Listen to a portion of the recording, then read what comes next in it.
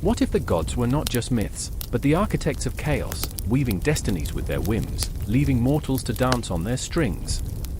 A sky draped in darkness, a throne of betrayal, and the bitter stench of vengeance. This isn't a tale, it's a battleground of divine egos. Ra, the blazing harbinger of dawn; Horus, the avenger with the eye of the hawk; Osiris, the resurrected king; Seth, the chaos incarnate; Anubis, the lurking guardian of the dead; and Bastet, the feline force of both love and war. These aren't mere characters, they're raw power, each clutching secrets tighter than a clenched fist. Ever wondered what lies behind the shrouded veil of existence? What if your soul is but a pawn in a cosmic chess game? Picture this: Seth, the disgraced god, plotting dark mischief in the shadows of Osiris's reign. What ghastly price might the living pay for the divine's bitter jealousy? A rivalry thicker than blood twists through the ages, while Anubis sharpens his scales, ready to weigh your worth. Heaven or hell? Or perhaps somewhere in between, a liminal space where fate is dictated by the flick of a feather. Let's not forget the cat goddess, Bastet, who prowls through the chaos, a playful smirk on her face. She embodies both fury and tenderness, a paradox, like a lioness cradling her cubs while eyeing her next meal. Can you trust such duality? In a world where divine beings plot against one another, who's safe? Every pulse of the Nile carries whispers of dread, tales of gods who revel in mortals' suffering while masquerading as their protectors. When Ra sails the celestial river, does he guide the sun or lead it to his judgment? What happens when dusk falls and the shadows grow long? The underworld awaits, a labyrinth filled with spirits, secrets, and the echo of Osiris's laughter as he sips ambrosia in his golden palace. Is he the benevolent ruler, or merely a marionette to the whims of the chaos god, Seth, who lurks in the corner, plotting his next move? And what about you? Are you ready to play this dangerous game of divine intrigue? Your heart races, your breath quickens. The truth is an enigma wrapped in riddles, tantalizing and treacherous. Each moment spent in this world invites madness. Gods might as well be the universe's best comedians, laughing at our follies while we chase shadows. The sands of time slip through your fingers, and with every grain, you realize, this isn't a story. This is a reckoning. A legacy of betrayal and resurrection, of battles fought in the heavens that spill down like rain on the unsuspecting earth. Do you dare to step into this whirlwind, or will the weight of divine apathy crush your spirit? One question remains: in a world where gods play with lives like dice, who truly holds the power? The air hangs thick, pregnant with a tension that twists the very fabric of reality. I stand in a shadowed courtyard, the moonlight casting ghostly patterns on the ground, illuminating the stone that has borne witness to centuries of whispered secrets and anguished cries. A chill races down my spine, a reminder that history is alive, breathing, writhing beneath our feet, clinging to the walls like ivy. I can hear the distant echo of a priest's chant, a desperate plea to the gods who have long since turned their backs on the chaos of humanity. My heart pounds in my chest, a frantic drumbeat underscoring the urgency of this moment. This is no idle tale, this is the pulse of civilization clutching at the frayed edges of its own existence. There's a flicker of movement, and I see her, a young woman, eyes wide, fear etched deep into her brow. Her name is Aset, goddess of magic and healing, but in this turmoil, she is merely a frightened girl, torn between duty and the weight of her own heart. She is the embodiment of hope and despair, for she knows that the gods are not the benevolent overseers of human fate, they are fickle, passionate beings whose laughter can turn to wrath with a mere breath. Her hands tremble as she cradles a small, gilded effigy, the likeness of her brother, a warrior lost in battle, a sacrificial lamb to the gods' insatiable hunger. Each heartbeat echoes her desperation, each pulse a reminder of her fractured soul. Please? Aset's voice cracks like the brittle bones of the dead. Bring him back. I can't live without him. The moonlight gleams off her tears, shimmering like starlight on a vast desert. I feel the weight of her sorrow, the sheer injustice of a world where gods demand blood and tears as payment for life. Her plea slices through the night, seeking an answer that may not exist. Her love is a lonely sentinel, trapped in a cosmic game where she is but a pawn, and the gods, those celestial tyrants, play with destinies like children with clay. In the shadows, another figure watches, cloaked in darkness. He is Set, god of chaos, a figure both terrifying and magnetic, like a storm on the horizon. His presence is a tempest, a whirlwind that could either bring destruction or cleansing. Set revels in the discord of life, his laughter a chilling melody that harmonizes with the cries of the bereaved. He knows Aset's pain, feels it in his core, but he is also aware that suffering is the very heartbeat of existence. You want him back? Sacrifices must be made, he taunts, a smile curling on his lips, both inviting and horrifying, a reminder that the price of desire is often too steep for mere mortals. Aset's breath falters, caught somewhere between defiance and despair. What do you know of love? She bites back, the fire in her words illuminating the darkness, but even as she says it, I see the flicker of doubt in her eyes. She is caught in a web of contradictions, a daughter of the divine yet woven from the same fragile strands that bind humanity to its fate. Love, she knows, is a double-edged sword, a weapon that can cut deep, bleed profusely, and yet still bind souls together in ways that eternity cannot sever. There is a reckoning in the air, a tension so thick that it seems to vibrate with every heartbeat. I can feel it, the pulse of ancient Egypt, thumping through the very ground I stand upon, and in this moment, I am not just an observer, I am part of this tapestry of emotion, this chaotic dance of gods and mortals. I remember the stories whispered in the shadows, the tales of Ra, who traverses the night sky in his solar boat, battling the darkness that threatens to consume him. I remember the desperation of Isis, searching for her lost love, piecing together the fragmented remnants of her beloved's body with the same care that Aset shows for her brother's effigy. Time seems to fold in on itself, and the fabric of reality stretches thin. The sacred city of Thebes looms in my mind, the temples rising like sentinels against the vastness of the desert sky, echoing with the prayers of those who seek favor from the gods. But those prayers, I know, often go unanswered, lost in the cacophony of human desire and divine indifference. The weight of history presses down, the whispers of the past curling around me like smoke from a sacrificial flame, reminding me that nothing is ever truly forgotten. Your brother, Set muses, a darkness flickering in his eyes, is but one of many. There are countless souls intertwined in the fabric of this world, each craving what they cannot have. His voice slithers through the air, echoing in the depths of Aset's heart, igniting a flame of anger and despair. What makes your love special? What makes it worth the cost? Aset's grip on the effigy tightens. The fear dissipates, replaced by a surge of defiance. Love is worth any price, she screams, the sound of her voice reverberating through the night, breaking the silence like glass shattering against stone. The cosmos shudders at her declaration, and in that moment, I see her for what she is, an embodiment of humanity's greatest strength and its most profound vulnerability. Is it worth your life? Set challenges, his voice a low growl, a cacophony of chaos that trembles along the edges of her resolve. He steps closer, his presence overwhelming, a shadow that threatens to swallow her whole. It is a fickle friend, love. It can elevate you to the stars or drag you through the earth. The night hangs heavy, silence enveloping us like a shroud as Aset stands on the precipice of a decision that could change everything. Her breath comes in ragged gasps, an echo of the conflict that rages within her.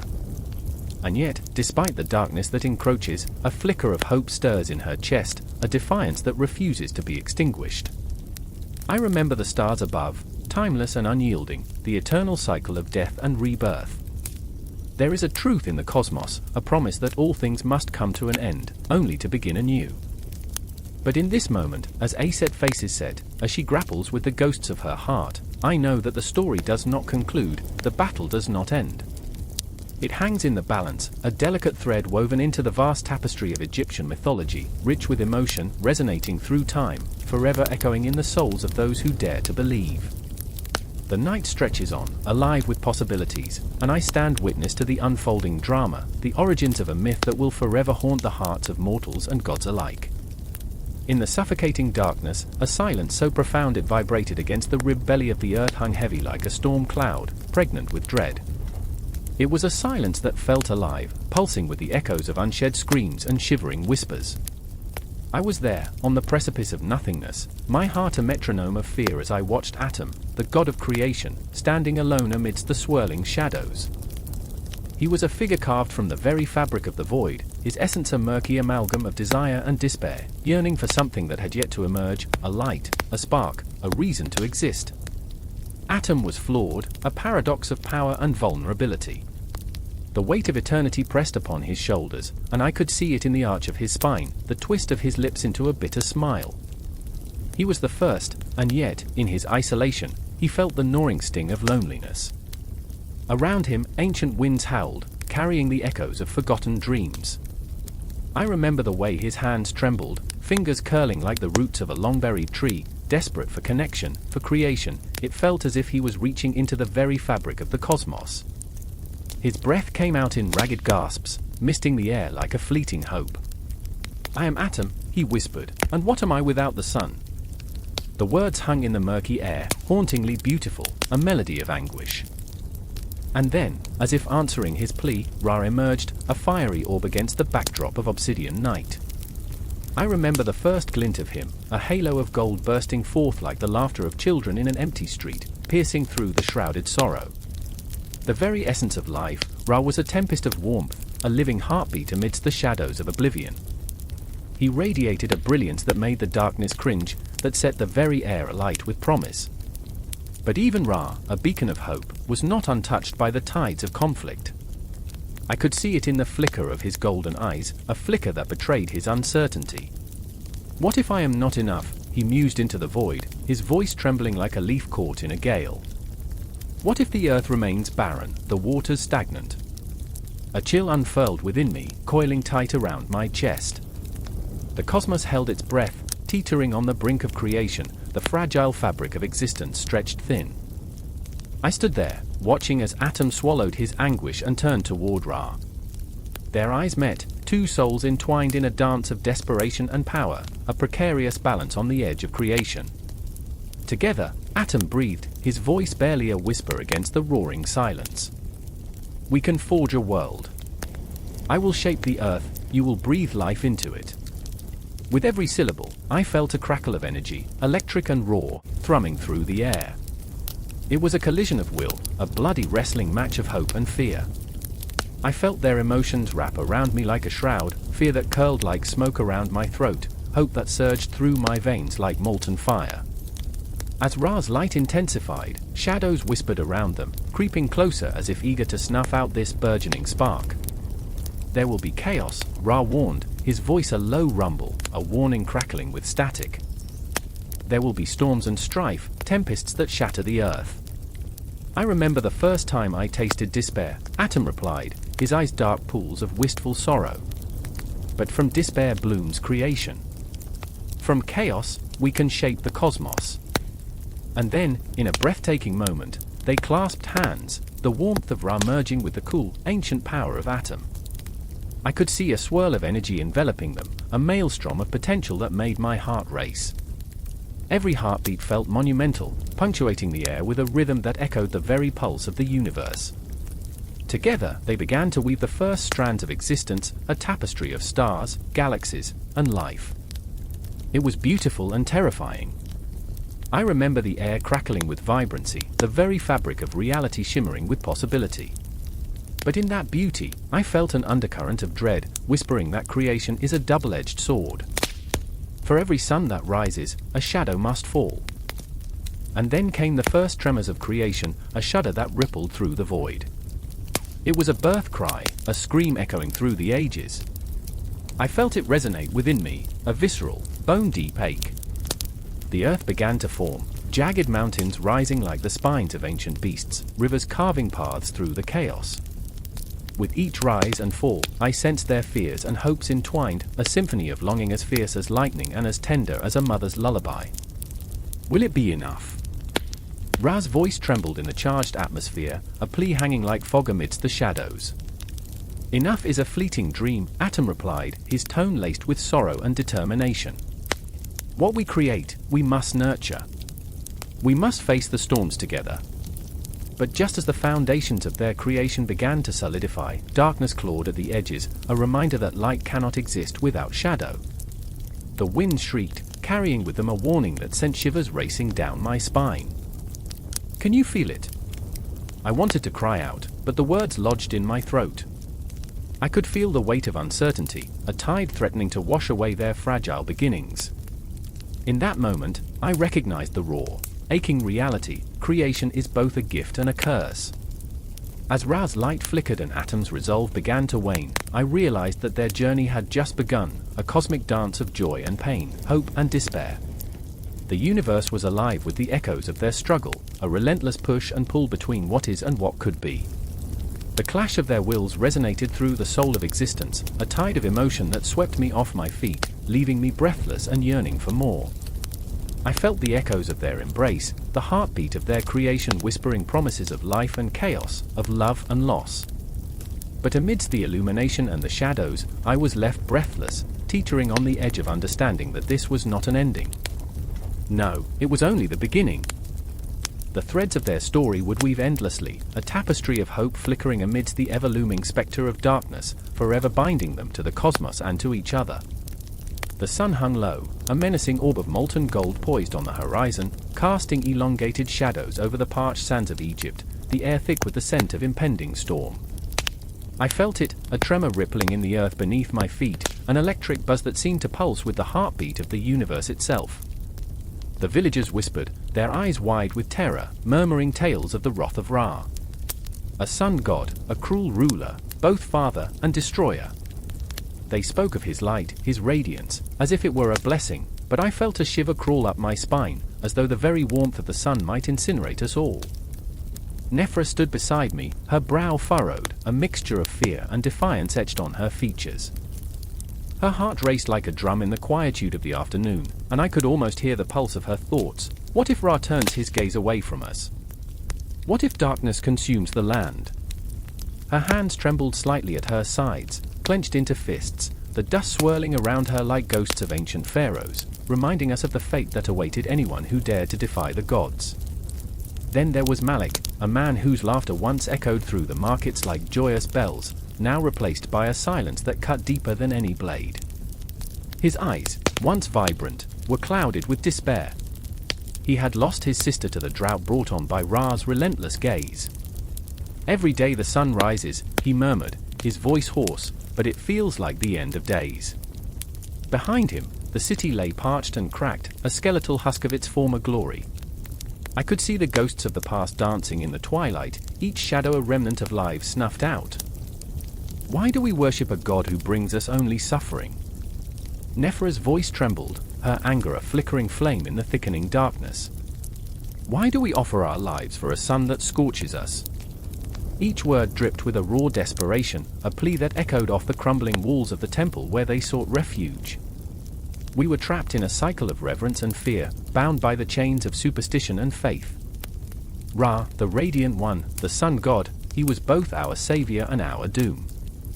His laughter rumbled across the heavens, a sound like thunder in the distance, both comforting and terrifying. But what if that laughter was merely a mask for his indifference? What if he watched us squirm like ants under a magnifying glass, drunk on the power of his own brilliance? In my heart, a pulse of rebellion began to stir. I wanted to scream it into the vastness of the sky. I wanted to shatter the silence that bound us. But Malik's hand gripped my shoulder, a lifeline in a storm of doubt. "You can't question the gods," he whispered, a tremor in his voice that betrayed his own longing for freedom. "To do so is to invite madness." His eyes bore into mine, searching for some semblance of hope, but all I could offer was uncertainty. I remembered the stories, how the sun was born from the primordial chaos, how he rose each day to battle the serpent of darkness, the eternal struggle played out in the cosmic dance. Yet there, beneath the surface, I felt the itch of a truth we dared not speak. Ra was not invincible. The stars themselves whispered secrets at night, flickering like the breath of ancient souls who had dared to challenge the divine. We stood at the edge of a precipice, hearts racing, toes curled over the void. "Every sunset is a reminder that even the sun must bow to darkness," I said, unsure if my words held power or only served to deepen the despair. The weight of those ancient tales pressed down on us, and we clung to the stories like drifting leaves in a tempest, searching for meaning in the chaos. Nephra's eyes flared with the fire of defiance. "What if we become shadows? What if we embrace the dark? Would Ra still care then? Would he still burn us?" The fervor in her voice ignited something within me, a flicker of bravery I had long thought extinguished. We were tired of being victims of the sun's unyielding gaze. But Malik's laughter, though pained, drew us back. "We are but dust, my love," he said, tears glistening like raindrops on parched earth, "yet even dust knows how to dance when the wind blows." Those words wrapped around us like the embrace of dusk, a gentle reminder that there was beauty in our suffering, a strange elegance in the way we clung to life against all odds. And then came the moment. The air shifted, thick and heavy, as if the earth itself held its breath. The shadows lengthened, and with them, a darkness that seemed to pulse, an echo of something lurking just beyond our sight. I could feel the anticipation building in the marrow of my bones, a crackling energy that whispered of change. "Do you feel that?" I asked, my voice barely breaking the silence, yet it was loud enough to shatter the weight of our resignation. "It's like the world is holding its breath, waiting for us to act." The sun dipped lower, a scarlet wound across the horizon. Even as the darkness crept in, there was a sense of liberation in the air, a promise that perhaps we could rise against the sun god, perhaps we could rewrite the stories woven into our fate. Nephra stepped forward, her heart racing like wild horses, poised on the brink of a revolution. "We are the children of the sun, yes, but we are also the children of night. We can be both." With those words, the dam broke. The emotions we had held so tightly surged forth, raw and unfiltered. The world exploded into color, the cries of the villagers, the laughter of children, the whispers of the wind, all swirling together in a cacophony of life. We stood united, three souls against the merciless sun, ready to challenge the heavens, ready to embrace the shadows, and ready to face whatever lay in the dark. And as the last rays of sunlight slipped away, swallowed by the vast embrace of night, I felt it, the first tremors of change. A new story was unfolding, one where we no longer cowered beneath the sun's relentless gaze. We were not mere shadows. We would rise, we would fight, and in our hearts, we carried not just the memory of Ra, but the promise of something infinitely greater. The sun hung low, a molten orb suspended in the sky, bleeding gold into the horizon. That moment, the cusp of dawn, was where the world held its breath, caught in the tension of night and day. I stood there, sweat trickling down my back, the weight of despair pressing against my chest. Shadows stretched like ghostly fingers, whispering secrets of the underworld, of Ra's relentless cycle. My heart thudded in my ears, a metronome ticking down toward the inevitable confrontation with darkness. I remember the first time I stared into the abyss, the gaping maw of the underworld. It was not a place of mere shadow, but a swirling chaos of lost souls and unfulfilled dreams. An echoing silence enveloped me, suffocating, as if even the whispers of the damned were afraid to speak. And there, amongst the ruins, stood my sister, Aset, her eyes a storm of fear and defiance. "We cannot let him take them," she said, voice trembling yet fierce, every word laced with the urgency of our plight. She was my anchor, her stubbornness a balm to my own creeping despair. Ra rode the sky, fierce and unyielding, illuminating every crevice, every crumbling stone of the ancient city. But even he was bound by the relentless cycle, a daily trek across the heavens, only to plunge into the abyss each night, a dance of life and death that threatened to swallow us all. I could feel the heat radiating off him, an oppressive force that clung to my skin, igniting a flicker of strength within me. Yet, it was the weight of my own failures that wrapped around my throat, choking me. "I remember when we believed we could change it all," I whispered, laced with desperation. "When we thought love was enough." Aset's gaze hardened, and I could see the flicker of resentment. She had always been the dreamer, I was the realist, shackled by my own doubts. The night held no promises, only the echoes of screams, the chilling laughter of the shadows that promised to take back what they once lost. "We can't go back," she said, the intensity of her gaze piercing through me. "You know that." With each moment, the sun dipped lower, the sky darkening, colors bleeding into one another like forgotten memories. And there I was, caught between the light and the darkness, the scent of impending doom mingling with the sweet scent of an overripe fruit. My thoughts spiraled, drowning in the enormity of it all. This was not just a battle against the night, it was a reckoning, a confrontation with everything I had tried to forget. And then, a sharp gasp, a low rumble echoed in the distance, the ground trembling beneath our feet. "He's coming," Aset gasped, her voice a mixture of terror and resolve. "We have to face him. We have to stop him." The urgency in her tone ignited something primal within me. I felt the pulse of the universe, a rhythm that matched the beat of my heart. This was it. The moment of truth loomed, akin to staring into the sun until your vision blurred and bled into darkness. Together, I managed to choke out, feeling the weight of my doubts crashing against the fortress of her hope. Together, we had fought against the night. Together, we could face whatever horror awaited us. I reached for her hand, the warmth of her skin grounding me. This was more than just survival, it was a pledge, a promise not to let fear dictate our fate.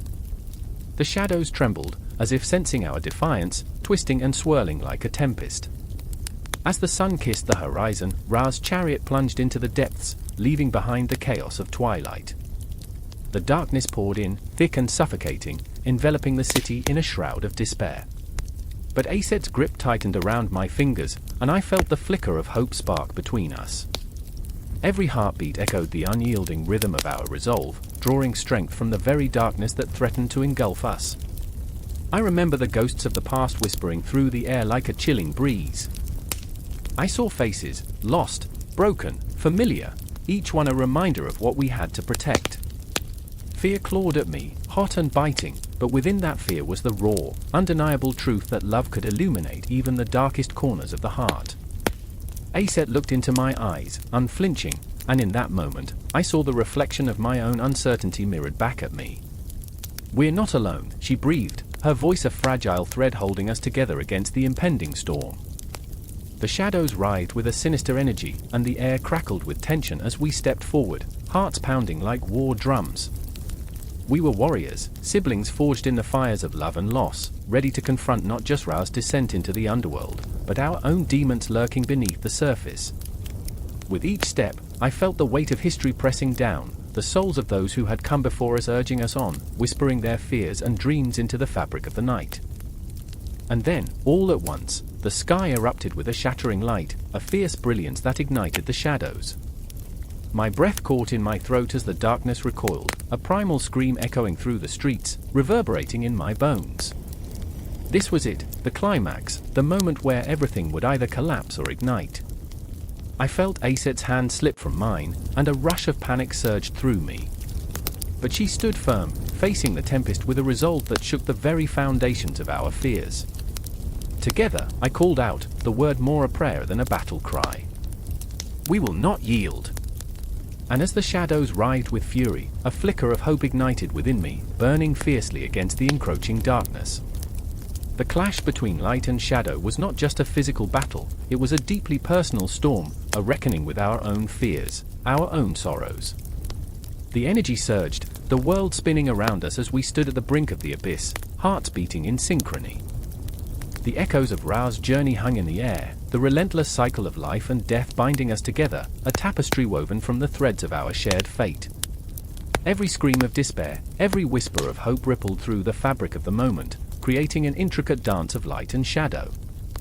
And in that heartbeat, that fragile, terrifying heartbeat, we prepared to confront not just Ra, but the very essence of what it meant to live, to love, and to fight for the light in a world teetering on the edge of oblivion.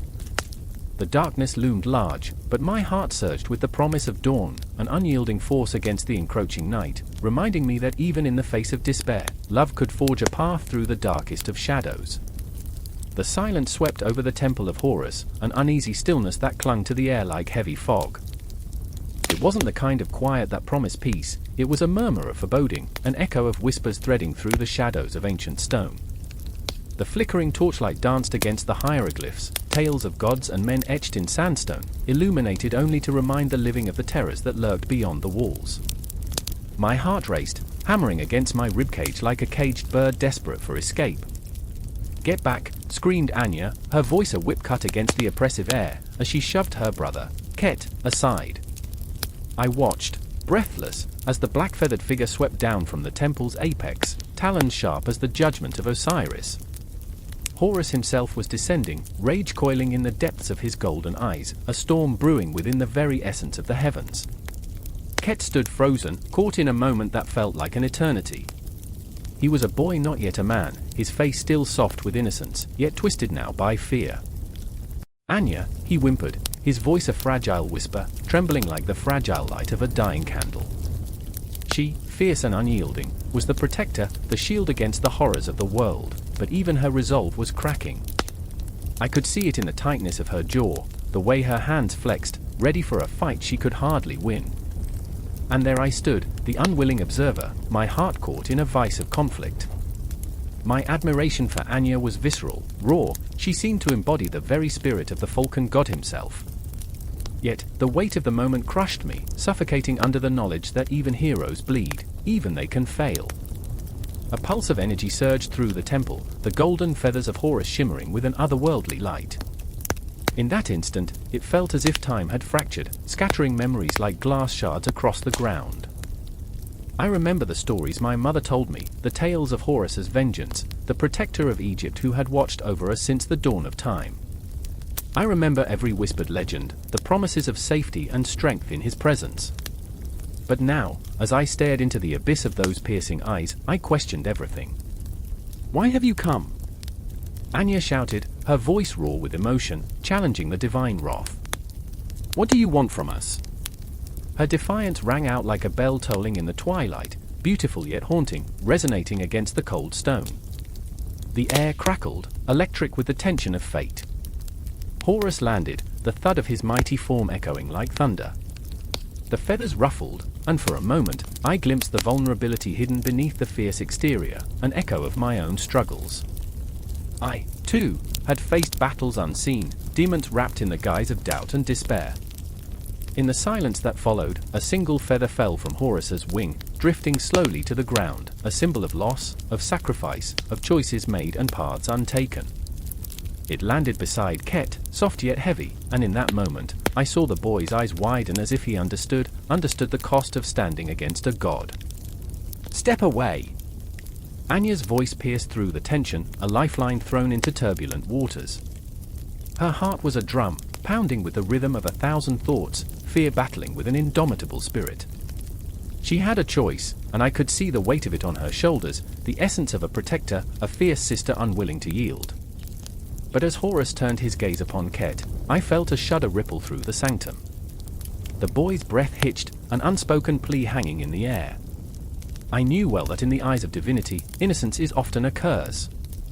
The gods demand sacrifice, always. Would Ket's life be the price for Anya's Valor? The moment spiraled, each heartbeat amplifying the chaos within. Anya's resolve turned to steel. "You will not take him," she cried, her voice like thunder clashing against the horizon, fierce and defiant.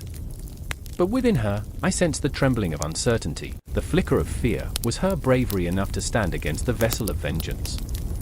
"Justice must be served," Horus declared, a voice that trembled with power and reverberated with the weight of ages. His presence was suffocating, wrapping around us like a shroud. The balance must be restored, the cycle of life and death upheld. The words echoed with an underlying promise, a chilling reminder of what it meant to cross a god. I felt the tears well in my eyes, a swell of emotion threatening to break free. I could not bear to watch this, my heart was a heavy stone, sinking deeper into the abyss of despair. Anya's face twisted with determination, yet in the depths of her soul, I glimpsed the fear, the desperation to protect what remained of her world. Ket, trembling, reached out, the innocence of a child clashing with the enormity of fate. "Sister, please!" His voice cracked, a fragile plea that shattered the silence. "I don't want to die." And in that moment, the world shifted. Anya's facade cracked, and I saw the woman beneath, the warrior and the sister, torn between love and duty. Time paused, a breath caught in the throat of the universe as her heart bled into the spaces between words. I remember the stories, the echoes of the past, but this was raw and unfiltered, the agony and joy of life laid bare before us.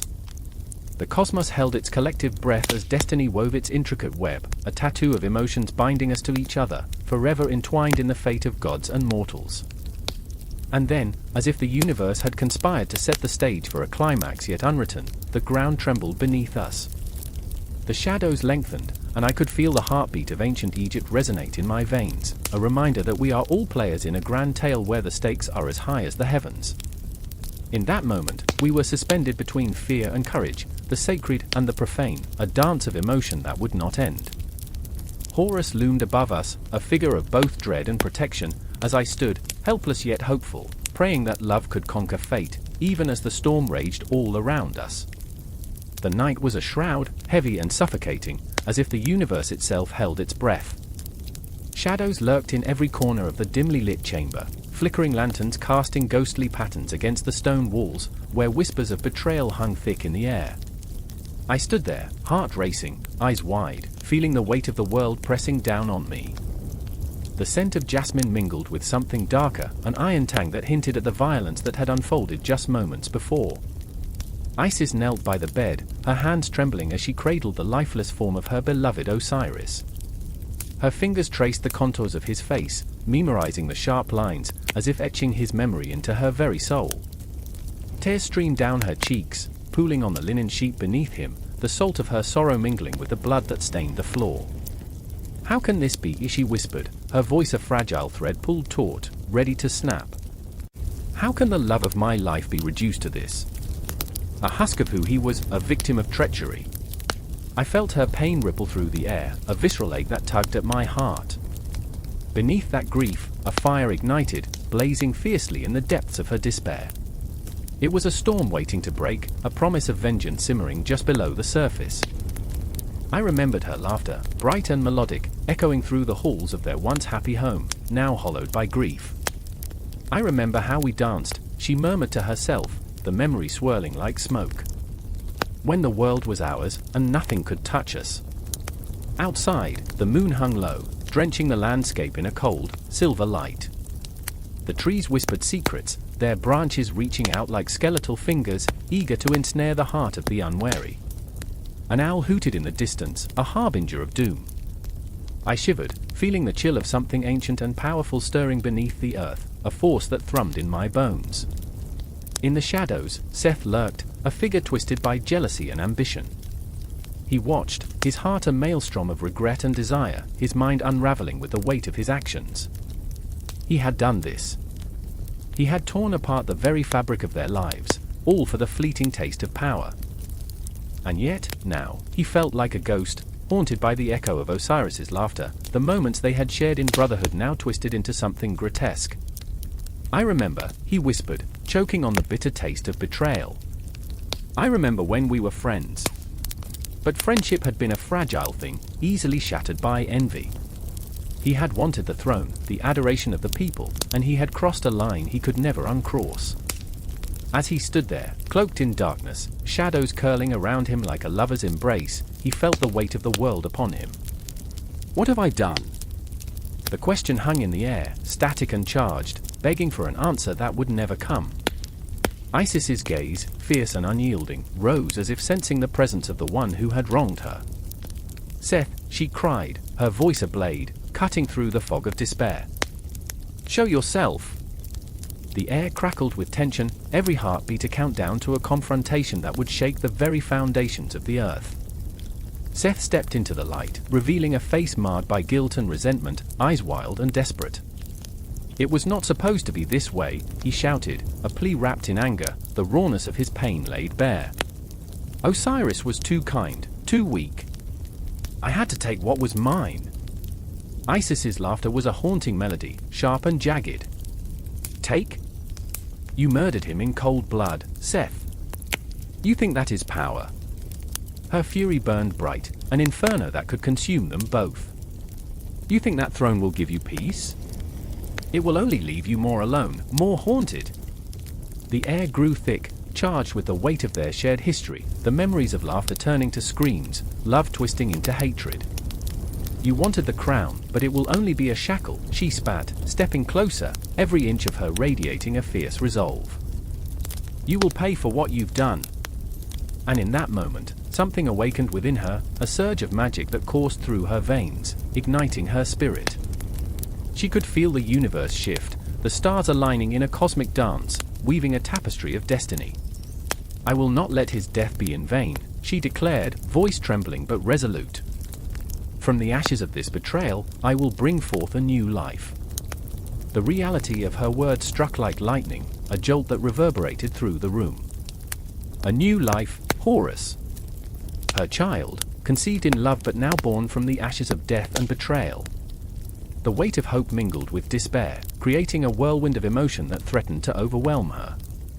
I remember the whispers of the ancients, she murmured, eyes shimmering with determination. I will call upon the magic of the cosmos. I will bring him back. The room pulsed with energy, a heartbeat in sync with her own, every breath heavy with anticipation. As she positioned herself, a glimmer of something powerful flickered in her eyes, a promise to the universe. I will not let his legacy die. Seth watched, a mixture of fear and awe coursing through him. The power she wielded was palpable, a force that sent shivers down his spine. Isis, he breathed, the weight of his guilt crashing down like a tidal wave. What have I done? But there was no time for remorse, no time for redemption. The night was thick with tension, pregnant with the possibility of rebirth or destruction. With every heartbeat, the air crackled, the world holding its breath for what was to come. And in that moment, time stretched, the cosmos holding still, as Isis began to summon the magic that would change everything. The shadows deepened, the lanterns flickered, and I felt the weight of destiny pressing in, a promise whispered through the ages. I stood there, breathless, knowing that the birth of Horus would not only bring forth a new life but also a reckoning. In the heart of darkness, hope flickered like a dying ember, and I couldn't help but feel that this was only the beginning, a prelude to battles yet to be fought, heartbreaks yet to be endured, and a love that would rise from the ashes, fierce and unyielding. A chill seizes the air, thick as fog, wrapping its fingers around your throat. The moon hangs low, a ghostly witness to the turmoil beneath it. Shadows slither across the stone streets of ancient Egypt, where the night pulses with an anxious energy. I feel it in my bones, a tension that makes the hairs on my neck stand at attention. It's the kind of night that draws out the secrets buried deep within the heart of the earth. A night where every whispered prayer for the afterlife is met with the echoing silence of uncertainty. I stand there, trapped between the living and the dead, watching as Priya kneels before the altar, her hands trembling. Her breath comes in quick bursts, each one heavy with an unspoken fear. Please, Osiris, she whispers, her voice barely a thread in the vastness of the night. Let him find peace. Her heart pounds like a drum, a fragile thing on the precipice of despair. The soft glow of the torches illuminates her tear-streaked face, and I can almost see the weight of her grief as it drapes over her shoulders, dragging her down into the abyss. Beside her stands Kenmet, a man of fierce ambition with a heart as wild as the Nile. His eyes are dark pools of determination, yet I see the flicker of doubt that haunts him. We have to do this, he says, urgency lacing his words. If we don't offer him to Osiris, he'll wander forever in the darkness. But even as he speaks, I can feel the tremor in his voice, the fear of what lies beyond the veil. He knows, just as Priya does, that to confront Osiris is to dance on the edge of the unknown, where the line between salvation and damnation blurs like the shifting sands of the desert. I remember the tales whispered in hushed tones, stories of Osiris, his body torn apart, scattered across the land, only to be resurrected by the love of his wife, Isis. Resurrection. It hangs heavy in the air, a promise wrapped in shadows. And yet, in the depths of this moment, I wonder, can we truly find life after such profound loss? Priya's eyes flicker with memories of laughter, of warmth, a life once shared with her brother, now lost to the cruel hands of fate. I remember, she begins, her voice breaking like fragile glass, the stories he told me as a child. The stars were our playground, and he was the hero of every tale. She pauses, the weight of her words sinking into the ground like a stone. I remember the day he left, the moment he stepped beyond the horizon, and I thought he'd return. I thought, the sorrow in her voice echoes in the stillness, morphing into a haunting melody that reverberates through the night. Kenmet places a hand on her shoulder, a gesture of support, but it does little to ease the storm inside her. We can't linger in the past, Priya. We must act. The hourglass is spilling its last grains. His voice is urgent, yet the vulnerability flickering in his eyes betrays his own turmoil. He fears not just for her, but for himself. What if he fails? What if Osiris, in his wrath or indifference, turns them away? The torches flicker, casting monstrous shadows that dance against the crumbling walls, as if mocking their desperation. The air grows thick with anticipation. I can feel the pulse of the world around them, the vibration of souls caught between this life and the next. It's as if the very fabric of existence holds its breath, waiting for the moment when a voice, a choice, could tip the balance. Osiris! Priya cries, the name bursting from her lips like a prayer infused with desperation. Let him see the light once more. Let him walk among us again. Her words hang in the air, a heavy weight that begs for acknowledgement from the unseen forces that govern life and death. The silence is suffocating, wrapping around us like a shroud. I can feel Kenmet's heart racing beside me, a frantic drumbeat that matches the rising tide of desperation. The stars blink down, indifferent to our plight, and the moon casts its cold gaze upon us. It knows all too well the battles fought for love, for loss, and for the hope that flickers faintly in the darkest of nights. Then, a sound, a soft rustling, like the whisper of long-dead souls. It sends chills coursing through my veins. The shadows twist and turn, coalescing into a figure cloaked in darkness, a spectre from the ancient tales. Osiris himself, with a gaze that pierces through the very fabric of existence, stands before them like a riddle wrapped in enigma. His presence is overwhelming, a storm of emotions that rolls through the air, and I feel my heart quicken with fear and reverence. Why do you summon me? His voice is thunder, a low rumble that shakes the ground beneath our feet. Each word is a hammer striking deep into our souls, echoing our deepest fears and our most fervent hopes. Priya stumbles back, her resolve faltering as she searches for the right words, while Kenmet steps forward, his bravado crumbling like dust in the wind. Forgive me, he stammers, but we seek your mercy. She seeks her brother. The desperation in his tone is palpable, like a lifeline tossed into a sea of despair. Osiris regards them, his eyes the color of ancient skies, and I feel a shiver of understanding wash over me. He is not merely a god of resurrection, he embodies the essence of all who have grieved, all who have sought solace in the promise of something more. The path to resurrection is one forged through sacrifice, he intones, each word deliberate, heavy with a weight that trembles with the echoes of countless souls before them. I see it then, a glimmer of hope, sliced through by the sharp blade of fear. Resurrection requires more than a plea, it demands a reckoning. And as Priya clings to her brother's memory, I realize that this moment, the gravity of it, the rawness of it, will forever change them. The moon watches, a silent guardian, as the night deepens, shrouding us in its eternal mystery.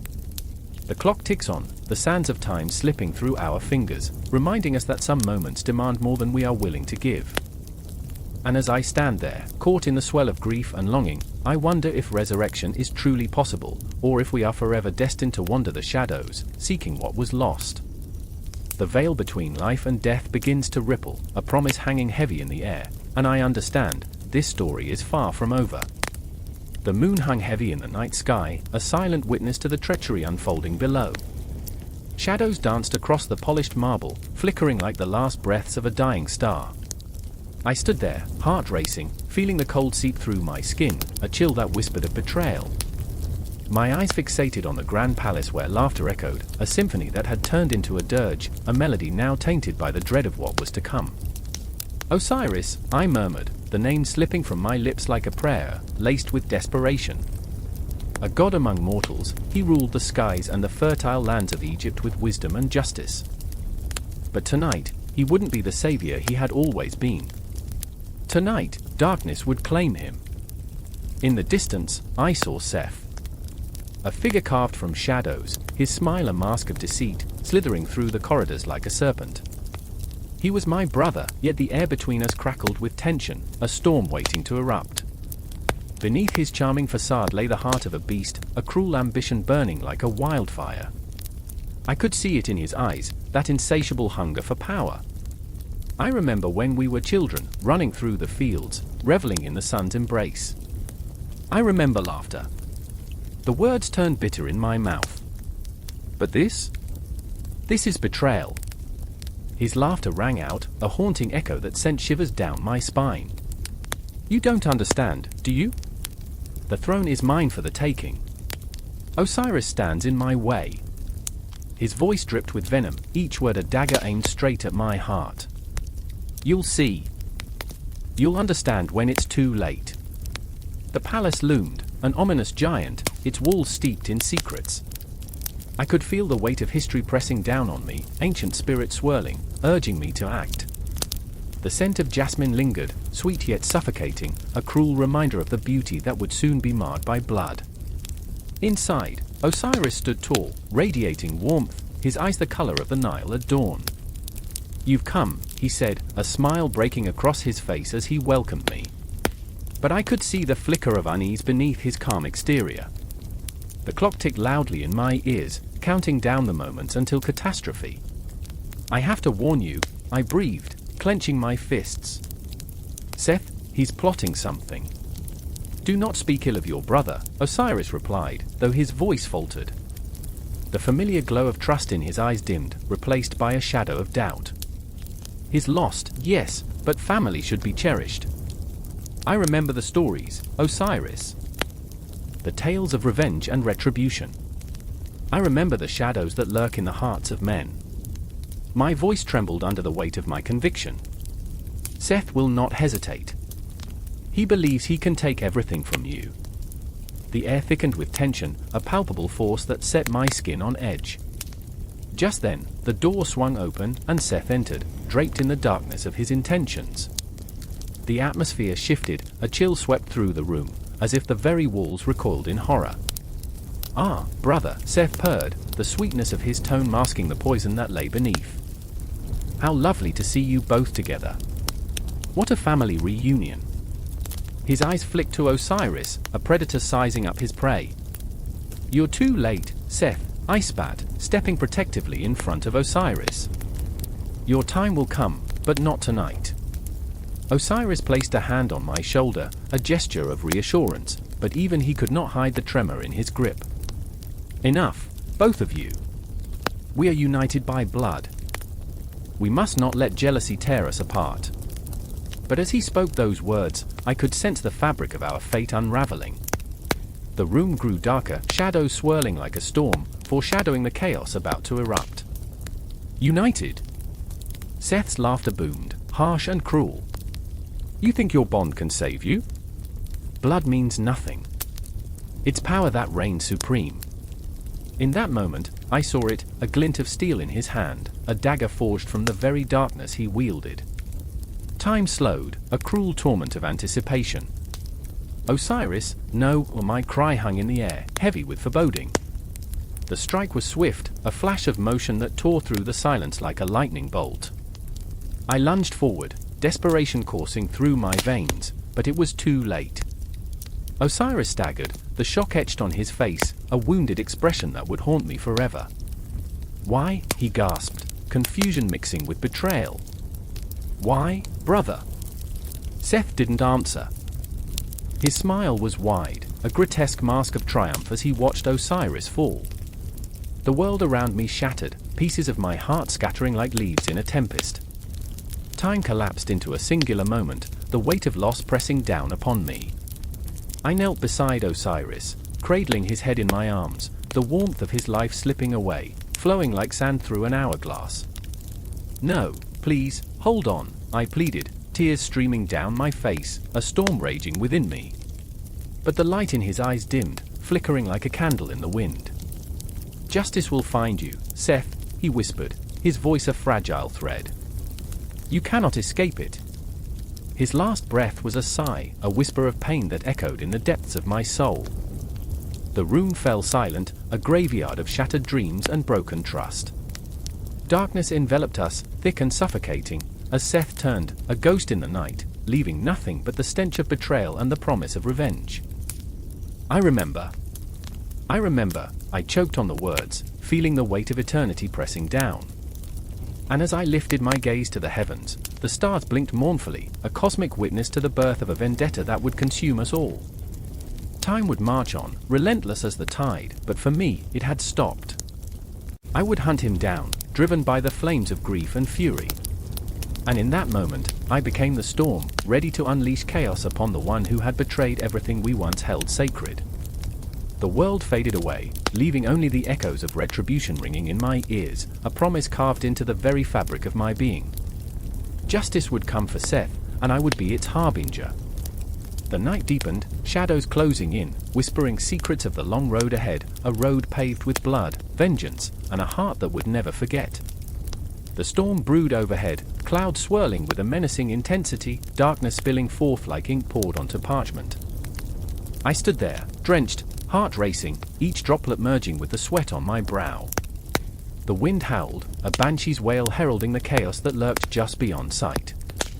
I remembered, no, I felt, the moment everything fractured. It was a single heartbeat, a fragile thread stretched too thin, ready to snap. Run! The voice was raw, desperate, and it cut through the air sharper than the jagged lightning strikes. It was Miriam, her eyes wide with terror, the kind that steals the breath right from your lungs. She was small but fierce, her spirit aflame even as the world around us threatened to collapse. But she didn't run. She turned, gripping my arm, and in that moment, the chaos outside echoed the turmoil within. I remember the shadows dancing in her gaze, flickering like the flame of a dying candle. "You can't hide from him," she whispered, her voice trembling. "Seth, the god of chaos. He's coming." And in that instant, the world shifted, the ground beneath us trembled as if the earth itself shuddered in dread. I had always thought chaos was something abstract, a mere concept. But standing there, with Miriam's fear anchoring me, it became flesh and blood, a tangible force with malevolent intent. The trees bent and twisted, screaming in agony as branches snapped like brittle bones. The city, our city, loomed in the distance, a jagged silhouette against the tumultuous sky. It was once a place of laughter and love, but now it felt like a coffin, a tomb waiting for its final resident. We stumbled back, hearts racing, breath hitching beneath the weight of uncertainty.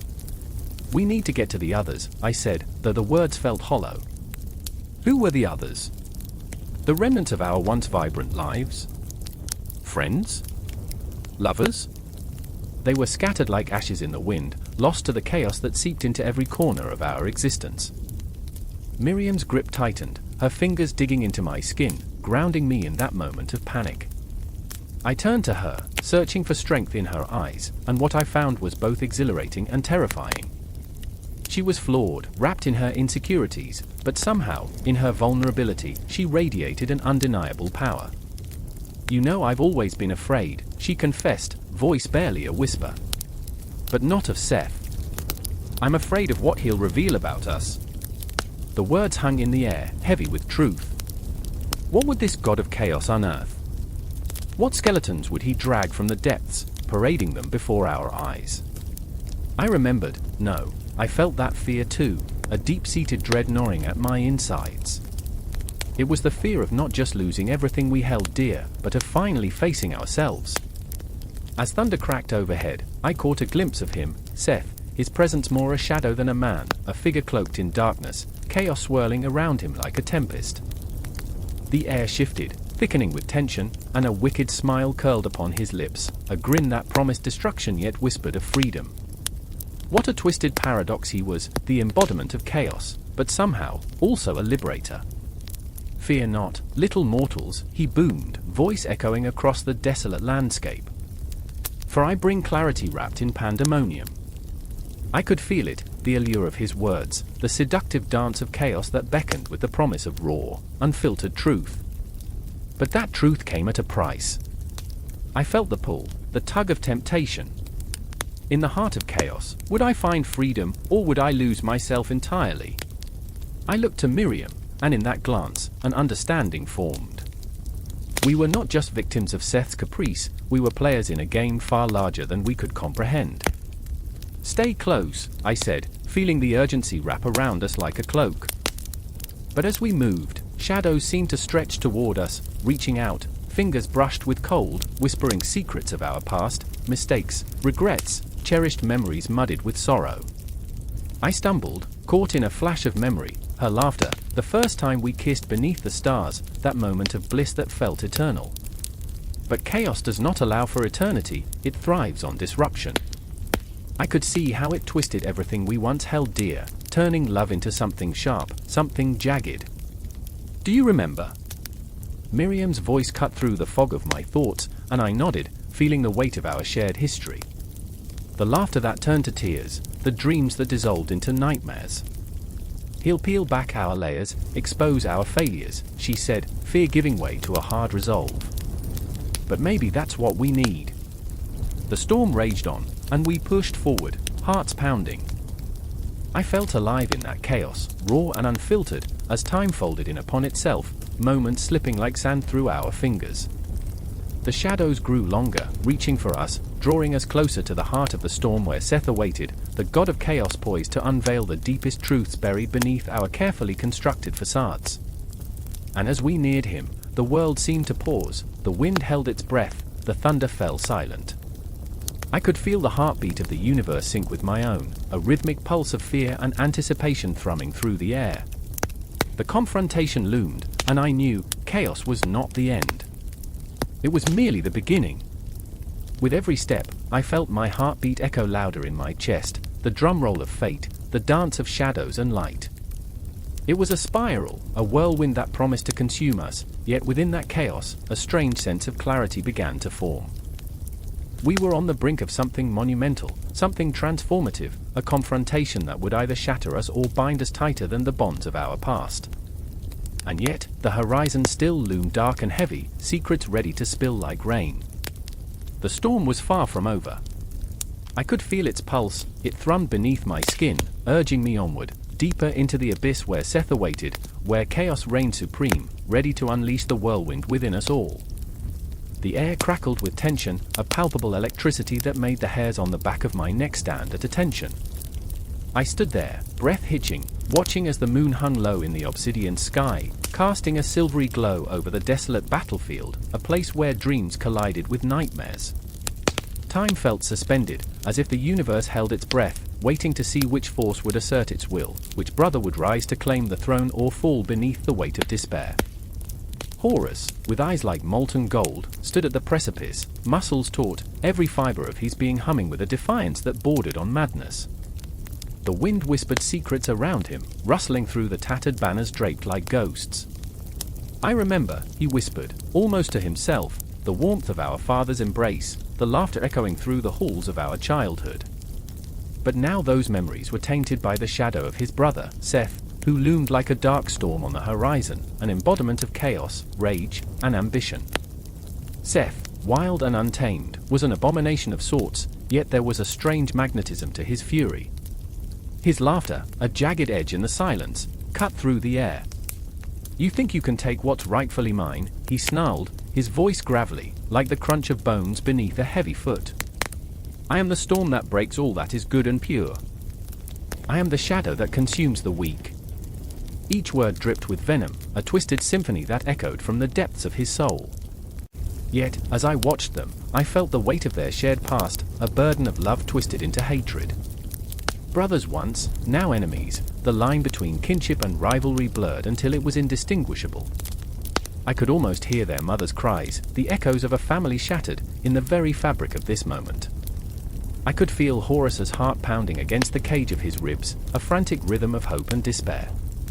There was a longing in his stance, an unspoken wish for reconciliation that fought against the bloodthirsty urge for vengeance. "I remember," he repeated, this time louder, more desperate. "I remember the dreams we shared, the stars we promised to reach together." His fists clenched, knuckles white with the effort of holding back the flood of emotion. A single tear escaped down his cheek, glistening in the moonlight, a stark contrast against the hardened resolve that defined him. Seth saw that tear and twisted his lips into a mocking smile. "You're weak," he taunted, advancing with a predatory grace. "You're just a boy playing at kingship, while I embrace the darkness that gives me strength." With each step, I could feel the earth tremble beneath him, could sense the malevolent energy radiating from his very being. Each heartbeat echoed with a question, would hatred consume them both? The moment hung thick with tension, a delicate thread poised to snap. I could see the shadows flickering around them, as if the very essence of night conspired with Seth, whispering dark promises that twisted his heart. There was beauty in that chaos, a raw, unfiltered rage that pulsed through his veins, a dance with destruction that threatened to engulf them all. Suddenly, the silence shattered. Horus lunged forward, a blur of motion fueled by desperate resolve. "You will not take this from me." His voice erupted like thunder, and I felt it rattle through my bones. The clash of their weapons rang out like a funeral bell, a cacophony of sound that echoed against the ancient stones. It was a symphony of pain, a visceral reminder of the stakes, of the weight of destiny pressing down on both their shoulders. Blades met with a shriek that reverberated through the stillness, sparks flying like shooting stars. I could feel the heat of their fury, the cold sting of betrayal, and in that moment, it was as if the universe itself was watching. Every swing, every block, was a plea, a caustic love letter written in blood and fire. The rhythm of their battle danced between moments of grace and brutality, and I was caught in the eye of a storm. "I won't let you destroy what little is left of us," Horus shouted, his voice breaking, each word a plea layered beneath layers of rage. I wanted to scream, to shake him, to pull him away from the abyss. This was not just a fight for kingship, it was a fight for their very souls, a battle that would leave scars beyond the physical. "I am the end of your story, brother," Seth spat, his eyes wild with a madness that electrified the air.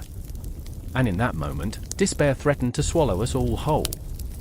The darkness wrapped around him like a shroud, yet in the depths of his madness, I glimpsed a flicker of fear. Was he scared of losing everything he had become? Or was he terrified of losing the only bond he truly understood? As the battle raged on, the sky bled into hues of crimson and violet, colors that mirrored the turmoil within them.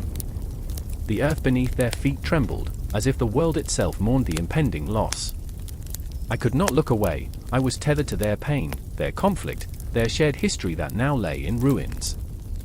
And then, with a final clash, Horus stumbled backward, breathless, his eyes wide with disbelief as he caught a glimpse of the man he once loved, a brother who had chosen the darkness over the light.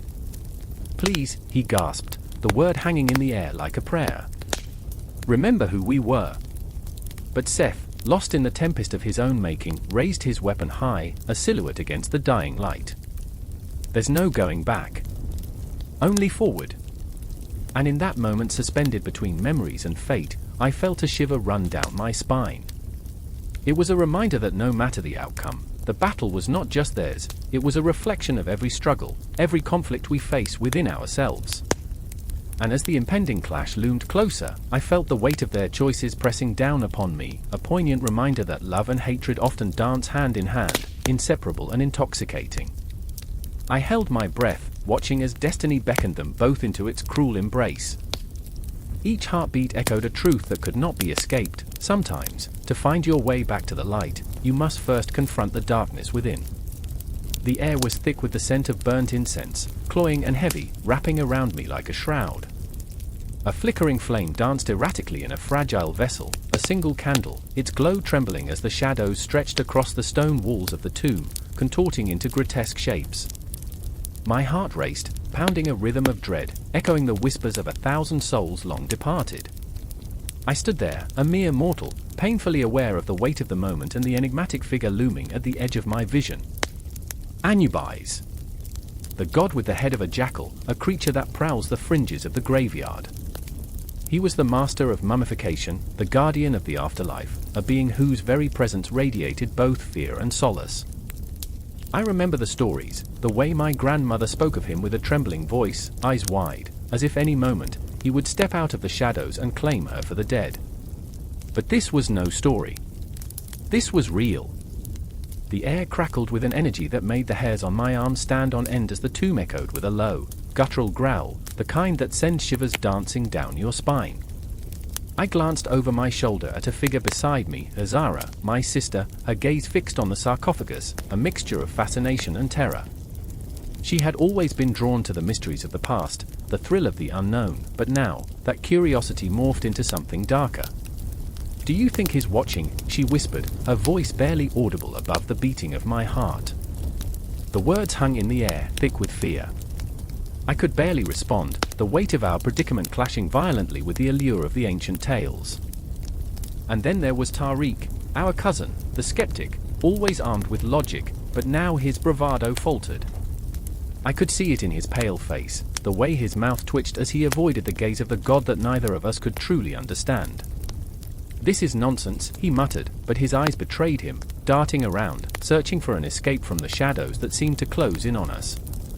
"Look at it," I hissed, pointing toward the intricate carvings that adorned the walls. "It's not nonsense. It's a warning. Don't you feel it?" The word spilled out, a desperate plea. The tales of Anubis were woven into the very fabric of our existence, and here, in this cursed place, they threatened to unravel everything we knew. The candle flickered again, and I felt a chill sweep through the tomb, a rush of cold air that sent a shudder through my bones. The shadows seemed to thicken, twisting into grotesque figures that reached out with bony fingers toward the light. My pulse raced as I turned toward Zara. Her face was pale, the color draining from her cheeks, and I realized I was afraid of what I might see reflected in her eyes. "Do you think he'll come for us?" she asked, her voice trembling, a ghost of a whisper that hung between us, fragile and frail. The question turned over in my mind. I remembered the legends, the way Anubis guided the dead, weighing their hearts against a feather, deciding their fate in the afterlife. I remembered the fear that gripped me as a child, the way I had imagined him standing at the threshold of the grave, waiting, ever so patiently for the souls who dared to enter his realm. Tariq scoffed, but I could hear the slight tremor in his voice. "He's a myth. An old story meant to scare children." But even as he said it, the tremor grew. The tomb seemed to pulse with an energy, the very essence of death and decay, a reminder that myths often hold more truth than we care to admit. And then, in that moment of fragile hope and trembling fear, the candle flickered once more, and the shadows writhed.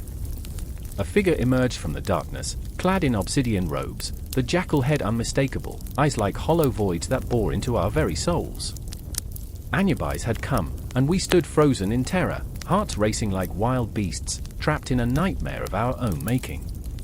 "Your hearts are heavy," he spoke, a voice like gravel scraping against stone, and in that moment, I felt as if he were pulling the secrets from my chest, laying them bare before him. "You seek answers in a world that fears the truth. You wish to know if the afterlife is kind. But do you not know? It is your hearts that weigh heavy with guilt, with sorrow." I swallowed hard, the weight of his words pressing down upon me. Zara's eyes filled with tears. I could see the pain etched on her face, the struggle to understand, to reconcile our human flaws with the eternal. "What if we're not ready?" she whispered, a plea that resonated deep within me, tearing at the very fabric of my being. Anubis stepped closer, and in that instant, I felt the world spin around us. Time twisted, memories flooding my mind, the laughter of the living, the cries of the mourners, the bittersweet taste of love long lost. It all collided inside me, a storm of emotion, a cacophony of anguish and longing. "Time is a construct," he murmured, and I could almost feel the weight of centuries bearing down on my shoulders. "The boundaries between life and death are but illusions, and you are caught in the web of your own making." The shadows grew heavier, curling around us like serpents, whispering secrets that clawed at the edges of my sanity. I could feel the darkness creeping in, and with it, the realization that there was no escaping Anubis. He was not just a figure of fear, he was a reflection of our deepest regrets, our unspoken sorrows. Zara reached for me, her hand trembling in the oppressive gloom. "What do we do?" Her voice cracked, fragile as glass. "We face it," I replied, the words bursting forth with urgency. "We face the truth of who we are and what we've done." The tomb echoed with Anubis' laughter, a sound that sent chills through my soul, a blend of sorrow and madness. "And what will you find in the heart of your fears?" His voice resonated, a challenge cast into the depths of our despair. I felt the warmth of the candle flicker once more, an ember of hope struggling against the gathering dark. "We'll find ourselves," I said, and the words felt like a promise, an offering to the God who stood before us, a bridge between life and death. But as the shadows closed in, I couldn't shake the feeling that we were teetering on the edge of something far more profound, a truth that lay beneath the surface, waiting to be unearthed. The confrontation had only just begun, and with it, the haunting echo of Anubis' laughter followed us into the depths of the night, threading through the darkness like a ghost, a reminder that the journey into the afterlife was not merely an end, but an awakening to the echoes of our own hearts. The air was thick, a heavy silence settling in like a shroud over the chamber, as if the very walls held their breath. I stood there, feeling the pulse of anticipation thrumming through my veins, each heartbeat a reminder of the weight pressing on my chest. Shadows flickered, waltzing across the stone, whispering secrets of those who had come before me, souls, lost yet echoing, caught in the web of judgment. Anubis, the jackal-headed god, loomed at the center of it all, his presence a haunting enigma. His eyes glowed like dying stars, unblinking, penetrating, holding the stories of 1,000 lifetimes. I remember being a child, wide-eyed and innocent, listening to the stories of this fearsome deity. They spoke of him with reverence and dread. He was the guardian of the dead, the ferryman of souls. But now, as I stood on the precipice of my own reckoning, he felt less like a myth and more like a looming specter, a reminder of the sins I had so carefully buried. My heart raced, I could feel the essence of it thrumming in my ears, a frantic drumbeat drowning out the whispers of the deceased. And then there was Mara. Her presence was a storm, wild, turbulent.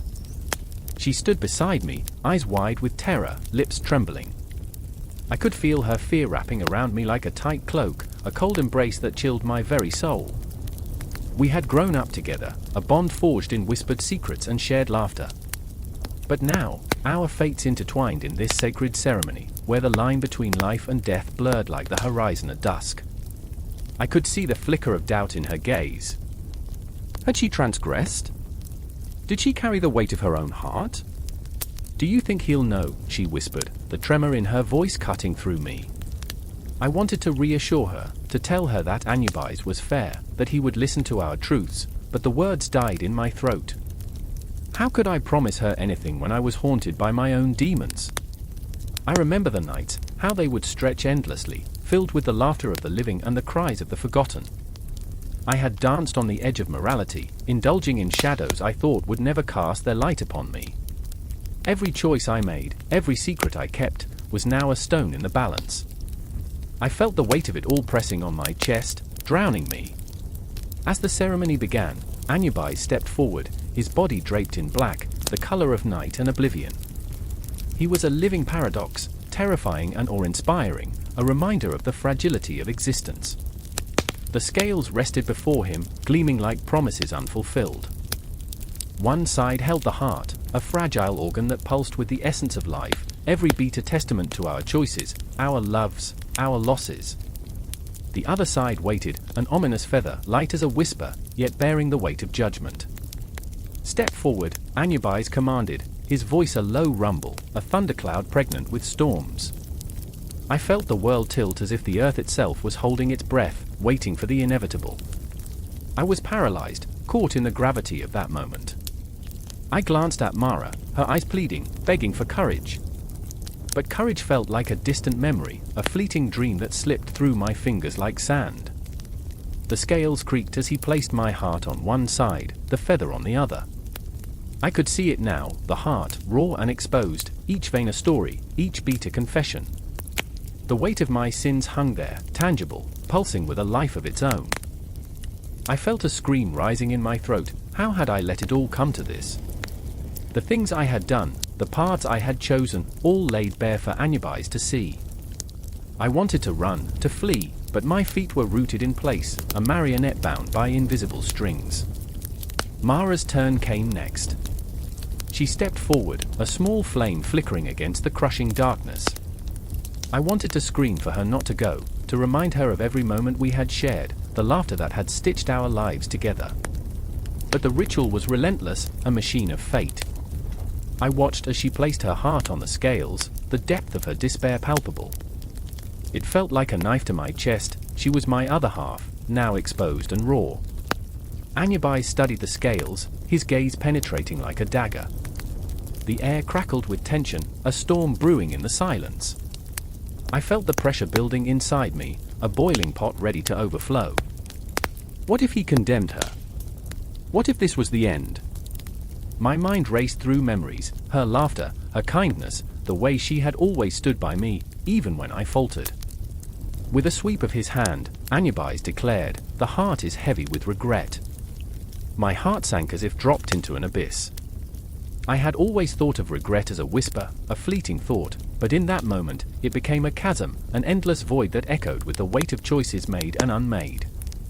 Mara's eyes brimmed with tears, glistening like the night sky, vast and ungraspable. "I'm sorry," she croaked, and I could see every fragment of her soul laid bare before me, every mistake shimmering like stars against the black canvas of the universe. But then, Anubis reached for the feather, placing it delicately against the other side.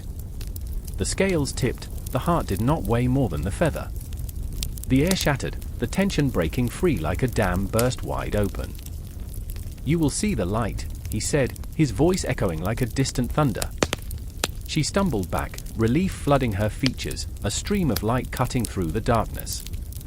But my heart was still heavy.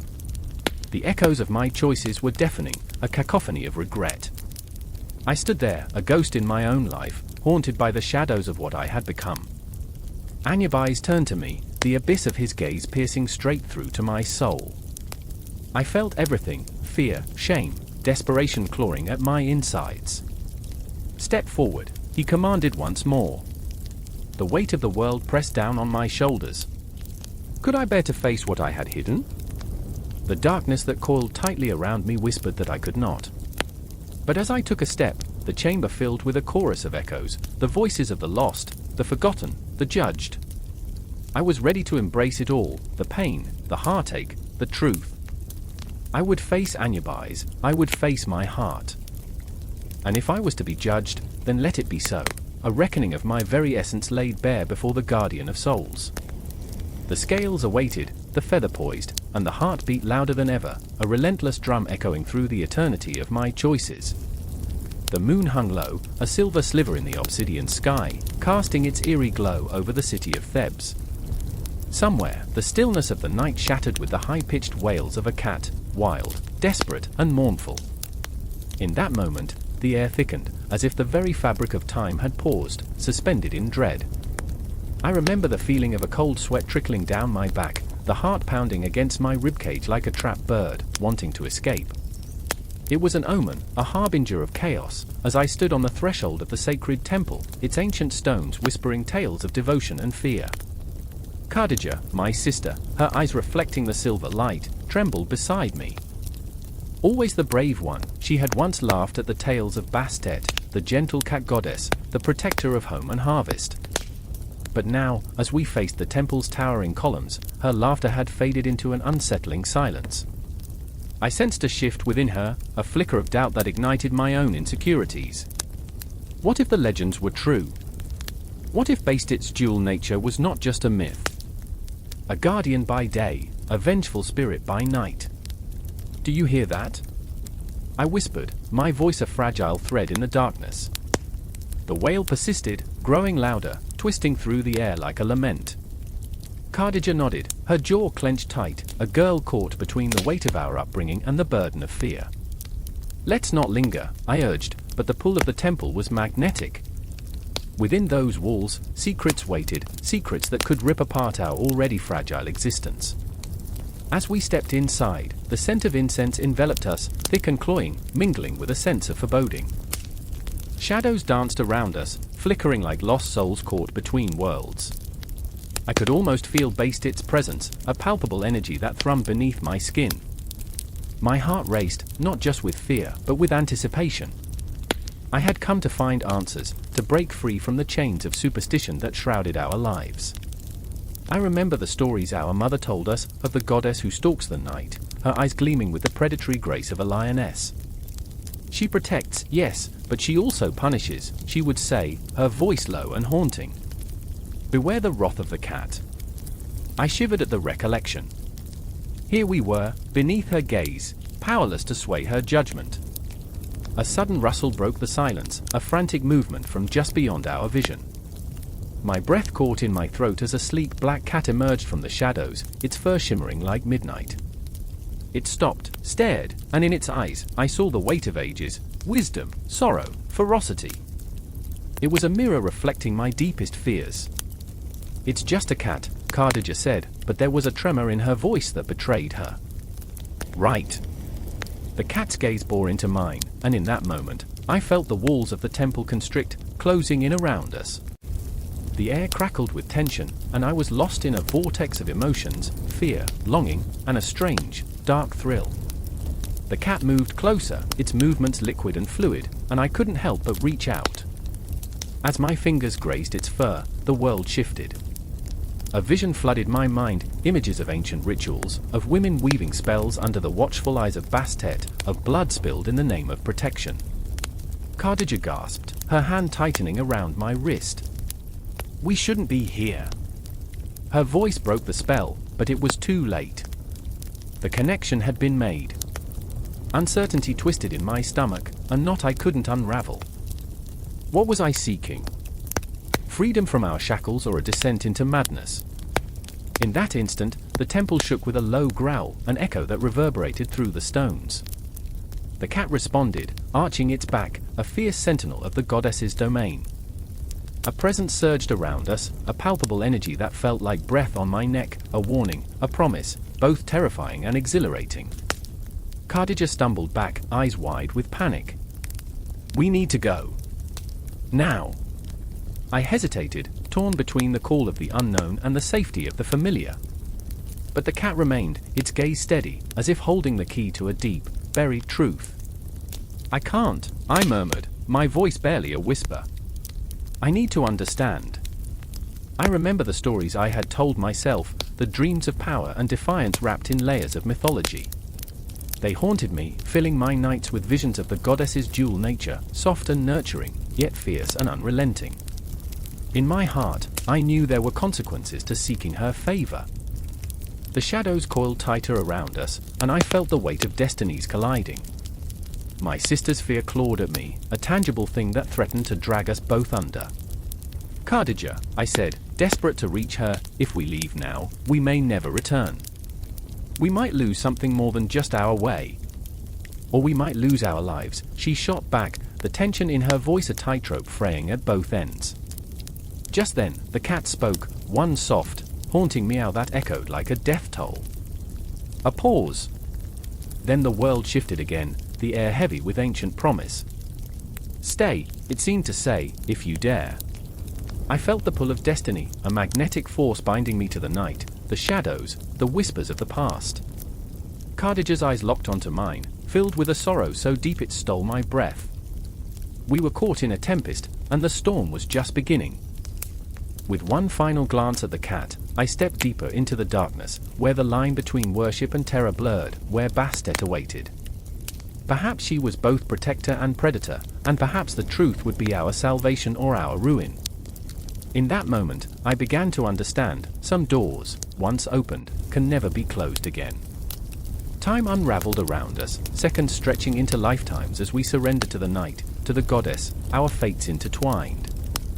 There would be no turning back, not now, not ever. The air vibrated with the energy of possibilities, dark and luminous, as we crossed the threshold into the heart of a secret that would change everything. The sun hung low in the sky, casting long, sinister shadows over the crumbling stones of the ancient city. Dust danced in the air, shimmering like memories refusing to fade.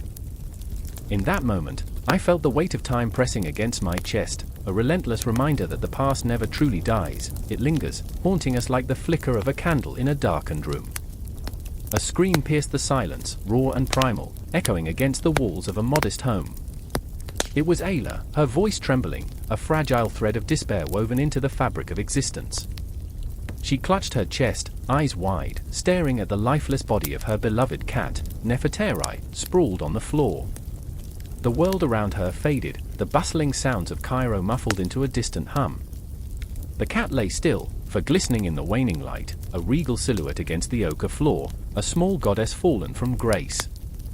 I remember the warmth of her tears as they fell, splattering against the cool stone, a call to the ancient gods, a plea for understanding. "Why?" she cried, a heart-stopping question hanging in the air like the scent of incense, thick and suffocating. "Why did you take her from me?" In that moment, Ayla wasn't just a woman mourning a pet, she was every mother, every lover, every shattered soul searching for meaning in a chaotic universe. Beside her stood Khepri, her brother, a figure of stoic strength, yet his eyes betrayed a storm brewing within. He wanted to comfort Ayla, to pull her into an embrace that could shield her from the cruel realities of life and death. But he stood frozen, rooted in his own turmoil. His mind whirred with the whispers of the ancients, tales of how cats were not mere companions, but sacred beings, protectors of the home and guardians of the afterlife. To lose a cat was to invite chaos, to tempt the shadows creeping at the edges of their existence. "I remember the stories, Ayla," he finally said, voice trembling with emotion, "how the goddess Bastet walks among us, how she graces the earth through these creatures. Nefertari was more than a cat, she was a piece of the divine." Ayla's sobs escalated, echoing off the walls, reverberating through the very bones of the earth. "If she was divine, then we are cursed. What have we done to deserve this?" She fell to her knees, the sound of her hands hitting the ground ricocheting through the air, a heartbeat of despair that echoed in my own chest. The stench of death lingered, clinging to the air like smoke from a burnt offering. Outside, the sun dipped below the horizon, and shadows danced with a life of their own, twisting and twirling, feasting on the fading light. In that encroaching darkness, an unseen predator prowled, lurking just beyond the edges of awareness. Khepri knelt beside Ola, cupping her face, forcing her to look into his eyes. "We will honor her," he said, determination igniting his voice. "We will bury her with the respect she deserves. We will bring her spirit back to the gods." But in Ayla's gaze, I saw not just grief but an unsettling question: how can we honor a life that has slipped through our fingers like sand? The weight of her sorrow threatened to crush her, and the air thickened with the tension that hung between them, between love and despair, between the living and the dead. It was in that moment that the door creaked open, a key turning in the lock of fate. An old woman, wrinkled and wise, stepped inside with the ease of a wraith. Her presence filled the room, a vibrant tapestry woven from years of knowledge and sorrow, a living embodiment of the city's history. She had seen too much, but in her eyes burned the fire of purpose. "Do not fear the darkness, child," she spoke, voice smooth as silk, yet sharp as a blade. "The spirits of our beloved cats do not vanish. They linger, waiting for our call, guiding us through the veil between worlds." Ayla's breath caught in her throat, the promise of hope mingling with the stench of decay. The old woman reached down, brushing her fingers over Nefertari's still form. "You must remember, cats are more than pets. They are vessels of the divine, companions in the journey of life and death." In that moment, Khepri began to understand the profound bond they shared with these creatures. The cat was not just a pet, she was a symbol of protection, a bridge to the afterlife, a reminder that love transcends the boundary of existence. As the old woman spoke, I felt history shift in the room, a tangible force. The shadows flickered and flickered again, whispering secrets that had lingered since time immemorial. I could see it all, the grand temples dedicated to Bastet, her feline form carved in stone, eyes glinting like emeralds, watching over the people of Egypt. The rituals, the offerings of milk and fish, the prayers murmured in hushed tones, echoed in the back of my mind, bringing the weight of their significance crashing down upon me. Time unfurled like a scroll, revealing the lives entwined with the spirits of cats, how they were revered and celebrated, how they swept through the hearts of the people like a warm breeze on a stifling day. But in this moment, all that mattered was Ayla and Khepri, their grief, their love, their desperate search for answers in a world that had grown cold. The old woman continued, her voice ringing with authority. "You must honor her memory, not just with burial, but with the heart of your home." And in that promise, the tension thickened, the air crackling with a strange energy. I could feel the world shifting around them, like the restless spirit of Nefertari brushing against my own skin. As they prepared for the final rites, I sensed the cosmos holding its breath, caught in a web of emotion so potent it threatened to unravel the very fabric of reality. This was more than a ritual, this was a confrontation with mortality, a declaration of love that dared to challenge the shadows. In the heart of the ancient city, where the echoes of the past merged with the present, a bond was forged. A moment suspended in time, an unbroken thread connecting souls through the ages. I could feel the pulse of history, the rhythm of life and death, coursing through the air, thick with emotion and intensity. As the sun finally dipped below the horizon, darkness enveloped them, but within that darkness lay the promise of light. They were not alone. They were never alone. And in honoring Nefertari, they would find solace in the haunting beauty of loss, a melody that would linger long after the last breath was taken, an echo resonating through the corridors of time, a reminder of the sacred bond we share with the creatures that walk beside us. And in that quiet understanding, they began to rise. The air hung thick with anticipation, as if the universe itself held its breath, poised on the precipice of chaos. A shadow flickered across the stone-cold floor of the temple, whispering secrets to the ancient walls that had witnessed the rise and fall of empires. I stood there, heart racing, the weight of thousands of years pressing down on my shoulders, making it hard to breathe. The moon, a sliver of silver hanging in a sky lit by darkness, cast eerie shapes that danced in the corners of my vision. I could feel the presence of gods, their power swirling like smoke, waiting to ignite. I remember the moment when I first saw her, Isis, the mother, the healer, the protector. Dressed in flowing robes that shimmered like the Nile at dawn, she seemed to pulse with an energy that could bring the dead to life. But even she was not invulnerable. I could see the flicker of doubt in her eyes, a vulnerability that clashed with her divine facade. She was torn, caught between the love for her husband Osiris, the god of the afterlife, who lay entombed in a coffin, betrayed by the very shadows that once bowed to him. The very thought sent chills rippling down my spine. The gods were not merely immortal beings but fractured souls, grappling with the weight of their own choices. And then there was Set. A figure cloaked in darkness, he was both feared and reviled, a god of chaos with a heart as twisted as the storms he controlled. He lurked in the shadows, the embodiment of betrayal and rage, his laughter echoing through the corridors of my mind like a haunting melody. Set believed he was justified, an avenger of his own desires, yet in his pursuit of power, he had become a monster, hunted by his own insecurities. I could feel the tension between him and Isis, a pulse of animosity that crackled like electricity in the air, ready to unleash a storm at any moment. I remember when the world was bright, Isis whispered, her voice a gentle caress, tinged with sorrow. When love didn't bleed into betrayal, and the waters of the Nile didn't run red with deceit.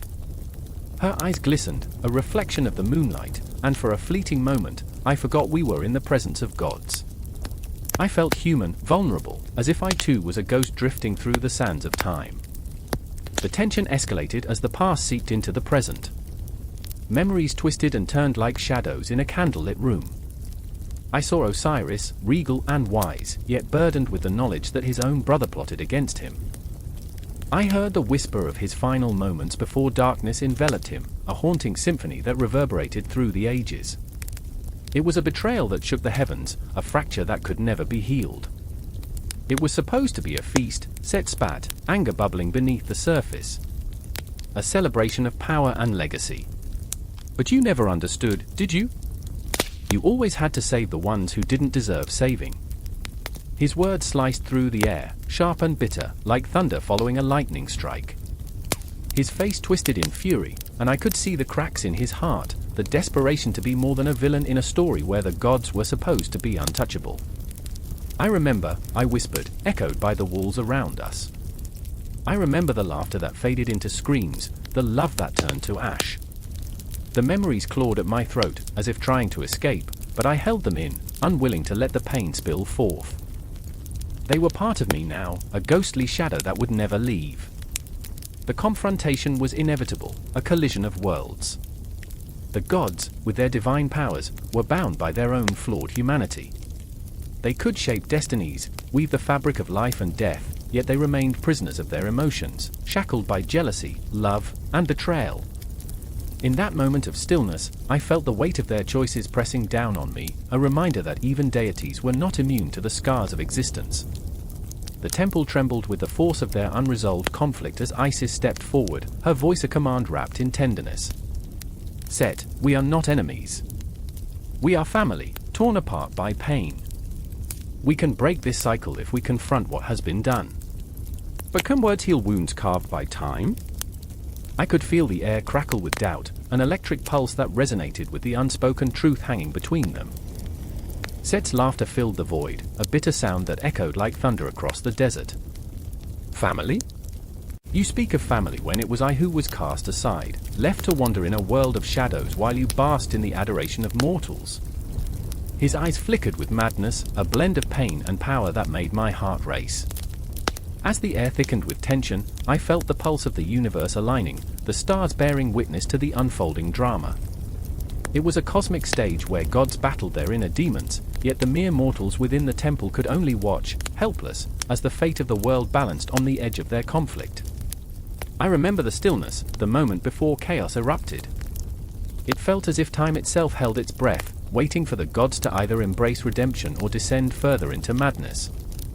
The confrontation screamed of ancient battles, of love turned to ruin, of power that could shatter worlds, an eternal cycle that echoed through the pantheon of Egyptian gods, a haunting reminder of our own struggles and desires. And in that fleeting moment, I realized the truth: the gods were not just puppets of power, they were reflections of us all, beautiful, broken, and utterly human. The air crackled with energy, shadows danced like phantoms, and I was left standing at the crossroads of fate, teetering on the edge of revelation. The heart of the storm was building, and I could feel it in my bones. With the tension mounting, the lines between love and hate blurred, creating a tapestry woven from threads of fate and desire. And in that fragile moment, I felt the echo of history, the pulse of ancient gods reverberating through the very fabric of existence, whispering secrets yet to unfold, beckoning me deeper into their world. The sun hung like a dying ember in the sky, casting blood-red shadows across the temple of Karnak, where whispers of the gods tangled with the scent of incense and desperation. In that moment, fear gripped my throat, as cold and relentless as the Nile's biting winter winds. Pharaoh Akhet was kneeling before the altar, his forehead pressed against the cool stone, his palms trembling like the wings of a trapped bird. Behind him, the air crackled with the weight of unseen eyes, gods waiting, watching. I remember the flickering flame of a torch, sputtering in the heavy air, as I peeked from behind a column. My heart raced, thumping against my ribs, echoing the pulse of a city teetering on the brink. Akhet, with his golden headdress glinting like a beacon of hope, had always been a man of imposing stature, but in this sacred moment, he appeared so small, so fragile. The weight of the world pressed upon his shoulders, a crown forged not of gold, but of anxiety and doubt. Is it enough? His voice, barely above a whisper, fractured the silence.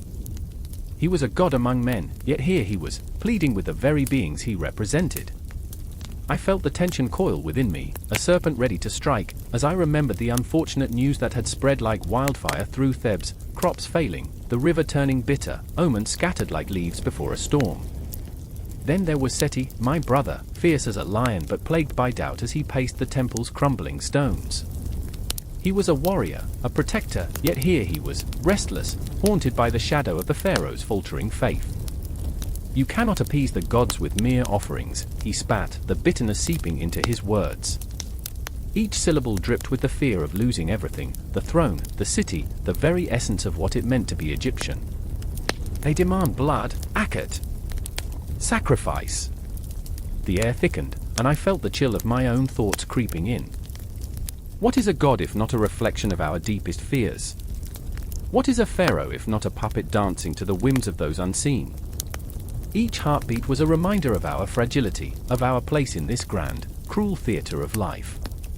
I wanted to scream, to tear the veil of the divine from our eyes, to show them that we were all prisoners of our choices, our ambitions.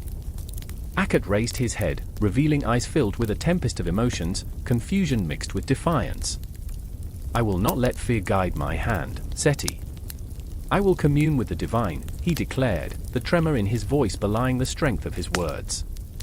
In that instant, I saw a flicker of the old Akhet, the one who had carried the hopes of a nation on his back, but could the man still exist beneath the weight of despair? Seti's expression darkened, a storm gathering in the depths of his gaze. You risk everything, brother. His voice dropped to a low growl, primal and raw. What if the gods no longer listen? What if they have turned their backs on us? I watched as Akhet's resolve wavered, the flickering torchlight casting ghostly figures on the walls as if the gods themselves were reaching out, desperate to be acknowledged. I remembered the stories whispered in the night, the tales of pharaohs who had fallen from grace, their names lost to time, devoured by the very gods they sought to appease. The gods, I realized, were fickle, like the river flowing through our land, sometimes nurturing, often capricious. The night grew darker, and I felt a shiver run through my bones. The high priest, cloaked in shadows, approached, carrying a dagger of obsidian, its edge glinting ominously in the torchlight. The tension crackled in the air, a current of fear and anticipation, as he laid it before Akhet. "Blood must flow, O Pharaoh," he intoned, the ancient words heavy with consequence. "Only then will the gods hear your pleas." Akhet's hands trembled above the blade, fingers twitching like leaves in a storm. I could see it, the internal battle raging within him, the clash of duty and desire. I remembered my own struggles, the moments when I had stood before an altar of my own, grappling with the expectations of those I loved, and I wondered if I too would falter when faced with such a choice. Seti's anger simmered beneath the surface, his voice sharp like broken glass. "Is this what you want? To spill the lifeblood of our people in desperate hope?" His eyes bore into Akhet's, fierce and unyielding. "What if the gods do not care? What if this is futile?" And there it was, the crux of our existence laid bare. The fear of futility. The crushing weight of our struggles. I remembered the faces of those who depended on us, the people whose hopes rested on the shoulders of a man who was just as lost as they were. The silence that followed was deafening. It wrapped around us, thick and suffocating. I felt the pulse of the universe, the clock ticking down, time as relentless as the Nile's flow. And as Akhet's resolve melted away, replaced by a haunting uncertainty, I thought of the gods, of their distant laughter, transcendent and terrifying. They were not just our creators, they were our judges, our tormentors, and above all, our reflections. In that moment, I understood that the line between the divine and the mortal was a thin, fragile thread, one that could snap at any moment, plunging us into darkness. I felt the ground shift beneath me, the air charged with an energy that promised to unravel everything we held dear. I held my breath, desperate for resolution, yet terrified of the consequences. So, here we stood, Akhet, Seti, and I, caught in the relentless pull of fate, a cosmic dance where gods reigned supreme, and pharaohs danced on the edge, teetering between reverence and rebellion. I could hear the whispers of the past echoing in my mind, a reminder that history was not just a series of events but a living pulse, ever present, always watching. And as the dagger gleamed under the flickering torchlight, I braced myself for the plunge into the unknown, for in the balance of gods and pharaohs, we were all but players on a stage, waiting for the curtain to rise, for the world to behold our tragic tale. Would the gods smile upon us, or would they choose to turn away, leaving us to drown in our own despair? Only time would tell, but in that moment, the air was thick with uncertainty, and I could not help but be swept away in the tide of it all. The moon hung heavy, a silver eye glaring down at the quiet streets of Thebes, but the shadows danced with a life of their own, whispering secrets only the damned could hear. The air crackled, thick with an electricity that made the hairs on my arms stand on end. I found myself standing before the temple of Karnak, its towering columns etched with the faces of gods. They watched, unblinking, as if ready to swallow the night whole. I remember the feel of the cool stone beneath my fingertips, the ancient hieroglyphs pulsing like a heartbeat against my palm. Each symbol held a story, a memory, a warning. In the darkness, I was not alone. Standing beside me, trembling yet resolute, was Aisha, a priestess wrapped in the fabric of her own fears, her breath sharp and shallow. Her eyes, pools of uncertainty, darted toward the shadows, searching for phantoms lurking in the corners of her mind. "I can't believe we're doing this," she breathed, her voice barely a whisper, lost amidst the rustling palms. The night seemed to swallow her words, but they echoed inside me, reverberating with the weight of 1,000 unsaid fears. I turned to her, saw the fragile flicker of hope battling despair in her gaze. "We have to, Aisha." "They're counting on us," I replied, though even I felt the tremor in my voice. I remembered the tales of the sacred symbols, the Ankh of life, the Eye of Horus, the scarab's promise of rebirth. Each one a promise, and here we were, poised on the edge of an abyss, waiting to unravel fate itself. Across the courtyard, my brother, Malik, lingered like a storm cloud, his presence a stark contrast to Aisha's tentative light. He was a man of action, but tonight he was a tempest of emotions, caught in a whirlpool of anger and regret. We were bound by blood, by history, yet his choices had drawn a chasm between us, deeper than the Nile. I wanted to reach across, to pull him back from the brink where he threatened to fall into darkness, but the fear of what he might unleash held me captive. Do you really think those symbols can save us? Or are they just relics, stories for children?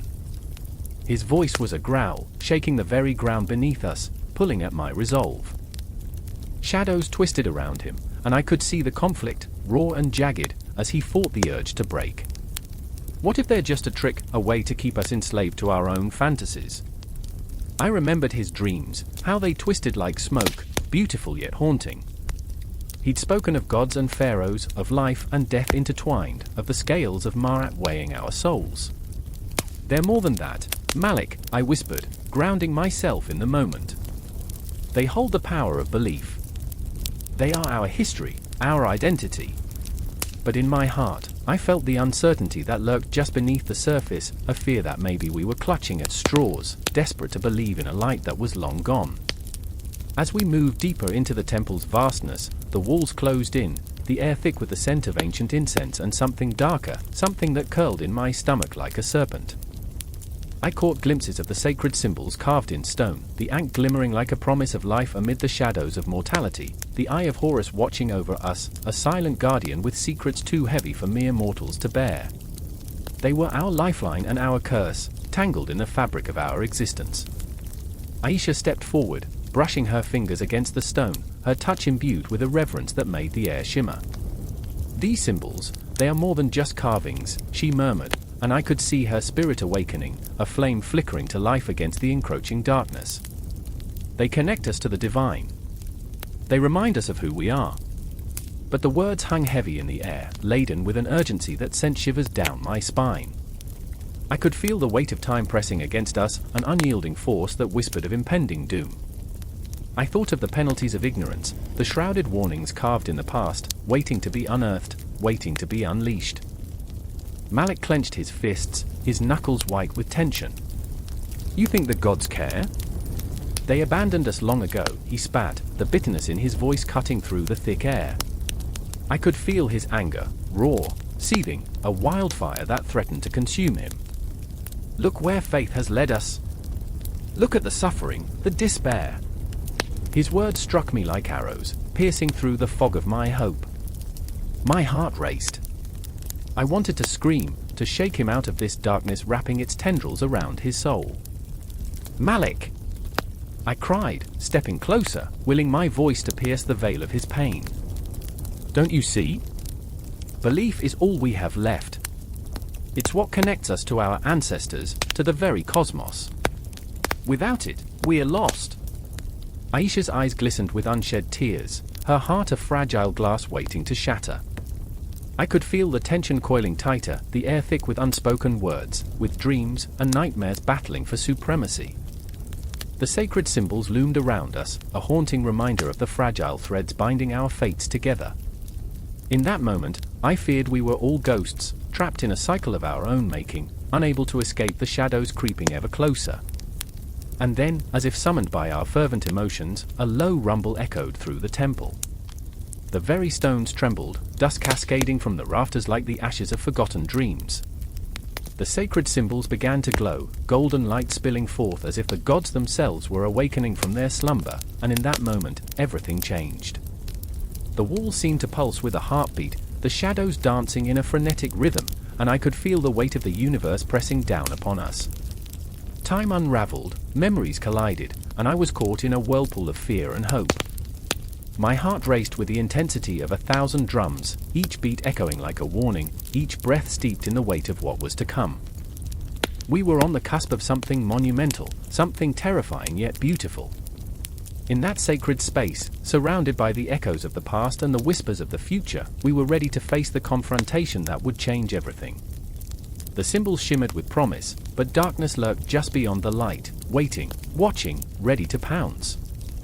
And as we stood on the edge of the abyss, the air thick with the scent of incense and something far more sinister, I felt it, the unmistakable sense that this was only the beginning. The darkness would rise, and we would be ready to meet it. Together. Forever bound by our sacred symbols, our fractured beliefs, and the unyielding ties of family and faith.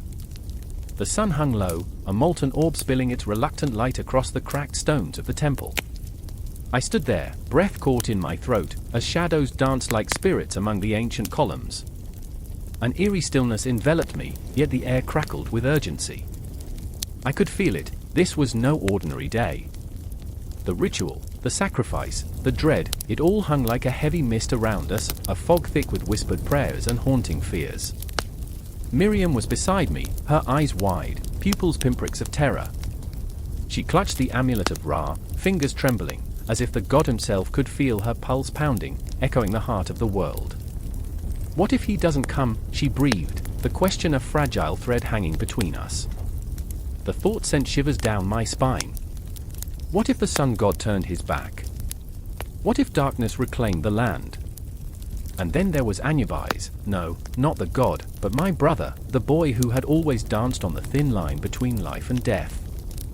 He stood across the temple's threshold, silhouetted against the blood-red sky, his courage a fragile flame flickering in the face of the storm. His face was a mask of defiance, but I could see the cracks. I could see the fear. "We'll do it together," he shouted, voice strained but fierce, but deep down I knew, this battle was not just against the night but against ourselves. The temple loomed above, an ancient edifice built for a world that spun on the hopes of gods and men. Incense curled like phantoms in the air, thick and cloying, wrapping itself around us, binding us to this moment. I remember the stories told in hushed tones, how Osiris had once breathed life into the dead, how Horus had risen from the blood of betrayal. But those were tales, weren't they? And here we were, mere mortals, standing on the precipice of a divine abandonment. The ground rumbled beneath us, a promise of wrath yet to be unleashed. The shadows seemed to pulse, alive, whispering secrets of the past, of power and glory gone awry. I clutched my own amulet, a crude carving of Horus, a feeble talisman in the face of the gods. I remember the times we laughed, I shouted, my voice a desperate plea against the encroaching darkness, before life twisted into this chaos. Miriam's gaze pierced into my soul, tears brimming. "We have to believe," she insisted, each word a soft blade cutting through the thick air. But I could see the cracks in her resolve too. She was a warrior of the heart, but fear gnawed at her, fear of failing, of losing everything. I reached out to her, fingers brushing hers, and I felt the electric jolt of connection, of something ancient and profound. Together, I whispered, more to myself than to her, as if uttering the word could summon strength from the void.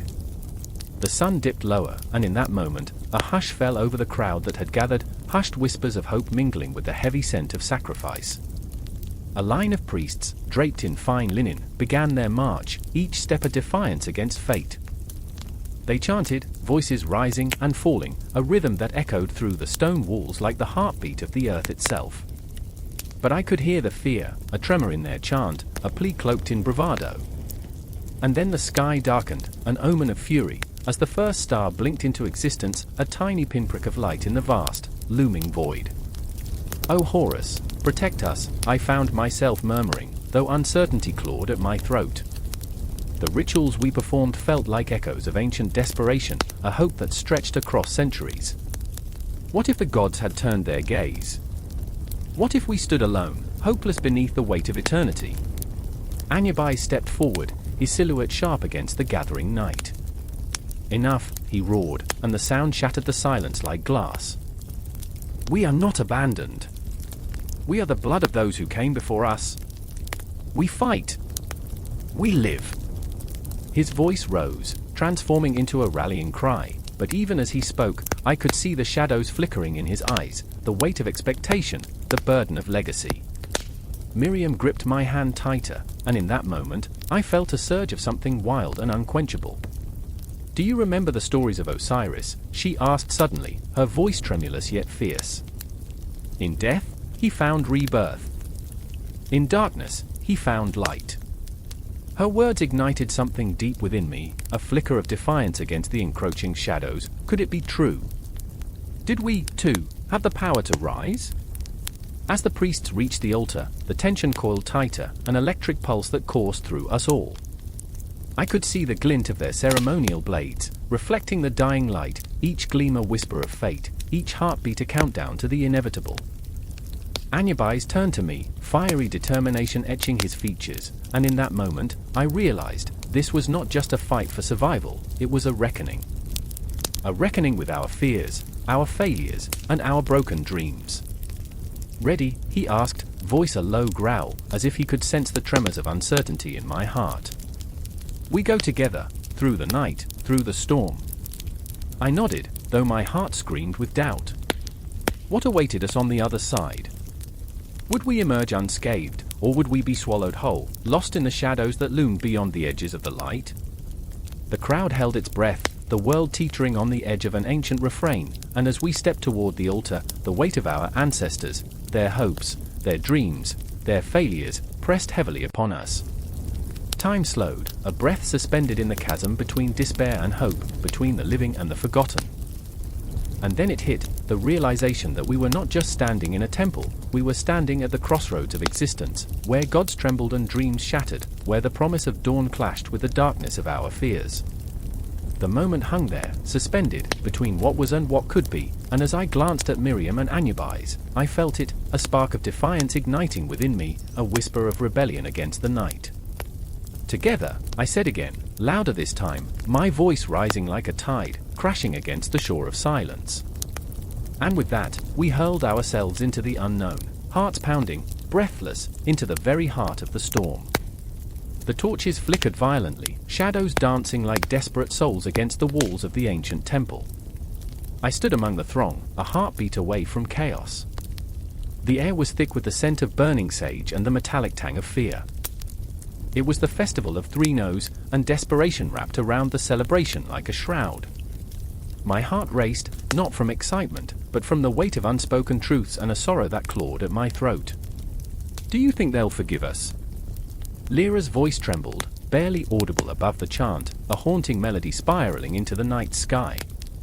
Her eyes, wide and glistening, mirrored the uncertainty hanging in the air like a storm cloud, heavy and foreboding.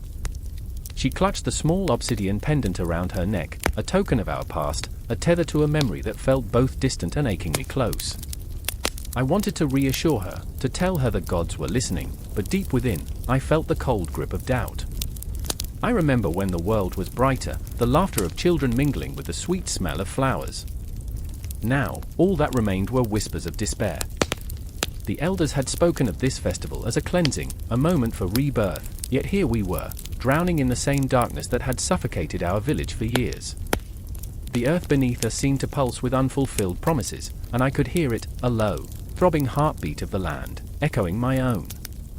Across the altar, I spotted Rian, his face illuminated by the flickering flames, every line etched with the burden of grief.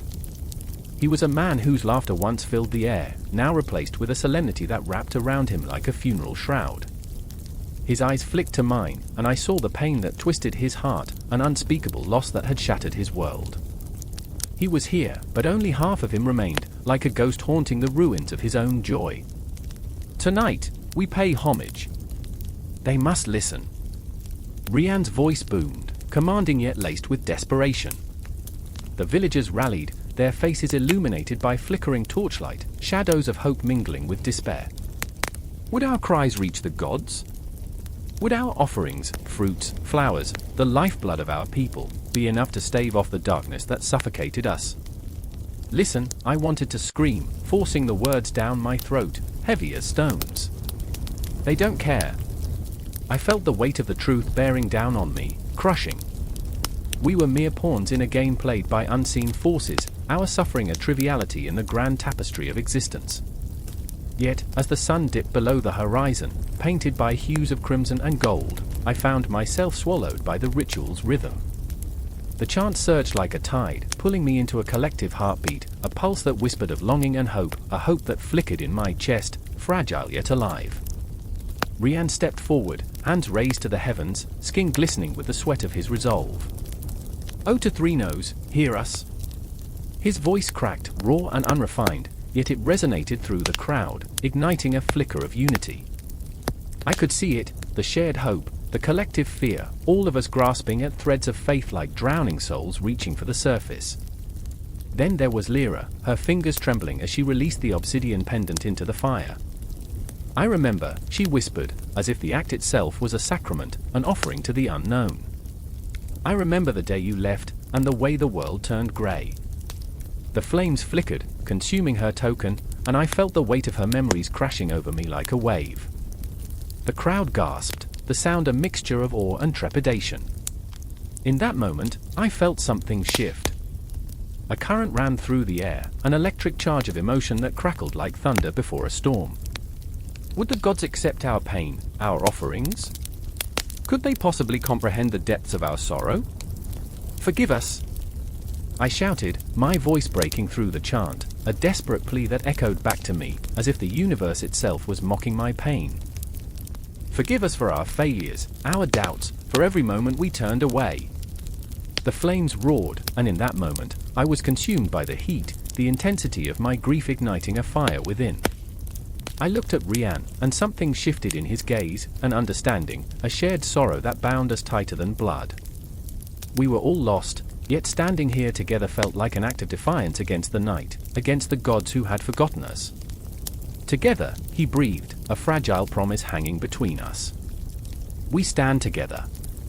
And as the crowd echoed his sentiment, a wave of energy surged through me. The music swelled, rising like a crescendo of emotions, fear and hope entwined, lifting us higher, igniting a spark in our hearts. But as the night deepened, a shadow flickered at the edge of my vision, a reminder that even in our most fervent moments, darkness lurked, waiting for its chance to reclaim what it had lost. A chill crept through the air, a reminder that for every offering made, there was a price to be paid. The torches flickered once more, casting eerie shadows that seemed to dance with malicious delight. I could feel it, the weight of what was to come, the dark promise whispered in the rustling leaves, the distant howl of the wind carrying secrets of ancient rites. And as we chanted, as we offered our souls to the gods, I understood. This was not merely a festival. It was a reckoning, a confrontation with our own darkness that would not end tonight. Together, I repeated, a mantra against the encroaching gloom. Together. But the shadows lengthened, the night thickening, and I could hear the whispers of the past echoing through the temple's stones, reminders of what was lost, and what might still be. Would we survive the night? Would we emerge unscathed from this ritual we had summoned? The answer lurked like a spectre in the darkness, watching, waiting. And so, we stood there, hearts pounding, voices raised, ready to meet our fate, as the festival unfurled into something far greater than any of us had anticipated, an eternal dance of lights and shadows, sacrifice and survival, with the gods themselves holding their breath. Thunder rumbled in the distance, a deep, rumbling growl that mirrored the storm brewing inside Jonathan's chest. The air was thick with an electric tension as he stood on the edge of the cliff, fingers curling around the cold, jagged rocks, his breath coming in quick, shallow gasps. Below him, the waves crashed violently against the boulders, each roar a reminder of the chaos that had unfolded just days before, a life torn apart, fragile and splintered, much like the pieces of his heart. He struggled, not just against the tempest of nature, but against the memories that clawed at him like a relentless tide. I remember the way the sun lit up her hair, Jonathan whispered into the wind, as if the universe might hear him, might bring her back. Grace, his sister, whose laughter had once filled the empty spaces of his life, whose absence now echoed with a haunting clarity. In a cruel twist of fate, she had been the victim of a senseless act, a night that spiraled into darkness. He had tried to save her, arms outstretched, but the world moved too fast, and now all he had left were shadows, a ghostly reminder of what once was. And then there was MIA, a wild spirit caught in the web of her own making.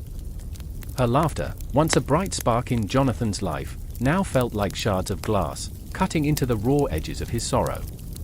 She stood a few steps back, her arms wrapped tightly around her knees, eyes reflecting the storm as if she, too, could feel the weight of loss pressing down. "You can't jump," she pleaded, voice trembling. "You can't run from this." "Isn't that what we all want?" he shot back, voice raw, laced with anguish. "To escape." The wind howled in response, and for a moment, they were suspended in time, caught between the living and the dead, between life and the haunting memories that refused to fade. "I remember," she murmured, as if calling forth her own ghosts. "I remember the dreams we had, the futures we painted with wild colors." She stood, drawing closer, the air heavy with unspoken words, with the weight of shared grief. "You think she's gone, but she's not. Not really." The storm raged around them, but it was nothing compared to the tempest inside Jonathan, the guilt that gnawed at his insides. He had promised to protect her. He had failed. "You don't know what it's like," he spat, venom in his voice. "You didn't see her, I saw her." MIA interrupted, the fire in her eyes igniting. "You're not the only one who lost her. She was my best friend, Jonathan." The air crackled with unspent grief, a bond forged in the crucible of shared heartache. In that moment, everything hung in the balance: time, breath, hope. The waves below roared like a furious beast, and Jonathan caught a glimpse of their reflection in Mia's eyes. He wasn't alone. They were both standing at the precipice, teetering on the edge of despair, ready to plummet into the abyss. But there was something more, a flicker of light in the darkness, a promise of rebirth beneath the ruins. A shared understanding, a fragile thread that pulled them back from the edge. "Remember the old tales," she said suddenly, voice softening, the storm within her settling just enough to allow a sliver of warmth to creep in. "The ones that spoke of life, death, and the cycles that bind us? The myth of the eternal return? We're caught in it, John. Every ending is a new beginning. We are the echoes of those we loved, forever cycling through." The words hung between them, a fragile bridge over the chasm of despair. Jonathan's heart raced with the possibility, but doubt clawed at him. But what if we can't break the cycle? What if this is all there is? "Then we make our own cycle," MIA said, determination flaring in her chest like a phoenix rising from ashes. "We honor her by living, by remembering. We carry her with us. Grace lives on in every heartbeat, every tear we shed." Suddenly, the clouds above cracked open, and rain poured down in sheets, drenching them. For a moment, it felt like baptism, purification, a cleansing of their collective sorrow. Jonathan closed his eyes, allowing the cold water to wash over him, mingling with the warmth of memories that surged forth like a tidal wave. He felt a stirring in his soul, a flicker of something he thought he had lost forever. "I remember," he said, voice shaking with the weight of revelation. "I remember her smile, her dreams." He opened his eyes to find MIA watching him, her expression a mix of pain and fierce hope. "Then let's live for her," she urged, stepping forward, closing the distance between them. "We step into the light, accept the shadows, and let them be our guide." In that moment, they were united, two souls entwined by loss, fear, and the flickering flame of resilience. As they turned away from the edge, the storm seemed to quiet, the echoes of the past intertwining with the promise of the future. Every step they took resonated with the truth that life, death, and rebirth were not just cycles, they were the very fabric of existence, woven into the tapestry of their intertwined fates. The storm began to dissipate, but not without leaving its mark, a reminder of the battles they had faced. They walked together, side by side, feeling the weight of grace in the air, guiding them forward into an uncertain future, the echoes of their pain morphing into something beautiful. And as they stepped into the unknown, the night deepened, vast and endless above them, the stars flickering like distant memories, guiding them home. The air crackles with tension, thick and electric, as shadows dance along the stone walls of the temple. I can almost hear the whispers of the ancients, weaving through the darkness like a haunting lullaby, drawing me deeper into the heart of it all.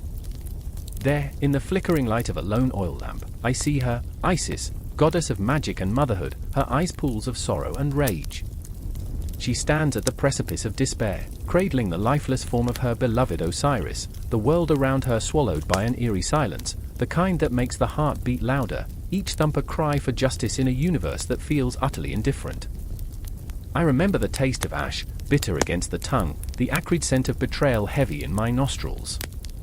I am not just an observer, I am a part of this tangled web of grief and vengeance. In the shadows, I see Nephthys, her sister, haunted by her own choices, wreathed in a cloak of regret.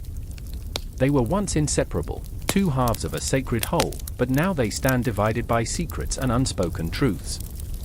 Nephthys watches as Isis weeps, a storm of emotions raging just beneath her calm exterior, the fierce loyalty to her sister battling with the gnawing guilt for her own actions. "Why did you leave me?" Isis's voice slices through the silence, sharp as a dagger. Her words hang heavy, a ghostly echo in the air. The weight of her grief curls around us, coiling tighter, squeezing the breath from my lungs.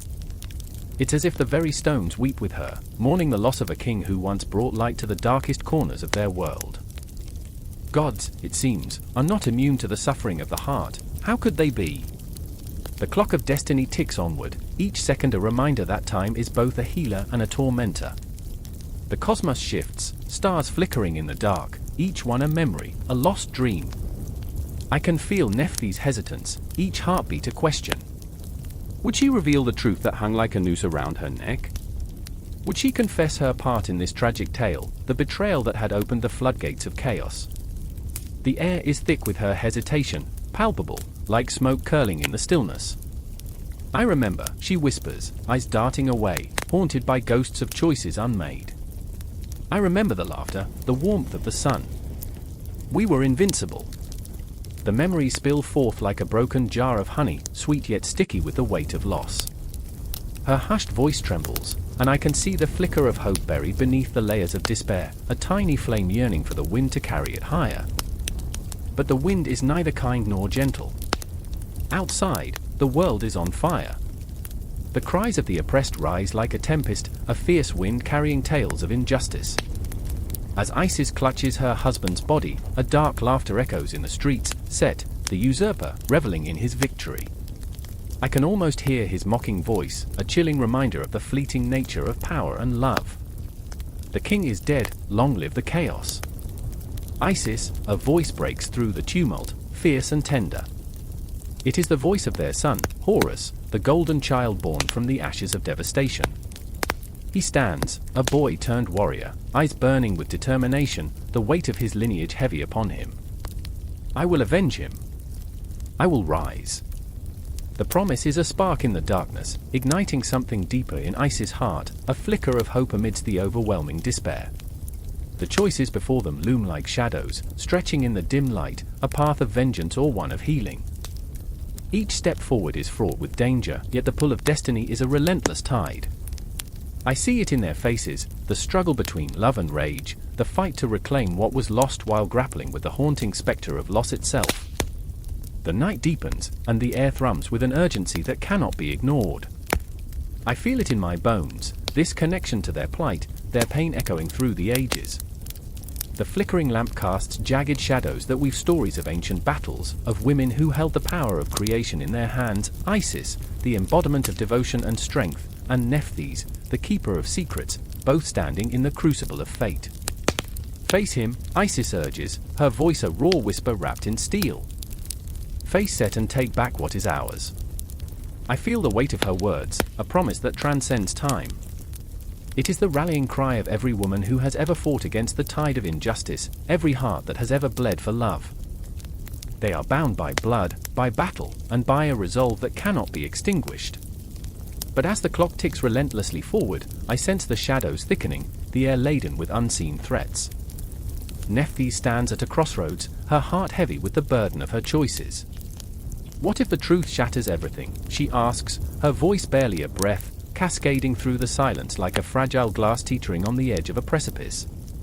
Then we will rebuild, Isis replies, her resolve punctuating the air with a fierce intensity that sends shivers down my spine. We are women of the earth, forged in the fires of resilience. Each word is a hammer striking against the anvil of fate, a declaration that they will not be silenced, not in life, nor in death. The tension swells, a taut string pulled to its breaking point, and I can feel the universe holding its breath, waiting, watching. Shadows coil and uncoil like serpents, whispering promises of vengeance and paths yet untaken. The confrontation looms. Set, the god of chaos, watches from the corners of the night, the embodiment of all that stands against their love and unity. In the depths of that moment, the air thick with possibility, I realize we are all part of this story. Every heartbeat echoes the struggle of these women, a struggle that transcends the ages, wrapping around me like vines, pulling me deeper. The path they carve will ripple into eternity, a testament to the power that resides within the heart of every woman who dares to fight for love, for justice, for life itself. And as shadows twist, and the night deepens, I feel the pulse of the world quicken, a heartbeat resonating with the promise of what is to come. The confrontation is inevitable, the tide of destiny surging toward the shore. In this moment, I am lost, yet found, caught in the eternal dance of Isis and the women who will rise, unwilling to let their stories be buried beneath the weight of history. The air is electric, and I know the spiral will continue, an unbroken thread weaving through time, connecting us all in this fierce, beautiful chaos. The air was thick with anticipation, a palpable tension that clung to the skin like an impending storm. I stood in the shadow of the great pyramids, their towering forms etched against the deepening twilight. The sun dipped low, spilling fiery hues across the desert sky as if the heavens themselves were bleeding. And there, in that electric moment, I felt the weight of history pressing down, a haunting echo of lives lived long ago. I remember the whispers of gods, the flickering candlelight reflecting off the carved hieroglyphs that told stories of creation and destruction. My heart raced as I traced the outline of a sphinx with trembling fingers, its stone face carved with eternity, its eyes pools of ancient wisdom, and yet, a profound sadness. What secrets did it guard? What dreams had been buried beneath its watchful gaze? I could almost hear the distant wail of mourning from another time, an echo of loss reverberating through the sands of the past. And there was Amina, my sister, standing beside me, her brow furrowed with the weight of an unspoken conflict. She had always been the dreamer, the artist, seeing beauty where I saw decay. Her heart beat for the vibrant colors of the temples, the intricate patterns that wove tales of love and war across the walls. Amina believed that art was our bridge to the divine, a way to touch the gods. But I saw the shadows that lurked behind those masterpieces, the artists, the laborious, the souls crushed under the weight of monumental expectation. They bathed once a year, I joked, trying to lighten the dark thoughts swirling in my mind. So yeah, romance was earthy. Amina rolled her eyes, but beneath her laughter, I sensed her despair. As the sun sank, the architectural wonder transformed, casting long shadows that danced like specters across the sand. Each curve of the limestone, each etched symbol seemed alive, breathing the essence of the ancient Egyptians. The temples stood as testaments to their gods, Amun, Osiris, Atha, each structure a colossal embodiment of faith and fear, of life and death. I shivered, not from the cool touch of the evening breeze, but from the realization that their stories were woven into the very fabric of these stones, binding us to a past that was as enchanting as it was terrifying. Then there was Khalid, my mentor, a man torn between reverence for tradition and a longing for change. His eyes sparkled with a fire that belied his years, but the flicker of doubt was ever present. Art is the heartbeat of our culture, he would say, voice hoarse and fervent, but what if the very rhythms we honor are the chains that bind us? I could see the conflict gnawing at him, a wrestling match between the past and the promise of a new dawn. Khalid's passion was infectious, but it also terrified me. His ideas shook the foundations of everything I thought I knew. What if we could create a new mythology, he pondered one night, as we sat on the steps of an ancient temple, the stars a canvas above us. One that reflects our struggles, our failures, our triumphs in this modern world. His words hung in the air like smoke, curling and twisting, wrapping around my heart. But at what cost? I whispered, my voice barely above the wind. Will we erase the very legacy that shaped us? The ground trembled beneath our feet as the echoes of ancient rituals seeped into our thoughts. I felt as if I were standing on the precipice of something monumental. The looming question tightened its grip. Who were we without our history? Were we mere ghosts haunting the remnants of stone, or could we forge new paths, new stories, while honoring those who came before us? Time moved differently in that sacred space. I remember drifting through memories, visions of artisans crafting their dreams into the walls, their hands stained with the blood and sweat of creation. I could see them, young men and women, their faces set with determination, eyes bright with hope, yet shadowed by fear. They painted their lives in vivid strokes, but what of the cost?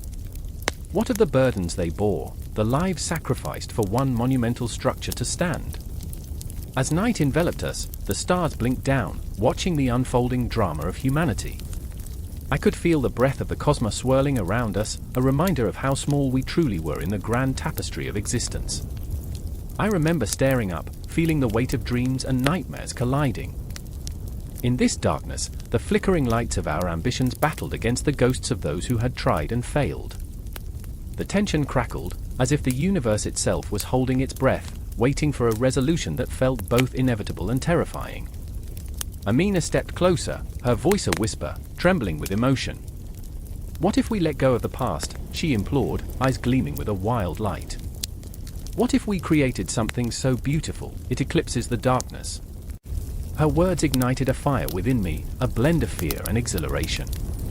But as I looked into her eyes, I saw the fragility of hope, the haunting spectre of despair that lingered just beneath the surface. Khalid, ever the cynic, shook his head. To erase the past is to forget who we are. Our art, our architecture, it's not just stone and paint. It's our identity. The crack in his voice betrayed the storm brewing inside him. I could feel the weight of history pressing down on us, a tumultuous tide threatening to drown our aspirations. The confrontation loomed like a thundercloud, heavy and electric, crackling with unspoken truths. I stood between them, caught in the rippling currents of their desires and fears, searching for some glimmer of understanding in the chaos. The pyramids loomed above, silent witnesses to our struggle, their ancient stones echoing our pain, our heartache. Each heartbeat resonated through the sandstone, deeper and deeper, pulling me into a vortex of emotions I couldn't escape. I remember the chill that crawled up my spine, how the shadows lengthened as if the past was reaching out to claim us, to pull us back into its embrace. Art is not a luxury, it's our lifeblood. I finally found my voice, though it trembled. But to create anew, we must confront the monsters hidden in our history. We must face the ghosts that linger. My own words startled me, a realization cutting sharply through the haze. And in that moment, standing beneath the watchful eyes of gods and history, I understood we were not merely children of the past, we were the architects of our future. The question hung heavy in the air, a riddle without an answer, and the night swallowed us whole. The pyramid stood tall, formidable, cloaked in secrets, waiting for our final decision. And yet, the story didn't end there. It loomed just out of reach, a swirling mass of emotions, unresolved conflicts, the very essence of life itself. The air was thick, a palpable weight that pressed down on the shoulders of the living. Shadows flickered like memories in the dim light of the room where the dying man lay. His breaths were shallow, a haunting melody of gasps that echoed the very fragility of existence. Outside, the city hummed with life, cars honking, children laughing, lovers arguing, yet within these four walls, time felt suspended, a broken clock forever stuck at the moment between breaths. I remember my mother's eyes, wide and terrified, the moment she realized death wasn't an abstract concept anymore. She was there, knuckles white as she gripped the edge of the chair, her heart racing like a caged bird. The silence screamed, a cacophony of unspoken fears, and as I watched her, my own heart twisted in an agonizing dance. I was supposed to comfort her, but here I was, gripped by my own terror. How do you console someone facing the abyss? Across the room, my brother Tom stood frozen, lost in his thoughts, a storm brewing behind his hazel eyes. I could see the conflict tearing at him, anger, sadness, and an unrelenting guilt. "Why did we wait so long?" he whispered, the words barely cutting through the air. He paced like a caged lion, back and forth, each step a reminder of time slipping through our fingers. I wanted to scream at him to stop, the rhythm only deepened the despair. Then came the moment, a shuddering gasp that echoed through the silence, a final exhale that felt like a door creaking open, revealing a vast, uncharted landscape. I held my breath, my heart hammering in my chest, as if waiting for the walls to cave in, or perhaps for the ground beneath our feet to swallow us whole. The field of reeds appeared in my mind, a shimmering mirage of golden grasses swaying in a gentle breeze, where the souls of the righteous danced in eternal bliss. But that image felt tainted, somehow, by memories of my father's laugh, a laugh that used to fill our home with warmth and light, now replaced by an empty echo that clawed at my very being. I remember the stories he told, of the afterlife, tales that danced like shadows on the walls. The heart, he used to say, is the weight that must be measured. A feather and a heart, one light, one heavy. I wished I could wield that feather, to float away from this chaos, to escape the weight of despair that threatened to pull me under. But I was trapped here, alongside my brother, grappling with what lay beyond, the field of reeds stretching endlessly, and yet, for us, unreachable. The tension thickened as I caught Tom's eye, a fleeting moment that spoke volumes. He turned away, frustration bubbling beneath the surface. What if he doesn't make it? His voice was barely a whisper, a raw nerve exposed, echoing through the room. What if he's judged unworthy? My mind raced. What if? The thought clung to me like a wet blanket, suffocating. I wanted to scream, to shake him from this spiral, but all I could do was nod, a silent agreement to our shared dread. Did we even know what being worthy meant anymore? We were just kids once, and oblivious to the weight of our actions. I could still see the sun setting over the river, the reflections shimmering like liquid gold, a stark contrast to the darkness closing in on us. And then the air shifted, a chill sweeping through the room, as if the very fabric of reality was unraveling. I glanced at my mother, her breath hitching as she leaned forward, eyes wide, staring into the distance. "Can you feel that?" she whispered, voice trembling. "He's leaving." The words ignited something primal in me, a visceral surge of emotion as I fought the urge to cry out, to cling to him, to wrestle with fate itself. I wasn't ready. I remember the cold sting of tears. I thought I had run out of them, but they came in a rush, unstoppable, flooding my vision until Tom's face blurred into a mosaic of fear and anger. "Father!" The cry erupted from my lips, raw and visceral, as if I could summon him back from the brink. The room fell silent, a moment suspended in time, and in that silence, I thought I could hear the whisper of reeds swaying in a gentle breeze, the faint laughter of those who had crossed over. Would he find them? Would he laugh again? The moment stretched and twisted, spiraling into a dark web of regret and unspoken words. I should have said more, I thought frantically, desperate to rewrite the narrative of our lives. I should have fought harder. The guilt clawed at my insides, a relentless beast gnawing at my sanity. Tom's hand found mine, a lifeline in this tempest of emotions. "We'll be okay." His words, a promise, but also a plea. I could feel his warmth, the heat of his skin grounding me, yet I was lost in the swell of despair. Then came the moment, the trembling hand drifting away from the blanket, a gentle release into the void. My heart shattered, pieces scattering like leaves in the autumn wind, and in that moment, something within me cracked wide open. I had lost him, lost the laughter, the warmth, the stories of a future that would never be. As darkness crept in, I saw flashes of the field of reeds, golden and welcoming, and I knew, somehow, that he would find his way there. But for us? We were left to navigate the storm, to face the shadows creeping closer, the echoes of what once was. And the silence held us, trembling, waiting for the next heartbeat, the next breath, an unending cycle of longing, of loss, of the haunting whispers of the afterlife that beckoned us to join him, if only we were brave enough to follow. The air is thick with an ancient tension, a palpable weight that settles in your chest, tightening with every breath. Shadows twist in the flickering torchlight, whispering secrets that dance just out of reach. I stand in the heart of the temple, sweat trickling down my back, heart pounding like a war drum. The walls, heavy with hieroglyphs, seem to watch with a knowing gaze, as if they've seen the unraveling of the soul 1,000 times before. Myra, a voice shatters the silence, raw and laced with desperation. It's Yarrow, his face pale, eyes wild like a hunted animal. He's been my friend and rival, we've tangled in the playful banter of youth, yet here we stand, on the precipice of something darker than any game we ever played. His hands grip a scroll, the edges frayed, as if it has been pulled from the jaws of oblivion. You have to recite the spell. We don't have time. Time is a slippery concept in this world where every grain of sand carries the weight of eternity. I can feel it slipping, rushing past like the Nile in flood. The urgency of the moment claws at my throat. But what if it goes wrong? What if?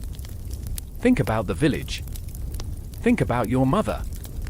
His words cut through the haze like a knife. The truth of it hits me, a jagged shard lodged in my chest. My mother, frail and fading, her laughter a ghost that haunts me, how could I let her slip into the abyss without a fight? I remember the stories she told me, tales steeped in the rich tapestry of our ancestors. Magic, the lifeblood of our existence, woven through the very fabric of our beliefs.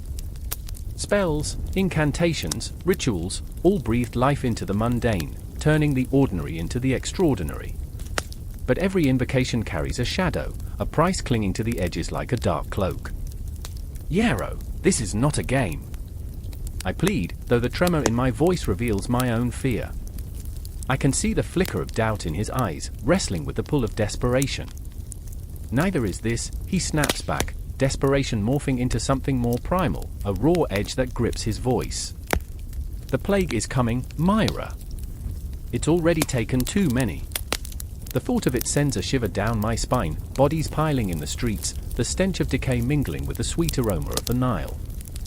I close my eyes and see it, the river running red, the wailing of mothers echoing through the deserted alleys. I can't let that happen. Not again. But the scroll in Yarrow's hand feels like a snake, coiled and ready to strike. A spell to ward off death, to push back the tide of despair. It's seductive, a siren's call wrapped in the promise of salvation. I can feel the allure coursing through my veins, yet the weight of every whispered cautionary tale presses against my mind. Remember, I murmur, the last sorcerer who tried to command the gods, it cost him everything. Everything, he echoes, a bitter laugh escaping his lips. And what is everything compared to this? He gestures wildly to the darkened corridors, where flickering shadows seem to nod in agreement. You think I want to do this? You think I want to stand at the edge of the abyss and dance with demons? The tension coils tighter, an electric current thrumming between us. Then why? Because we have no choice. His voice rises, echoing off the ancient stone. Because if we don't try, then what? We'll be nothing more than echoes in the wind. And that's the crux of it, isn't it? The haunting truth of mortality. The dread of being forgotten. I can still hear my mother's voice, soft yet unyielding, telling me that magic is a double-edged sword, capable of both creation and destruction. Do you feel it? I whisper, the words slipping out before I can catch them. The weight of every soul that has ever invoked the gods? Every prayer, every curse? It lies heavy upon us. I feel it. He shouts, his voice cracking. I feel it burning. But we can't let it consume us. We can't. I take a deep breath, feeling the coolness of the temple stones beneath my fingertips. Then we do it together. Together. The word feels like a promise, yet it trembles with uncertainty. I can see Yarrow's resolve hardening, the flicker of hope igniting in his eyes, a dangerous spark in the darkness. Recite the words with me, he urges, stepping closer, the heat of his presence grounding me. We summon the power of the ancients, the spirits of those who walked before us. We call forth their strength. As we begin, the words flow like water, ancient and powerful, echoing through the temple's hallowed halls. The rhythm of the chant surges, and for a moment, the air shimmers with energy, the shadows around us twisting and spiraling in response. But then it happens. A crack of thunder reverberates through the ground, shattering the illusion of control. The air thickens, cloying, as if the gods themselves are awakening from slumber, their eyes piercing through the veil of reality. I can feel it, an energy that crackles like lightning, sharp and unforgiving. Myra, Yarrow's voice trembles now, a mix of awe and terror. What have we done? I can't answer, I'm lost in the moment, the spell consuming us both. I see visions flash before me, ghostly figures from the past, each face a silent plea. The weight of their suffering presses against my chest, suffocating. I watch as the darkness swirls, the very fabric of fate unraveling before us. It's beautiful and terrifying, a tempest of emotion, and I know in that moment that magic is not merely power, it is a connection, a fragile thread that binds us to the cosmos, to each other, and to the very essence of life itself. But at what cost? The walls of the temple begin to tremble, dust falling like tears from the ancient stones. Brace yourself! Yarrow shouts, but the words get lost in the chaos. The shadows writhe, and I can hear the whispers grow louder, a cacophony of the past colliding with the present. I close my eyes, allowing the energy to wash over me, feeling the pulse of history beneath my skin. We are not alone. Spirits swirl around us, their breaths mingling with our own. I can hear their cries, their hopes, their regrets. And then, with a final, thunderous roar, the world shatters.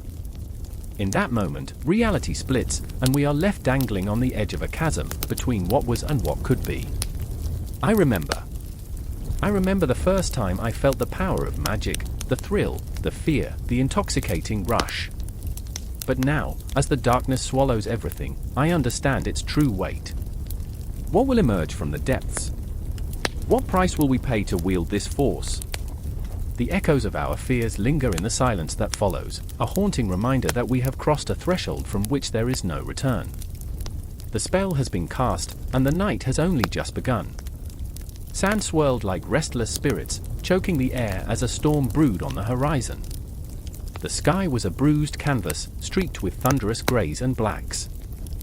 Amidst this chaos stood Amina, heart racing, hands trembling, clutching the talisman that hummed against her chest.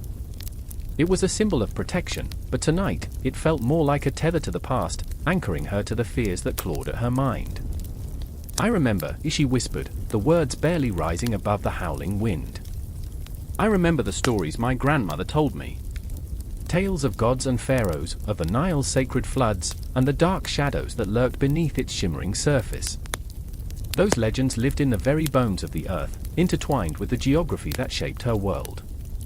And now, here she was, caught between the weight of history and the suffocating pulse of the present. Across the barren expanse, Cairo stumbled, his feet slipping on the shifting dunes. He was a scarred soldier, haunted by battles fought and lost, his heart a tattered map of wounds. The desert was familiar, yet monstrous, a mirror reflecting the turmoil inside him. "Amina," he shouted, voice cracking like dry branches underfoot. "We have to go. Now!" The fear crawling in his gut was primal, raw. He felt it gnaw at his sanity as the horizon shifted, as if the very land was conspiring against them. Amina's gaze flickered to the ancient pyramids, standing sentinel in the distance, their stone faces weathered but resolute. They had seen empires rise and fall, whispers of power etched into their very foundations. "The myths are real," she said, her voice both a plea and a challenge. "The geography of this place holds the echoes of our ancestors. They're watching. They know." Shadows danced in the corners of their vision, flickering like lost hopes. "You sound mad," Cairo shot back, frustration boiling over. He was a man of reason, a soldier who had fought for the tangible, the concrete.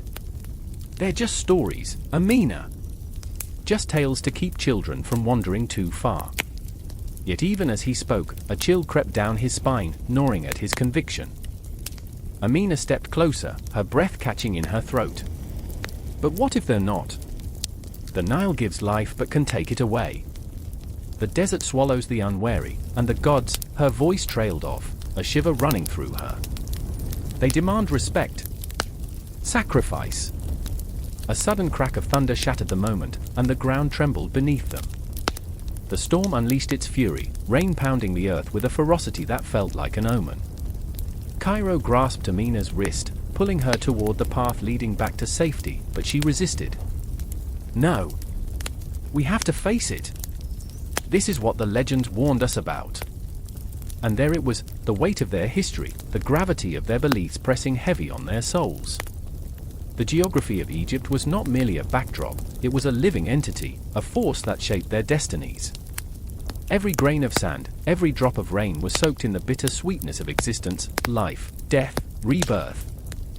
Cairo's heart pounded with the rhythm of a war drum, a stark contrast to Amina's quiet resolve. "I remember the river," she said, her voice steady, echoing like a prayer through the chaos. "How it ebbed and flowed, how it shaped the land and our stories. The gods fought over it, and so did men. We are but threads in their tapestry." Lightning illuminated the sky, and for a heartbeat, the world suspended in the crackling air.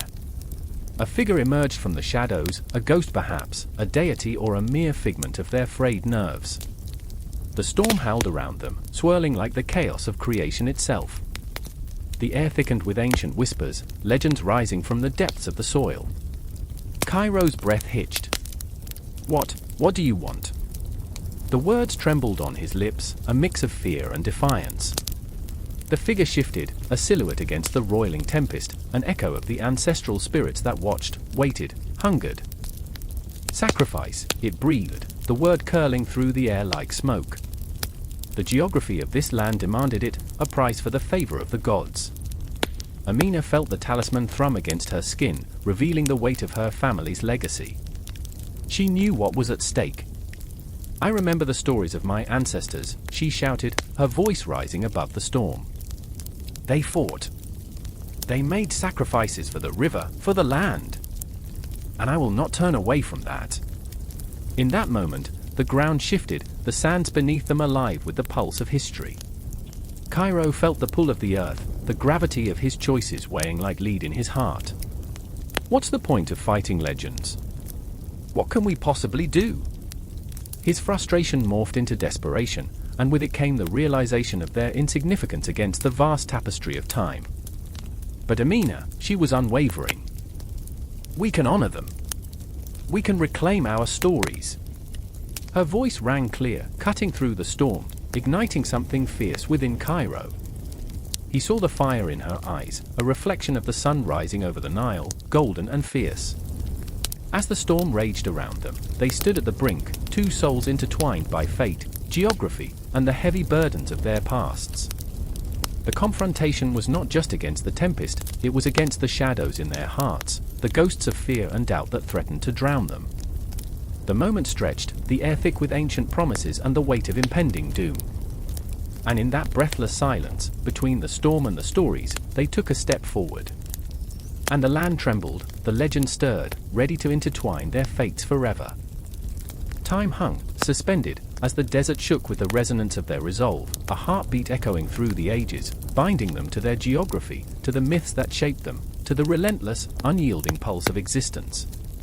The sun hung low, a fiery eye glaring down upon the earth, casting long shadows that seemed to whisper secrets of ages past. I stood in the heart of a crumbling temple, the air thick with anticipation, the scent of burnt incense clinging to my skin like memories I couldn't shake. Just beyond the cracked stone walls, a storm brewed, dark clouds swirling, threatening to snuff out the light. I could feel my heart race, a drum echoing against the silence, urgency pulsing through the damp air. Inside, whispers of history clung to the stones like old ghosts. Ra, the great sun god, had once basked in this light, but now, the very essence of that worship was crumbling. I was not just a historian, I was a witness to a legacy that felt more like a curse. Shadows danced, flickering against the walls, seeming to mock the countless prayers that had echoed in these hallowed halls. Mara, a young woman with wild, untamed hair and eyes that burned with the fervor of her convictions, stood beside me. The weight of her lineage pressed down on her shoulders like a leaden shroud. "They don't understand," she whispered, her voice barely more than a breath, "what it means to worship, to give oneself wholly to the light." She trembled, clenching her fists, nails digging into her palms. But what if the light is fading? I could see the doubt gnawing at her like a hungry beast. Mara's family had been sun priests for generations, their lives woven into the fabric of Ra's legacy. Yet here she was, grappling with the truth that maybe the sun wasn't shining as brightly anymore. The ancient rituals had lost their meaning, reduced to parades of hollow gestures, and the very essence of faith was slipping through her fingers like grains of sand. Across the temple, Samuel, a scholar whose confidence masked a heart riddled with insecurity, was poring over a weathered manuscript. He had devoted his life to unearthing the truths of sun worship, yet the weight of his research felt like a chain, dragging him deeper into despair. "Mara," he called, his voice both pleading and accusatory, "you're too close to this. Your heart clouds your judgment. The sun is just a star, a burning ball of gas. We romanticize it far too much." His words hung in the air like a death knell. I could see the flicker of anger igniting in Mara's eyes, but underneath, a flicker of fear too. "And what of our ancestors?" she challenged, stepping closer, her breath quickening. "What of the sacrifices they made, the dances they performed under the very same sun? You think they were fools?" "Fools?" "No," Samuel replied, his voice trembling. "But like us, they were blinded by their beliefs. They sought answers in the skies while the ground beneath their feet crumbled. I watched as their hearts collided, a tempest brewing between them. The storm outside rumbled ominously, an echo of the conflict roiling within those ancient stones. Outside, the clouds roared. It was a symphony of chaos. And inside, the temple felt as if it could swallow us whole, a cavern of despair and longing. I could almost hear the echoes of the ancient chants, the rhythmic drumming, the fervent cries for the sun to bless the fields, to bring forth life. But now, all I heard were the ghosts of the past, crying out for recognition, for understanding. Mara's hands trembled as she reached out, fingers brushing against a weathered stone relief depicting Ra, his golden face beaming down upon figures adorned in feathers and jewels, their faces turned in rapture. He isn't just a god, he's a part of us. We are the light. Then prove it, Samuel shot back, his voice slicing through the air like a dagger. Prove that this legacy means something. Or are we just chasing shadows?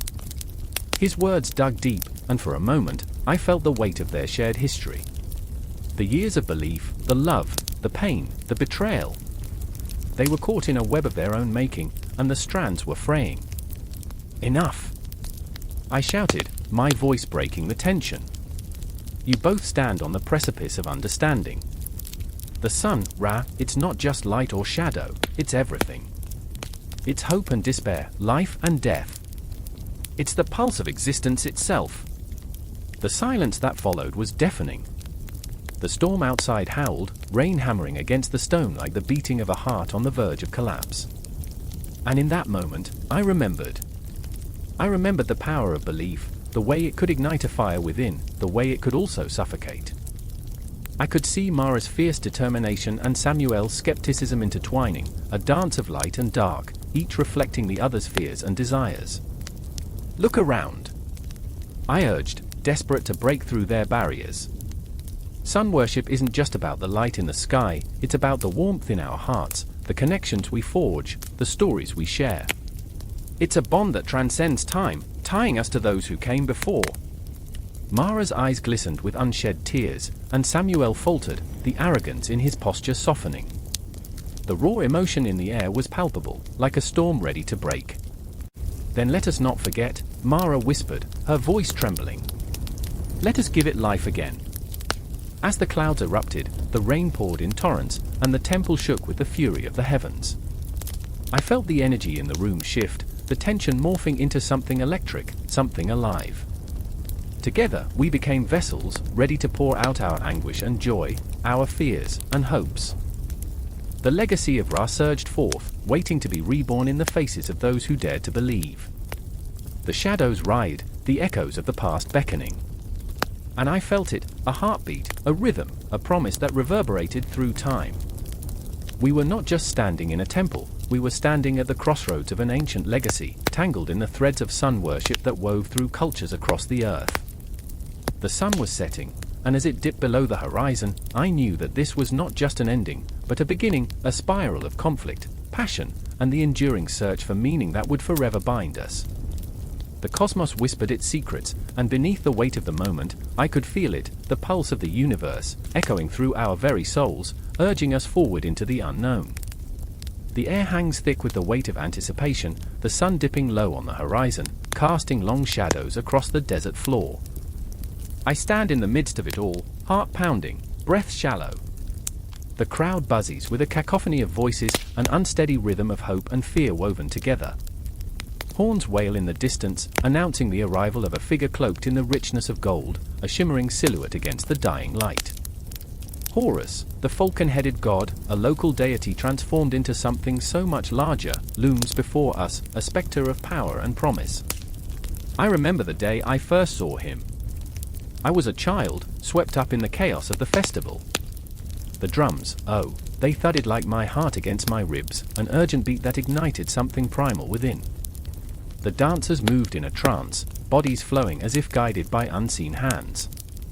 And there he was, Horus, the embodiment of kingship, his piercing gaze sweeping over us, piercing through my youthful navet. I remember feeling invincible in his presence, as though he could lift our spirits and carry us to the stars. But today is different. I stand beside Amunid, my older sister, whose eyes are wide with a mix of reverence and fear. She clutches my arm, her fingers trembling, echoing the uncertainty in her heart. What if he fails us, she whispers, the words like shards of ice slipping into the warmth of the crowd. I want to reassure her, to tell her that his strength is unwavering, that he is the sky itself, unyielding and eternal. But doubt gnaws at me, a relentless whisper in the back of my mind. I remember the stories of kings who fell, of gods who turned their backs. And then there's Khepri, my best friend, a boy with a fierce spirit and dreams too big for this sun-baked village. He stands on the fringes, a wild look in his eyes, his enthusiasm almost manic. Look at him! Look at Horus! He shouts, his voice slicing through the noise. He's here for us. He'll lead us to glory. The crowd roars in agreement, but I see the flicker of fear in Khepri's gaze. He is desperate for salvation, a hero to emerge from the ashes of our lives. Yet, I can't shake the feeling that if Horus is to become our national icon, the weight of expectation will crush him, will crush us all. In the distance, the ancient temple looms, a grand structure that speaks of centuries gone by. The walls are etched with stories of gods and men, of triumphs and betrayals.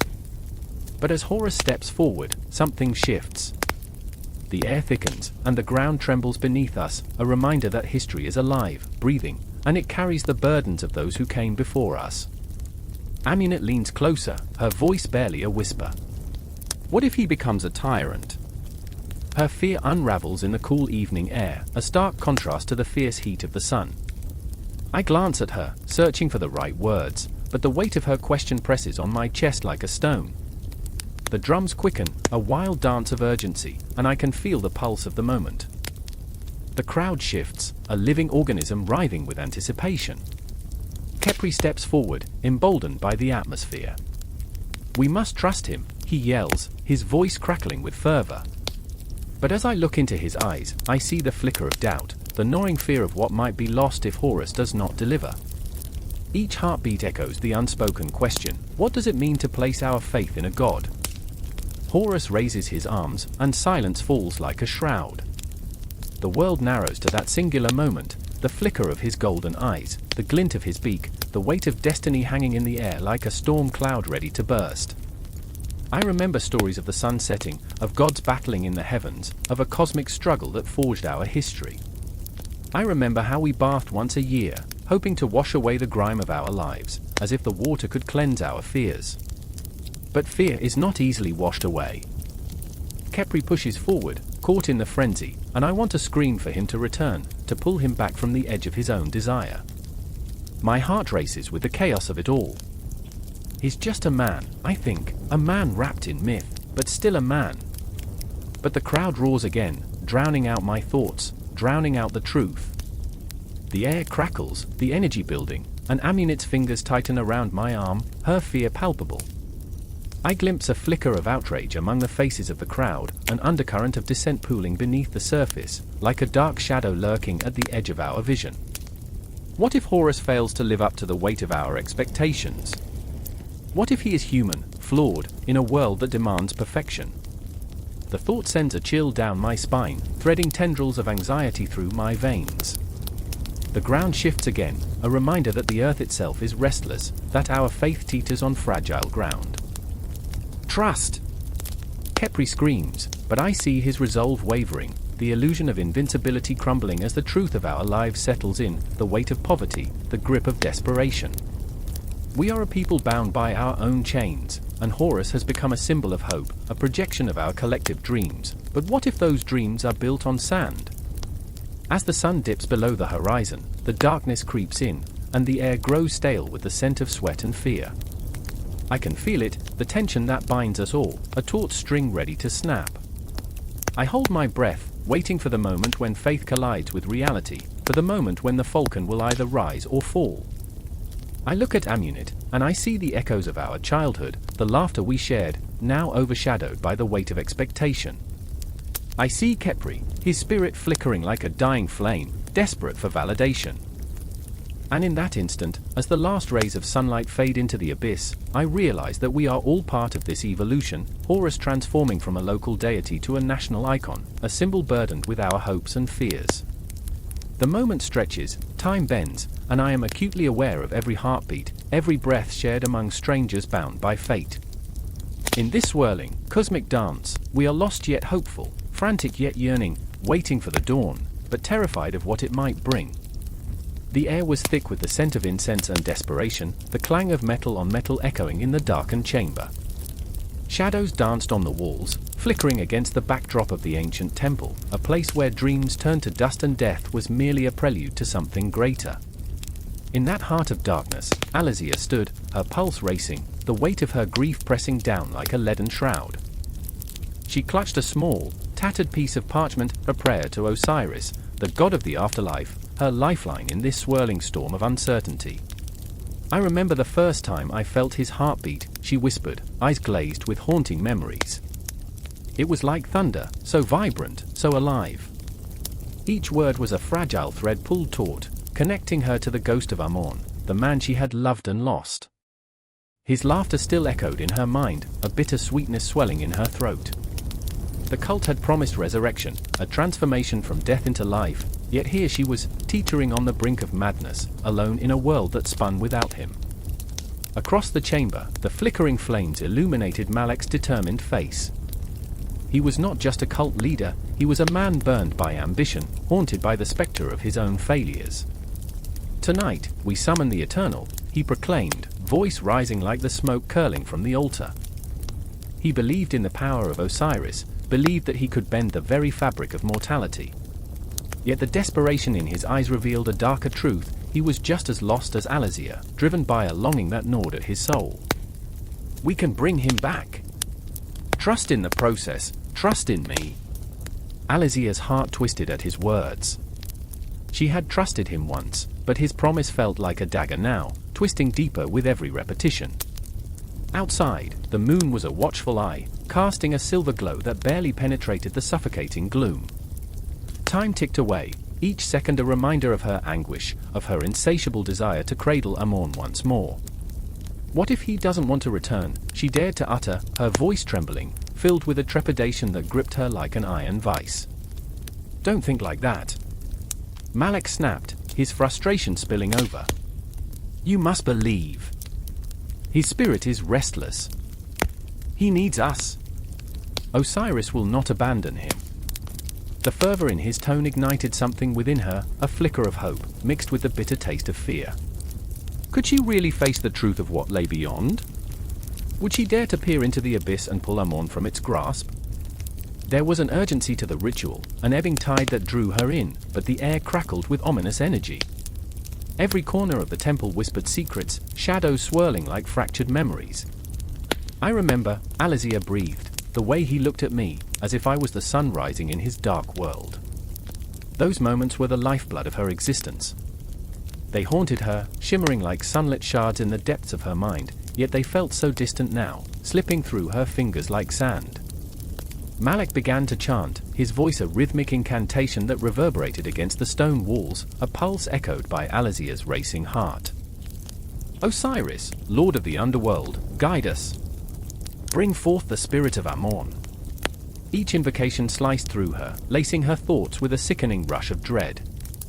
What if they succeeded? What if they opened a door that should remain forever closed? The cult's fervor painted a fantasy, one that danced tantalizingly close to hope, yet it felt like a cruel mirage in the desert of her despair. The chamber quaked, the ground beneath her feet trembling with the weight of ages, as if the earth itself recoiled from the darkness they summoned. Alizia's breath hitched, caught in her throat as an apparition flickered in the dim light, a fleeting glimpse of Amon's smile, his warmth. It beckoned her, urging her to leap into the void and take hold of what was lost. But that smile faded like a dream before waking, leaving only the chilling truth: death was not simply a door to be swung open at will. "Alizia!" Malek's voice cut through her reverie like a knife, pulling her back to the reality of the moment. "Focus! We're almost there." He was a tempest, wild and desperate, the embodiment of every soul that craved immortality. But what of the souls they would disturb? The air grew colder, shadows elongating, thickening around them like fog. A sense of dread pooled in her stomach, a tangible thing that clawed at her resolve. "I remember," she whispered again, this time more fervently, the last words he spoke. "Don't chase the stars, Alizia. They burn."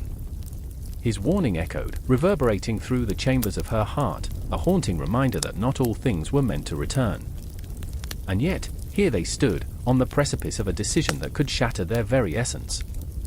Malek's chanting reached a fever pitch, the intensity vibrating through the air like a drumbeat, drawing forth a force that felt otherworldly. Alizia trembled, torn between the wild hope of seeing Amon again and the icy grip of fear that clung to her like a second skin. The shadows twisted, morphing into shapes that danced along the edges of her vision, and she felt a presence, a coldness wrapping around her mind, pulling her deeper into the depths of the unknown. "Please, Osiris!" Malek's voice broke, raw and desperate. "Do not forsake us!" But the weight of their yearning, their desperation, was a heavy shroud woven from sorrow and ambition. And as the walls vibrated with the chorus of their collective hope, Alizia's heart shattered, the pieces scattering like ashes in the wind. In that moment, she understood, some doors are best left closed, some paths are too treacherous to tread. And in the silence that followed, the shadows whispered back, a chilling reminder that life is but a fragile balance between love and loss, a dance on the knife's edge of existence. She stood, trembling, caught between the living and the dead, unable yet unwilling to turn away from the abyss. Time slipped through her fingers, a never-ending cycle of death and rebirth, shadows and light, as the confrontation loomed like a storm on the horizon. Would they pull Amon back from the depths, or would they awaken something that should remain undisturbed? The answer lay just beyond their reach, cloaked in the chilling promise of Osiris, the transformation of death into life, a haunting melody that echoed through the ages, forever entwining their fates in an unbreakable bond. Seth stood there, the weight of the world pressing down on his shoulders, a silent sentinel drenched in shadows. The air was heavy with the scent of burnt wood, the remnants of a fire that had consumed more than just the forest. It had taken lives, dreams, homes. Around him, the echoes of frantic screams hung like ghosts, memories clawing at the edges of his mind. He could still hear them, could still see their faces, twisted in fear.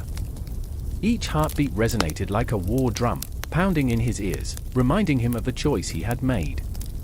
I remember the moment when everything shifted, when the line between protector and destroyer blurred. I remember the sky, a sickly shade of orange, as though the sun itself was bleeding out. And there he was, Eli, his brother, desperate and wild-eyed, fingers trembling as they grasped the charred remains of their childhood. "Why, Seth? Why?" Eli's voice cut through the smoke, raw and painful. "You were supposed to save us." His accusation hung in the air, heavy and unforgiving. Seth felt the sting of guilt settle in his chest like a stone. Every instinct screamed at him to defend himself, yet the truth was a jagged edge, slicing through the thin veil of his excuses. He had tried to protect them, but in his desire to shield, he had unleashed a storm. The flames had danced before him, a chaotic ballet of destruction, and in that moment, he had felt the intoxicating rush of power. Power that had twisted his intentions, leading him down a path of devastation. Protector or destroyer? The question echoed in his mind, mocking him. It was the kind of irony that throbbed like a wound that refused to heal. I remember the way Eli's eyes glistened with unshed tears, reflecting flames that had devoured their home. They were brothers, once inseparable, now fractured. "You let it happen," Eli spat, each word a dagger aimed directly at Seth's heart. "You could have stopped it." But could he have? The memories flickered like dying embers, each one reminding him of the choices he had made, the sacrifices he had believed were necessary. He had seen the darkness creeping in, the threat looming, and had acted out of fear. But that fear had morphed into something monstrous, something that now threatened to consume him whole. Seth closed his eyes, the weight of the world folding in on him. Sadie, the girl with the laughter that could light up the darkest nights, haunted his thoughts. She had believed in him, had seen the good beneath the chaos. Now, she too was lost to the ashes, her faith a flickering candle extinguished by the wind. "Seth, you're a hero," she had whispered once, her voice a melody that danced in his mind, a song now turned sour. "You can save us all." But what did it mean to be a hero? He had lost the right to that title long ago. With every life he failed to protect, every moment he chose anger over compassion, he had buried that identity deeper. All he had left was the weight of his choices, the burden of his regrets. A noise disrupted his thoughts, a rustling in the trees. The sound was barely a whisper, yet it sent a shiver down his spine, prickling the back of his neck. Suddenly, he wasn't alone. It was Naomi, her expression a fragile mix of fear and determination. She was a survivor, but what kind of survival was this? Shadows clung to her like a second skin, the remnants of loss etched into her features. "Seth, you need to," she started, but the words got caught in her throat, as if the truth was too heavy to bear. She took a step closer, and he could almost see the memories playing behind her eyes, the laughter shared, the promises made, dreams they had woven together that now lay in tatters. "I know what you did," she breathed, each syllable a tightrope walk between accusation and understanding. "But you can't keep hiding in the dark. You have to face it. Face it." The idea struck him like a lightning bolt, illuminating the shadows lurking in the corners of his mind. Facing it meant confronting the truth, the darkness that had become a part of him. He had thought he could bury it, push it down beneath layers of bravado, but the truth was a relentless wave, crashing against the walls he had built, echoing louder with each passing moment. But how could he face it? How could he reconcile the protector he once aspired to be with the destroyer he had become? "Naomi, what if I can't?" The confession slipped from his lips like a whispered prayer, heavy with despair. "What if I lose myself?" Her gaze softened, her vulnerability a mirror reflecting his own. "Sometimes, losing ourselves is the only way to find who we really are," she said, her voice steady, anchoring him in the storm. "But you have to choose, Seth. You have to decide who you want to be." The shadows swirled around him, whispering the secrets of his past, tugging at his heart with bony fingers. In that moment, he realized that he was both the protector and the destroyer. The two sides coiled within him like snakes, waiting for the moment when one would consume the other. I remember the silence that followed her words, a heavy pause that breathed life into uncertainty. It was in that stillness that he felt the pull of destiny, an invisible thread weaving through the fabric of their shared pain. Choices loomed before him, dark and tangled. Would he choose the light, the hope of redemption? Or would he succumb to the shadows, allowing them to drag him into the abyss?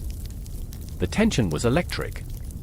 He could almost taste it, an unshakable promise of transformation, or perhaps, annihilation.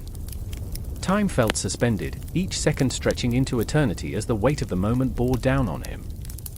And as the flames flickered in the distance, casting ghostly shadows against the twilight sky, Seth knew that the answer to his question lay not in the past or in the ghosts that haunted him, but in the choices that would ripple out into the future. The echoes of his decisions would resonate, reverberating through the lives they touched, his own heart torn between the yearning to heal and the instinct to destroy. The cosmos spun around him, an infinite dance of light and darkness, as he stepped forward, ready to confront the ghosts of his past. Choices awaited, each one a heartbeat, a breath, a promise of what was to come. And the night held its secrets close, whispering tales yet untold. The moon hung low, its sickly glow bleeding into the streets of the forgotten city. Shadows danced erratically, whispering secrets that never reached the light. I stood there, heart pounding, as I watched the figure emerge from the darkness, each step deliberate, the air thick with anticipation. Was it fear that clawed at my throat? Or was it something deeper? The figure, tall, cloaked, with a jackal's head, was an embodiment of ancient dread, a nightmare stitched into reality. Anubis. My breath hitched, memories flooding like a relentless tide. I remember the stories told in hushed tones, the kind that slipped into your marrow, infecting your dreams with images of judgment and eternity. Anubis, the gatekeeper of the afterlife, standing at the threshold between worlds, weighing souls against the feather of Marat. I remember those dreams, a dark, swirling realms where I chased shadows, always just out of reach, and then the silence would settle, thick and suffocating. Dreams that felt too real, where Anubis watched, those piercing eyes locked onto my soul. But now, he was here, stepping into my reality, and I was not alone. Beside me, Ilara trembled, her hands raw and calloused, stained with remnants of her past. She had seen too much, lost too many, and each loss was an anchor, pulling her deeper into despair. "He's here for us," she whispered, and I could taste the fear that drenched her words. "He's here to take what's left." I wanted to reassure her, to hold her trembling form and promise that everything would be alright, but the truth burrowed in my chest like a rodent gnawing at my heart. I wasn't certain of anything. All I could do was watch as Anubis towered over us, the air crackling with a tension that felt almost electric. Then there was Simon, lurking in the shadows, a ghost of his former self. I watched him wrestle with his own demons, the past a venomous wound that refused to heal.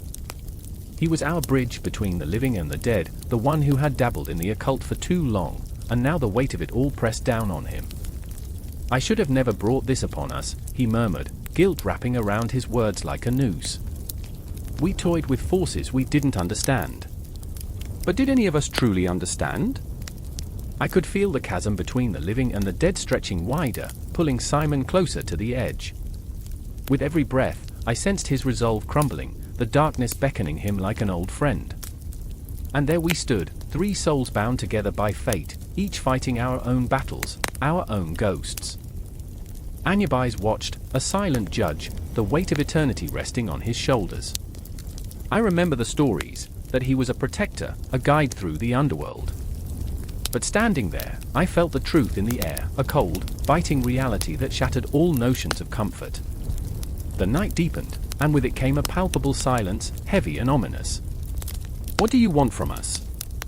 I shouted, the words exploding into the stillness, desperate and raw. Anubis tilted his head, the shadows shifting as if they had a life of their own. Time stretched, every heartbeat echoing like a drum in the vast emptiness. Fear, he seemed to whisper, though his lips never moved. Loss. And suddenly, I was transported to the moments of my own vulnerability, the faces of those I had lost flickering in and out like dying stars. I remember the day the news came, a phone call that shattered my world, the sound of my heart breaking echoing in my ears. My mother, her laughter replaced by sterile silence. Ilara's breath quickened beside me, her eyes shimmering with unspilled tears. "How do we escape him?" she begged, her voice a thin thread barely holding together the shreds of her hope. But Simon, restless and agitated, could only shake his head, the weight of his failures pulling his shoulders down. "Maybe there is no escape," he said, each word a confession. "Maybe he's the reflection of our own darkness." Around us, the shadows grew thicker, swirling like smoke. Anubis lingered, an unyielding force, and I could feel every secret I had buried clawing its way to the surface. The echoes of my past collided with the present, leaving me gasping, choking on the memories I thought I had hidden away. I remembered the nights spent in reckless abandon, laughter echoing in the dark, thoughts of death a distant whisper. I remembered how we had laughed at the absurdity of life, the way we danced on the edge, intoxicated by youth and invincibility, never knowing that every step could lead us closer to those we had lost. But that laughter faded, replaced by a deafening silence as Anubis stepped closer, the electric tension sparking between us. "You think your past is buried," he seemed to say, "but it haunts you still." And there it was, the truth. The realization that we could never truly escape our choices, our pain, our fears.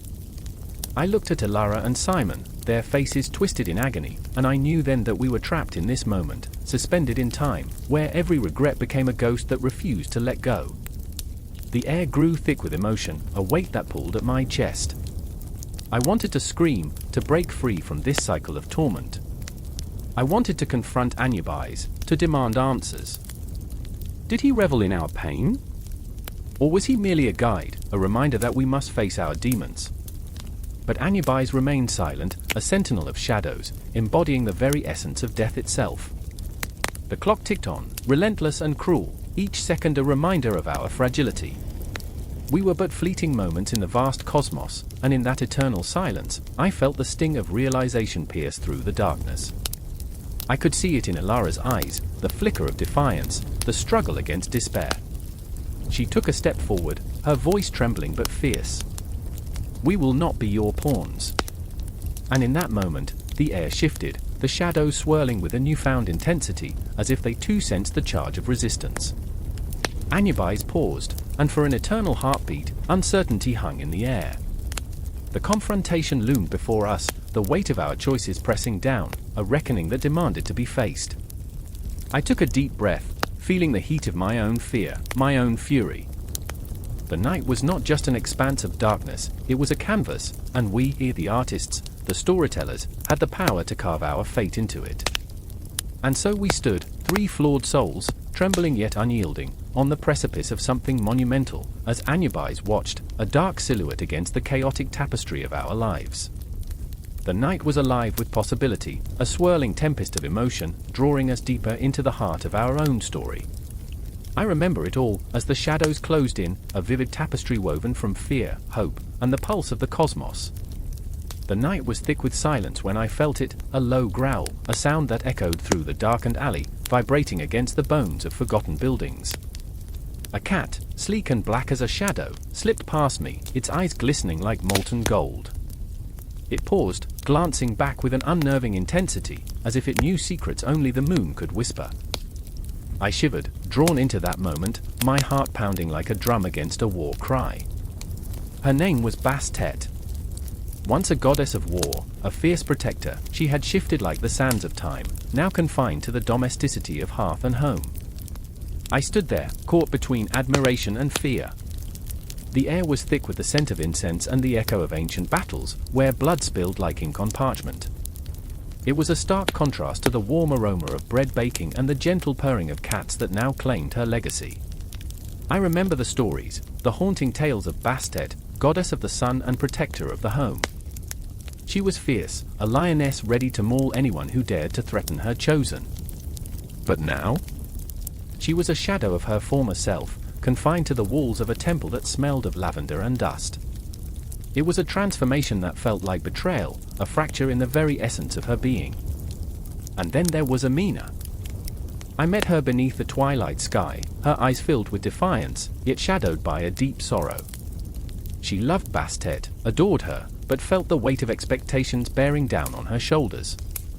Amina was a warrior in her own right, a fighter in a world that demanded compliance. "I don't want to just serve," she would say, her voice trembling like the first crack of thunder before a storm. "I want to be free." Freedom eluded her, yet she remained tethered to the goddess she revered, oscillating between duty and desire. The conflict churned within her, a tempest of emotions. I could see it in the way her fingers curled into fists, her jaw clenched tight, as if she could squeeze out the pain that marred her heart.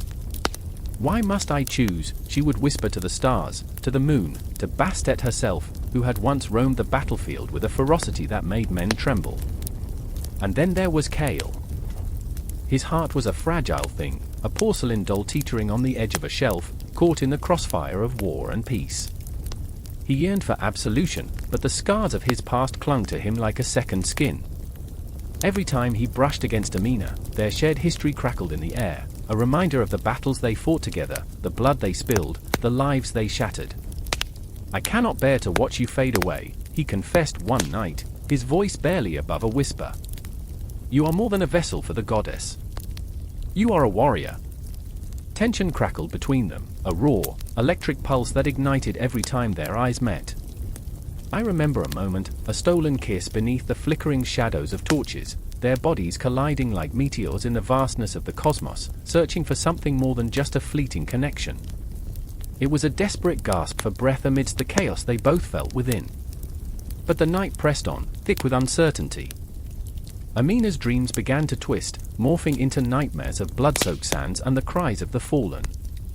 Bastet's presence loomed like a great shadow, echoing through her mind and heart, taunting her with visions of a past that felt like home.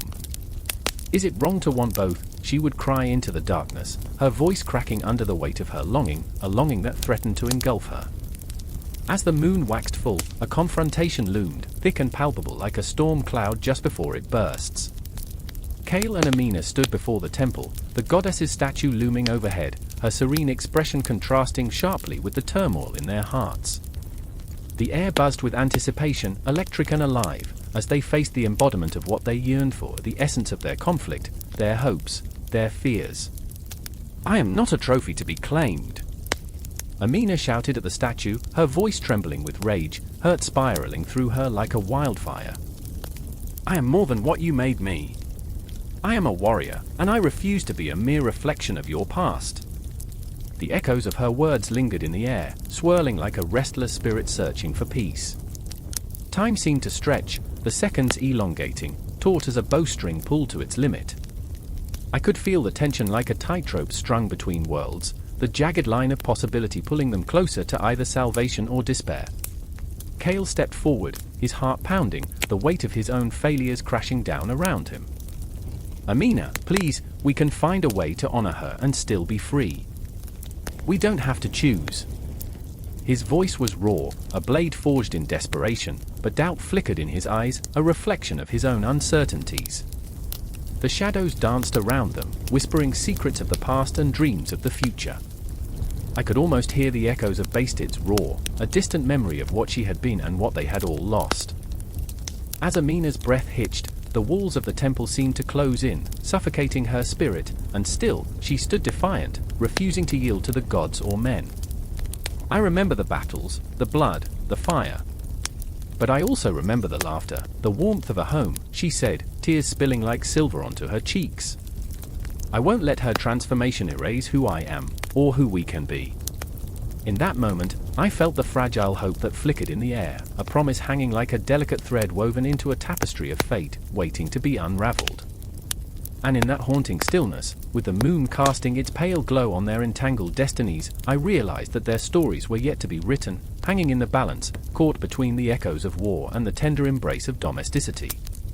The night stretched on, electric with possibilities as the world around them whispered of change. The echoes of Bastet lingered, but beneath them pulsed the heartbeat of something new, something alive, a yearning for freedom, a fight for identity in a world desperate to redefine itself.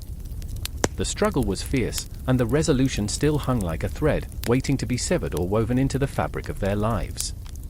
And as I stood there, captivated, I knew the story was far from over. The shadows were only just beginning to stir. The moon hung low in the sky, a blood-red orb that cast long, haunting shadows across the sand. The air was thick with the scent of impending doom, the kind that prickled at the back of your neck and whispered tales of ancient beasts. I stood there, heart hammering, as the sound of claws scraping against stone echoed in the darkness. My breath quickened, a pulsating rhythm that matched the thud of my heart. This was not merely a night, this was the threshold of a chasm, where reality blurred into the bizarre, where myth breathed alongside man. I remember the stories. The tales my father told me, his voice a soft thunder, reciting the names of creatures that lurked at the edges of my imagination. The Sphinx, with its riddles that cut like daggers. The crocodile-headed Sobek, guardian of the Nile, a creature both revered and feared, representing the duality of life and destruction. It was a world where gods and monsters roamed, where every shadow was alive with the weight of symbolism. But it was not the monsters I feared most. It was the weight of expectation. The expectation thrust upon me by my family, by the gods, by the very universe itself. My sister, Anya, stood beside me, her eyes wide and shimmering with terror, but also with a fierce determination that made her glow in the night. She was the golden child, the one who could interpret dreams with a mere glance, who walked with the grace of a gazelle and the wisdom of the ancients. I, on the other hand, was the dreamer, the one whose thoughts wandered far into the cosmos, often losing the connection to the ground beneath my feet. "Ezra, we have to move," she hissed, her voice a mere whisper yet somehow cutting through the suffocating darkness. There was urgency in her tone, a palpable fear that made my blood run cold. I could see the flicker of doubt in her eyes, the same doubt that loomed over me like the harbingers of a coming storm. The ground beneath us felt unstable, as if the earth itself was quaking under the weight of our resolve. I remember the legends of the creatures that once roamed this land, the griffins that soared above the temples, the jackal-headed Anubis who guided souls into the afterlife. Everything was steeped in meaning, boiling with life yet so chilling in its finality. The pharaohs, with their quest for immortality, had carved their dreams into stone, but what of us? What would our legacy be in this world steeped in myth and shadow? Suddenly, a low growl echoed through the night, reverberating in my bones. Anya gasped, and I felt her grip on my arm tighten. The mythological beasts were not the only things haunting these sands, no, it was the echoes of our past, our failures and fears, clawing their way to the surface, demanding to be acknowledged. We were not just fighting against the beasts of legend, we were fighting the demons within. I took a step back, heart racing, the shadows seeming to merge, forming grotesque shapes that danced around us. What if we are not enough, Anya? What if the stories are just that, stories? What if we face the unknown and find nothing but emptiness? My voice trembled, the raw emotion spilling over like molten lava. Her eyes burned with an intensity that pierced through my uncertainty. Ezra, listen to me. The beasts are not just creatures, they are manifestations of our fears. They embody our insecurities, our hopes and dreams. Sobek teaches us that from destruction springs life, and the Sphinx reminds us to seek the truth, no matter how painful. You are not alone in this. In that moment, the air shifted, thickening with unspoken truths. I felt the weight of my sister's words settle over me like a shroud, both comforting and suffocating. The cacophony of fear swirled around us, and it became clear running was futile. We had to confront this, whatever it was that lay waiting just beyond the veil of this world. As if summoned by our resolve, a figure emerged from the shadows, its eyes glowing like embers. The creature was both horrifying and beautiful, a mixture of the feared and the revered. It stood tall, a lion's body merging seamlessly into the wings of a great bird. The griffin, a symbol of courage, of protection. I felt a chill slide down my spine, every instinct screaming for me to flee, yet I found myself rooted to the spot, my sister at my side. What do you seek? The creature rumbled, the sound reverberating through the air, striking deep within my chest. It was a question that echoed not just in the night but through the very fabric of our existence. I seek, my voice faltered, the weight of my uncertainty pressing down like the heaviest stone. Anya squeezed my hand, grounding me, providing a tether to reality, a reminder that I was not lost, not yet. I seek understanding, she shouted, her voice ringing out like a clarion call against the encroaching shadows. I seek the truth behind the myths, the lessons hidden within the stories. The griffin's gaze pierced through us, and in that moment, I recognized the truth of my sister's words. The myths, the beasts, the gods, they were not just tales spun by the ancients, they were reflections of our own lives, the duality of our existence, the fears we carried, and the hope we clung to. They were our shadows, our light. But as the creature's eyes softened, I felt the grip of fear tighten around my heart once more. What if understanding was more terrifying than ignorance? What if in seeking the truth, we unleashed forces beyond our comprehension? The shadows around us thickened, swirling with ancient whispers, and I suddenly became aware of the delicate thread of time unraveling before me, each heartbeat echoing with the weight of inevitability. Ezra! Anya's voice cut through the haze, fierce as a tempest. Face it. Together. Always together. And in that moment, with the mythological beast standing sentinel and the desert air crackling with anticipation, I knew we had to confront the shadows, not just outside, but within ourselves. The confrontation was inevitable, the climax looming on the horizon, a storm gathering strength as we stood at the precipice of our fears, ready to plunge into the abyss, armed only with our shared courage and the flickering light of our dreams. Together, we would face the very essence of what it meant to be human, to fight against the darkness encroaching upon our souls. The myths would guide us, the animals would teach us, and in the end, we would discover that even in the depths of despair, there exists a flicker of hope, a reminder that we are never truly alone. The night was alive, and so were we, caught in a dance that spanned time and myth, old and new, a cycle that never truly ended. The room is dark, save for the flickering flame of a single candle that dances in defiance of the shadows. I watch the shadows twist and contort on the stone walls, as if they whisper ancient secrets, stories of gods and mortals long entwined. I remember the chill that ran down my spine when the priestess spoke of Osiris, his body torn apart, scattered like the dreams we bury beneath our daily lives. I remember how her voice trembled, each word a knife, cutting through the air with a sharpness that felt otherworldly, binding us all to a history that pulsed with raw, unyielding power. In the corner, there is Zara, eyes wide, filled with a mix of terror and fascination. A scholar by nature, she drowns herself in tomes, but here, in this candlelit chamber, she's rendered helpless, a mere mortal caught in an inexorable tide. The myths of Egypt flood her mind, each tale a wave that crashes against the rocks of her skepticism. The ancient gods loom large in her thoughts, shadows of Anubis whispering of death, Horus soaring high above, mocking her doubts. She is a woman haunted by her own intellect, clawing desperately at the threads of belief, yet terrified of what it might mean to surrender to the unknown. And then there's Malik, his heart a clenched fist. He stands at the periphery, watching Zara as she grapples with her fears. He is drawn to her like a moth to a flame, yet he knows the danger of that fire. He carries the weight of his family's legacy, a lineage steeped in the very myths that now twist around them like serpents. He remembers nights spent listening to his grandfather tell stories of Ra, the sun god, and the way the light seemed to fracture into a billion pieces, reflecting the pain of those who had fallen from grace. He wonders, as he watches Zara, if he, too, is destined for ruin. The tension hangs heavy, suffocating. I remember that moment when the priestess beckoned us to draw nearer, her voice a siren's call. The gods are not dead, she insisted, they linger in the whispers of the wind, in the flicker of candlelight, in the shadows that dance in the corners of our eyes. I felt a shiver, a deep, unsettling realization that these tales of resurrection, of life after death, were not merely stories, they were threads woven into the fabric of our reality. The air crackles with energy, and I can sense Zara's pulse quickening. She leans closer to the candle, as if it might illuminate the darkness gnawing at the edges of her mind. But is it real? She breathes, each word escaping her lips like a prayer. Do they watch us? Do they care? I see the flicker of fear in her eyes, but beneath it lies a flicker of hope, a desire to believe, to connect with something greater than herself. Malik steps forward, his voice steady despite the tempest brewing in his chest. They do care, Zara.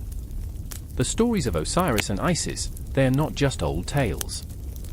They're the essence of who we are. He feels the weight of his words, the truth of them pressed against his soul, and I can see how he struggles with that burden. To embrace the mythology is to embrace the pain of existence, the horror of loss. It is to willingly step into the darkness that has devoured so many before him. What if we are just shadows?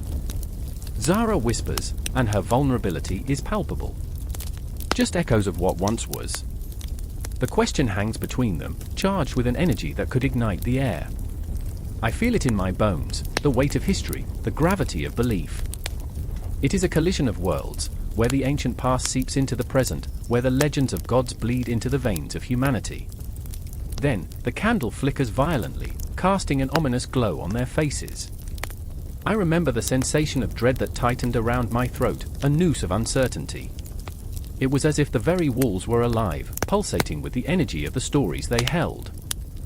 In that moment, every heartbeat echoed through the silence, reverberating with the weight of those who came before, who worshipped, who feared, who lived and died under the watchful eyes of gods who were all too human in their failings. Zara turns to Malik, her eyes glistening with unshed tears.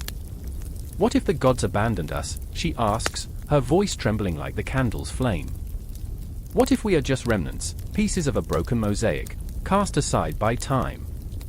Each word is a shard of glass, cutting through the veil of their shared reality. The very thought sends a shudder through Malik, and I can feel it, a deep resonance of fear that vibrates through the air. It doesn't matter, he replies, a fierce determination igniting in his chest. What matters is what we choose to believe. The stories, they shape us. They give us purpose. There's a fire in his voice, a desperate plea for connection to the past that reaches out, vibrating in rhythm with the pulse of the universe. Suddenly, the candle flickers one last time before surrendering to the darkness, plunging them into a void. I remember the chaos that ensued, the sound of breath caught in throats, the palpable fear that wrapped around us like a shroud. Shadows merge and swirl, a tempest of uncertainty that threatens to engulf them both. The stillness is suffocating, and I can feel the weight of their unresolved fears, their desires to grasp the intangible, to transcend the boundaries of time and myth. And then, I remember the echo of footsteps approaching, a reminder that in this moment of crisis, the gods had not left them, but rather were woven into the very fabric of their struggle, a testament to the influence of Egyptian mythology on the souls of those who dare to believe. The past whispers its secrets, and as the shadows close in, the confrontation of faith and fear looms ever closer, an imminent reckoning that will forever change the course of their lives. In the darkness, hope flickers like a stubborn flame. The air is charged, pregnant with anticipation, as the gods watch, perhaps waiting, just waiting for their children to find their way back into the light. The wind howled through the narrow alleyway, carrying with it the scent of damp earth and something far more sinister. I stood frozen, my heart racing, a sudden chill slithering down my spine as if the shadows were alive, whispering secrets meant only for the forsaken. I remember the night vividly. The streetlights flickered, casting ghostly silhouettes that danced like restless spirits. The air was thick, pregnant with a weight of unspoken fears. Shadows draped over the walls like ancient tapestries, fragments of stories etched in the cracks, each a reminder of lives once lived in this haunted city. "Do you hear them?" Clara whispered, her voice barely audible above the wind, yet it struck me like a thunderclap. Her wide eyes shone in the dim light, reflecting the chaos that churned within her. She always felt things deeply, too deeply, sometimes. I often wondered if she could sense the myths that clung to this place, wrapping around its history like a shroud. But tonight, that intensity was palpable, a living beast clawing its way to the surface. "I hear them," I replied, my voice trembling as memories surged, of childhood tales spun by my grandmother, of gods and monsters lurking just beyond the veil of reality. The myths had thrummed in my veins then, their allure intoxicating. Yet, as we stood there on the edge of a precipice, the line between those myths and our lives blurred grotesquely. All that was left was the stench of impending doom, a reminder that some stories ended in tragedy. Beside us, Mark paced. He was a storm caught in human form, restless and defiant, haunted by his own personal ghosts. "We can't let the stories control us," he growled, his fists clenched, knuckles white. I could see the battle raging in him, between reason and belief, between the tangible world and the intangible myths that had shaped his existence. He fiercely rejected the idea that those ancient narratives could hold any power over him, yet the tremor in his voice betrayed him. The city was alive with myth, and it was consuming him. "Tell that to the shadows," Clara murmured, her gaze flickering to the darkness that seemed to pulse, as if breathing, waiting for us to make a move. "They don't care about our disbelief." Her words echoed in the silence that followed, a resonance of doubt hanging in the air, heavy and oppressive. I could feel the weight of those myths pressing down on us, stories of lost souls who had wandered too far into the darkness and never returned. I remembered the old tales of the Night Weaver, a spirit said to haunt these very streets, ensnaring the unwary in webs of their own nightmares. I had laughed them off as a child, believing myself immune to such stories. Yet, standing there, the laughter felt far away, a distant memory swallowed by the shadows. Clara's hand brushed against mine, grounding me. "What if we're the next ones?" Her eyes pierced through the darkness, seeking answers. "What if the myths are warnings?" A shiver raced through me, as if the shadows stirred in response to her words, a muted growl echoing in the distance. The idea was both absurd and terrifying, yet it resonated with a truth I couldn't ignore. Mark scoffed, shaking his head as if trying to rid himself of her words. "We're not superstitious fools, Clara. We're not going to fall for this." But I saw the crack in his bravado, the flicker of uncertainty that betrayed his facade. The myths were woven into the very fabric of our reality, seeping through the cracks of our modern lives, whether we acknowledged it or not. I remembered the stories my grandmother used to tell, how they intertwined with the cycles of our lives, shaping our fears and our hopes. They were more than just parables, they were the threads that stitched the world together. With every heartbeat, I felt the pull of those narratives, the urge to surrender to their haunting embrace. The night felt heavy with possibility, a collision of our mundane existence and the vast, untamed cosmos of myth. Suddenly, the air shifted, charged with an electric tension. A figure emerged from the shadows, cloaked and hooded, moving with an eerie grace. My stomach twisted into knots, a moment suspended in time, as fear clawed at my gut. Clara gasped, instinctively stepping back, while Mark's bravado evaporated, leaving behind a fragile shell of defiance. "Leave," the figure intoned, voice like gravel scraping against stone. "You do not belong here." The words reverberated through the alley, thick and congealed, as if they were alive, wrapping around us, squeezing. I felt my pulse quicken, a primal instinct urging me to flee, yet my feet remained planted, caught in the grip of a myth come to life. "Who are you?"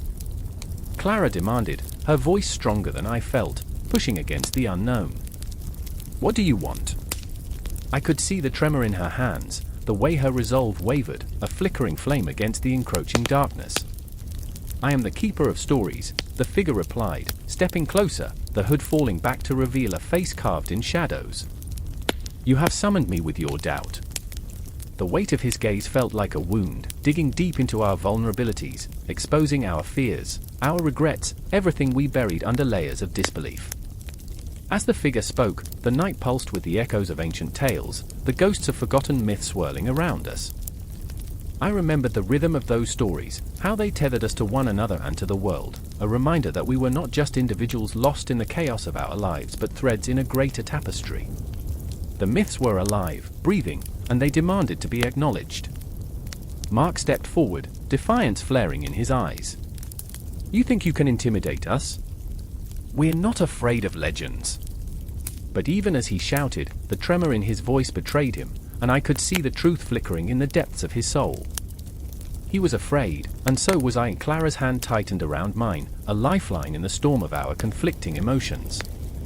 "Fear is the womb of belief," the figure replied, the shadows swirling around him like smoke. "You must confront your myths to be free." With those words, the darkness seemed to pulse, a heartbeat that resonated with our own. I felt the weight of their significance, the truth that lay hidden beneath layers of denial. In that moment, the ground shifted beneath us, the foundation of our reality quaking under the pressure of the unacknowledged. My heart raced, and I realized that this confrontation was not just with the myth before us but with the ones that lived within us. We were standing at a crossroads of belief and disbelief, fear and courage, and the choice lay heavy in the air. I remember the stories, the haunting echoes of the past intertwining with our present. I remember the myths that shaped our lives, that danced along the edges of our consciousness, waiting for the moment to unveil their power.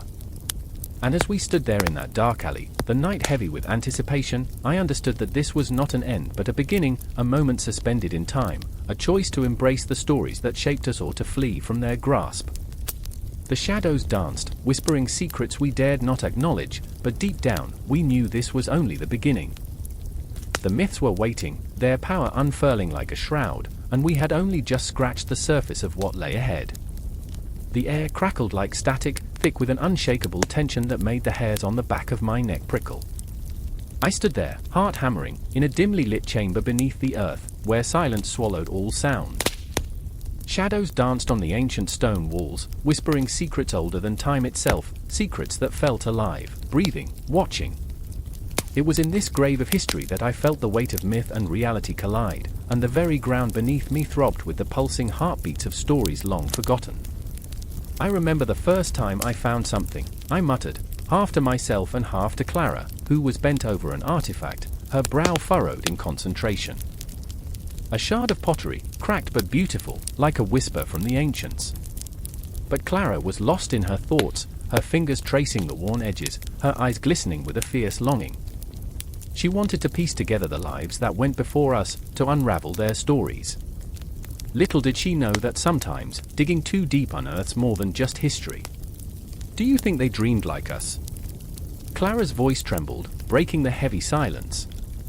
"Do you think they felt the same fear, the same hopes?" Each word was a pebble dropped into a still pond, rippling outward, touching the edges of my heart. I turned to meet her gaze, a swirling tempest of sorrow and hope. I don't know." I hesitated, the weight of my own inadequacies pressing against my chest. Maybe they felt it even more. My voice quaked, as memories flooded back, flesh and blood stories of loss and love, of betrayal lurking in the shadows. It was a haunting reminder of how the past never truly dies, it lingers, festering, waiting to claim the living. Outside the chamber, the wind howled like a banshee, wrapping around the old stones, as if warning us to turn back. "You feel it too, don't you?" Clara asked, breaking through my reverie. "The pull of their stories? The weight of their myths?" I nodded, but deep inside, a flicker of dread ignited. What if we weren't meant to know? What if some secrets were carved in darkness for a reason?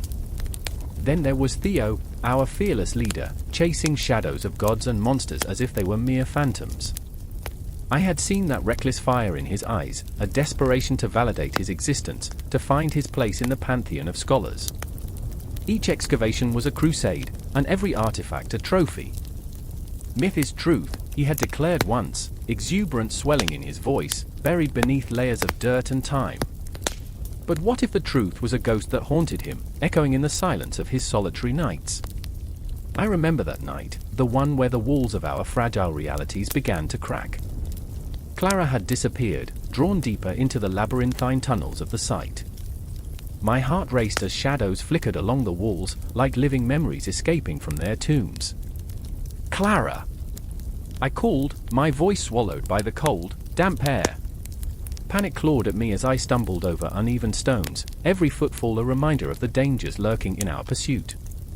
I found her kneeling before a massive stone slab, covered in symbols that spiraled into chaos, a language older than any we knew. "It's beautiful," she breathed, wrapped in a trance, fingers dancing over the surface. But the beauty twisted into something grotesque. The symbols began to pulse, alive with a dark energy that wrapped around us like a shroud. "Clara, we should go," I urged, but she didn't hear me. Her eyes were lost in the depths of those ancient grooves, where stories intertwined with nightmares. But I couldn't pull her away. I felt it too, a magnetic force, as if the slab was a doorway to realms uncharted, beckoning us to cross the threshold. "They sacrificed for their gods," she whispered, her voice trembling with awe. "They poured out their blood, their dreams, into this earth." I could only watch as she leaned closer, entranced, the lines of her resolve fracturing. I wanted to scream, to shake her back to reality, but the beauty of the moment held me captive. And then it happened, a crack, sharp and sudden, split the air. The slab shivered as if alive, and the symbols erupted in a cascade of light and shadow. I stumbled backward, heart in my throat, as the chamber filled with an overwhelming force, a shattering chorus of voices that rose and fell like a terrifying tide. They were the echoes of the past, the cries of ancient souls, calling to us, demanding we listen, demanding we become part of their stories. "Do you hear them?" Clara whispered, her voice trembling, almost reverent. "They want us to know." But as the words left her lips, I felt the chilling touch of something darker, something ominous that wrapped around my heart like iron chains. The agony of lives unfulfilled, of dreams left to rot in the soil, clawed at me. "Clara, we're trespassing," I gasped, the air thick with a suffocating dread. Yet she remained, entranced by the siren call of forgotten gods, and I was left standing on the precipice of an abyss, the weight of my own choices pressing in.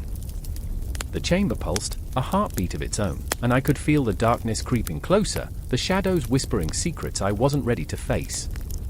I remember the feeling of hope suffocated by dread, like a fragile flower crushed underfoot. In that moment, we were all of us, myths and mortals tangled together, bound by a shared desire to understand the stories that had come before.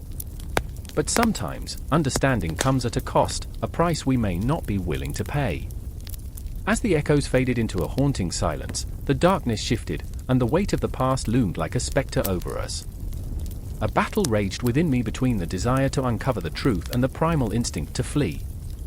And in that moment, it became clear, some stories were never meant to be told, some truths were better left buried, and the archaeological evidence of mythological narratives held more than mere fragments of history, it held echoes of the souls who had once lived, loved, and bled upon this earth. As I took a trembling step back, I glanced at Clara, her eyes wide with wonder yet shadowed with fear, and in that fleeting moment, I realized we were all just fragments, woven together in a tapestry of existence that stretched far beyond the limits of time. And I could only hope that whatever lay ahead wouldn't consume us whole. The wind howled through the broken windows of the dilapidated church, shards of glass glinting like malevolent stars against the moonlit sky. Inside, 3 figures stood frozen, shadows dancing wildly across the ancient stone. The air was thick with tension, palpable and electric. I could feel my heart pounding, a desperate drumbeat echoing in my ears, each thud a reminder that we were not alone. Something ancient and unsettling lurked in the corners of the room, a presence that whispered dark secrets, beckoning us to listen, to understand. Oliver's breath hitched, his eyes darting like a flickering candle flame. A scholar haunted by his own brilliance, he had devoted years to unearthing the myths that shaped human existence, and now, standing in the ruins of a place once filled with faith, he was a raw nerve exposed to the night. "What if it's true?" he whispered, the words hanging in the air like smoke. "What if these stories aren't just stories?" His voice trembled, thick with a fear that gnawed at his insides, the fear that knowledge could lead to ruin. Across from him, Clara clutched an ancient tome, its pages yellowed and crumbling like the remnants of her own fragile sanity.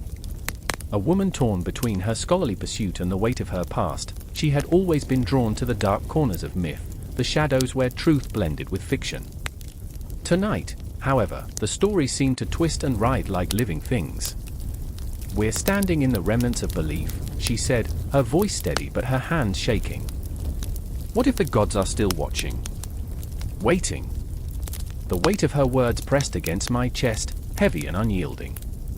Then there was me, the perpetual outsider in this dance of intellect and emotion, caught in the crossfire of their unraveling. I remembered the stories my grandmother told me as a child, the tales of gods and monsters, of destinies intertwined like the roots of ancient trees. "Legends don't just fade," I murmured, half to myself, half to them. "They live. They seep into the cracks of reality." A shiver ran down my spine. The past was not buried, it was breathing, alive in the dark. The clock struck midnight, each chime reverberating through the silence like a warning shot. I felt the air grow colder, the shadows stretching as if reaching for us. "We must confront them," Oliver urged, his eyes wild with a fervor that bordered on madness. "We can't just ignore the truths that lie beneath the myths. They're warnings wrapped in stories." His fists clenched, knuckles white against the weight of his conviction, but fear flickered behind his eyes. Clara took a step toward him, her lips pressed into a thin line. "And what if we can't handle those truths, Oliver? What if the stories are more than just lessons? What if they're curses?" Her voice sliced through the air, sharp and unnerving, but beneath it lay a vulnerability that made my heart ache. She was teetering on the edge of belief and disbelief, caught in a maelstrom of her own making. I felt it then, a pulse beneath our feet, thrumming in time with the beating of our hearts. The very ground seemed to whisper, to call us by name, echoing the age-old struggles of humanity. The myths were not merely tales, they were the lifeblood of our existence, each legend a thread in the grand tapestry of life, woven tight through joy and sorrow. "What if we're meant to remember?" I said, my voice quiet but insistent. "What if the myths are our way of grappling with our fears, our desires, our humanity?"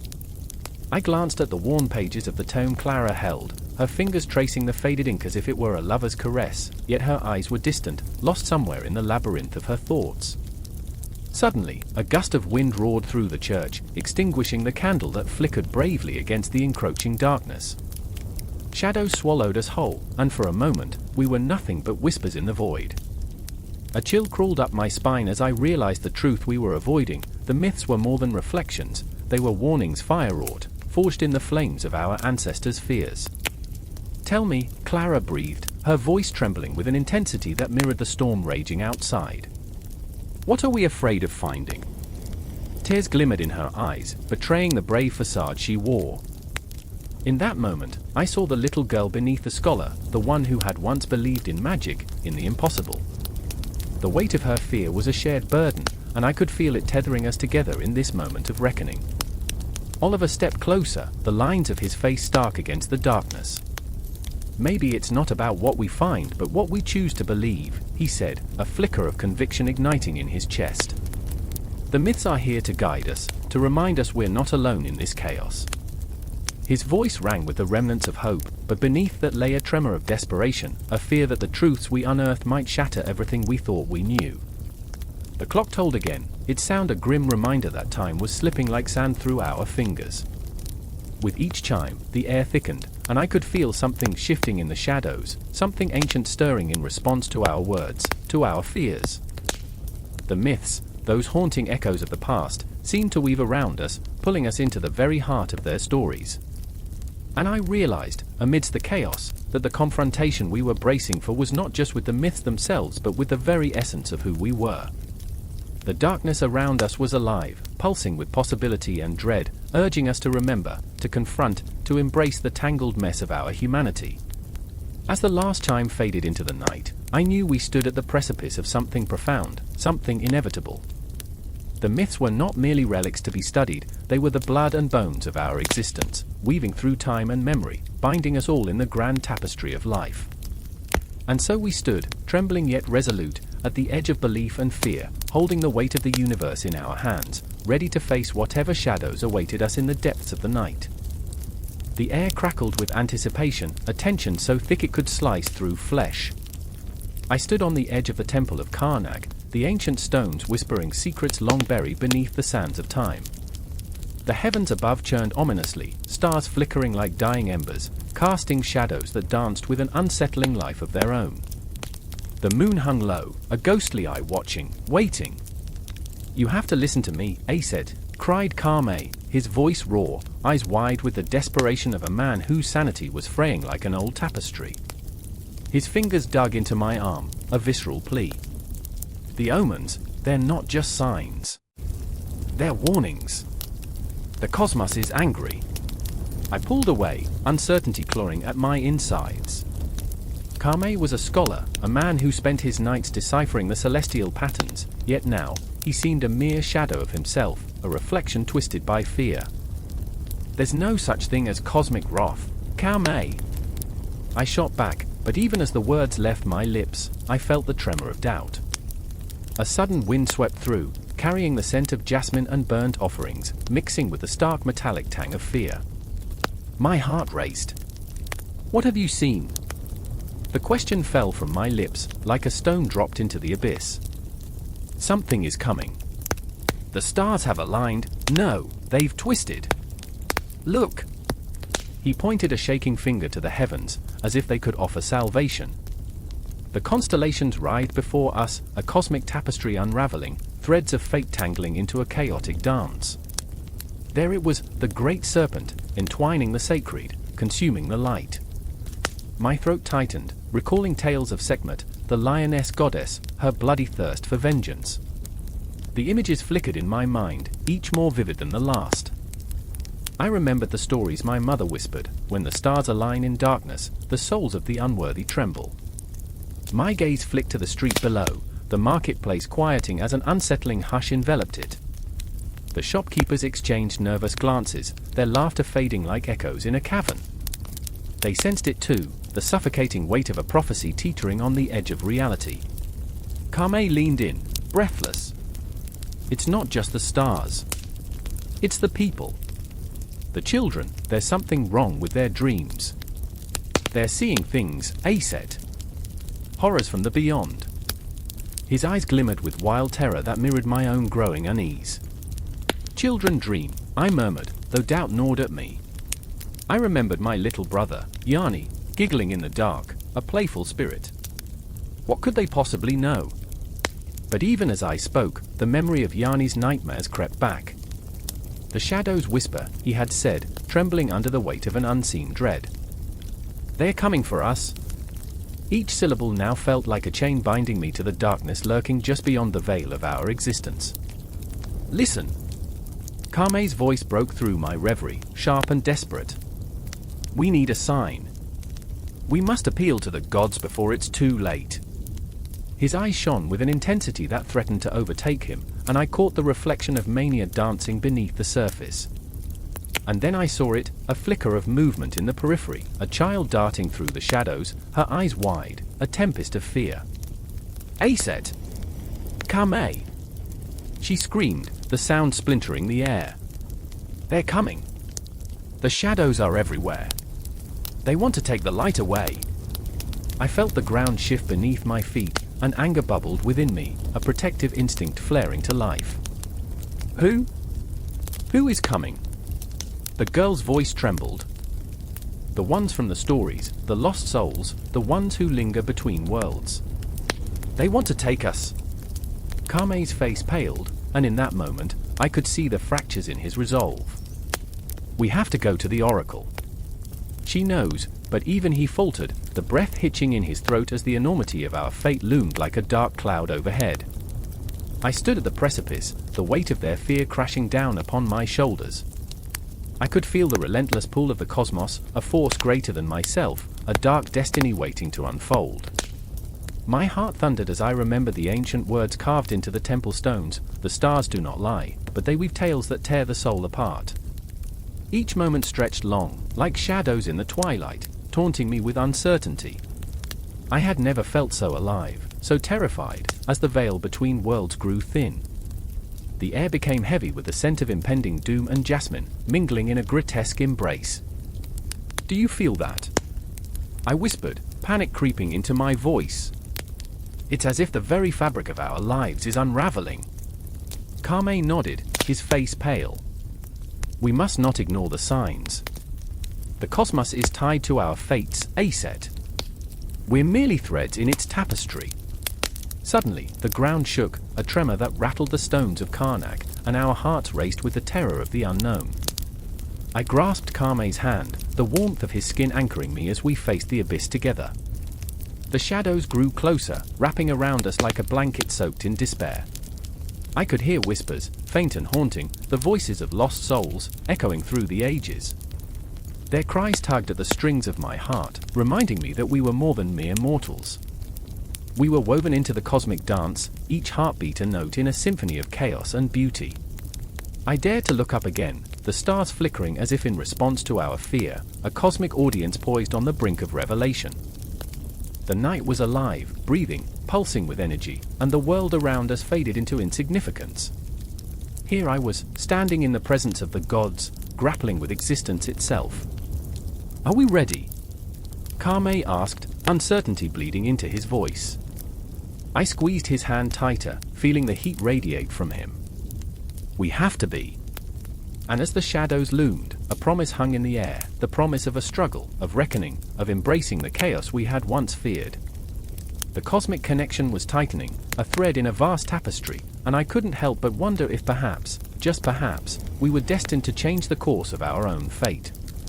A single drop of blood splattered onto the sun-baked earth, mingling with the dust and shadows flickering beneath the weight of an unforgiving sky. The air crackled with the tension of impending chaos, thick with the scent of sweat and desperation. I stood there, breathless, as if the world itself was holding its breath, waiting to see what would unfold next. My heart raced, a frantic drum echoing the turmoil in my chest. How did I get here? The answer tasted like ash on my tongue, and the ache of regret gnawed at my insides. I remember the old man, his skin like parchment, wrinkled with the stories of time. He told tales of gods and chaos, of the first moments when the universe blinked into existence. In the beginning, he whispered, there was only the void. A dark expanse, waiting to swallow light. His eyes sparkled, revealing a flicker of the universe's mysteries within them. In that moment, I felt the weight of creation, the burden of life itself, pressing down on me like a stone. Osiris, he said, summoning the name like an incantation. The god of resurrection, the ruler of the underworld. He holds the key to life and death, a duality we all face. I felt the chill of his words settle in my bones. He spoke of the sacred cycle, the dance between birth and decay, but it was not just a story, it was a prophecy, a haunting reminder that we are all but shadows, flickering in the twilight. Then there was Neith, the fierce warrior goddess, who birthed creation from the depths of her own being. My heart ached for the strength she wielded, for the way she transformed pain into purpose. Life springs from chaos, she would shout to the heavens, defiance in her voice. I often wondered, as I navigated the chaos of my own existence, if she was the only one brave enough to face the darker corners of her soul. But I was no goddess. I was just a fractured human, caught between worlds, between the soft hum of the mundane and the wild roar of the divine. I remember standing beneath the stars, the vastness above me both beautiful and terrifying. Time felt like a spectre, creeping closer with every breath. I longed to grasp the cosmos, to weave my own story into its fabric. Yet deep down, I feared that my threads would unravel, lost to the void. The city was alive, but not in the way you might hope. It pulsed with shadows, whispers of long-forgotten dreams. They bathed once a year, I'd joke with a laugh that felt hollow. So, yeah, romance was earthy. Streets thrummed with the weight of ancient rituals, where the living danced with the dead, where gods walked among us, cloaked in the guise of the everyday. Yet here I was, trapped in the cycle of my own making, tangled in love and regret.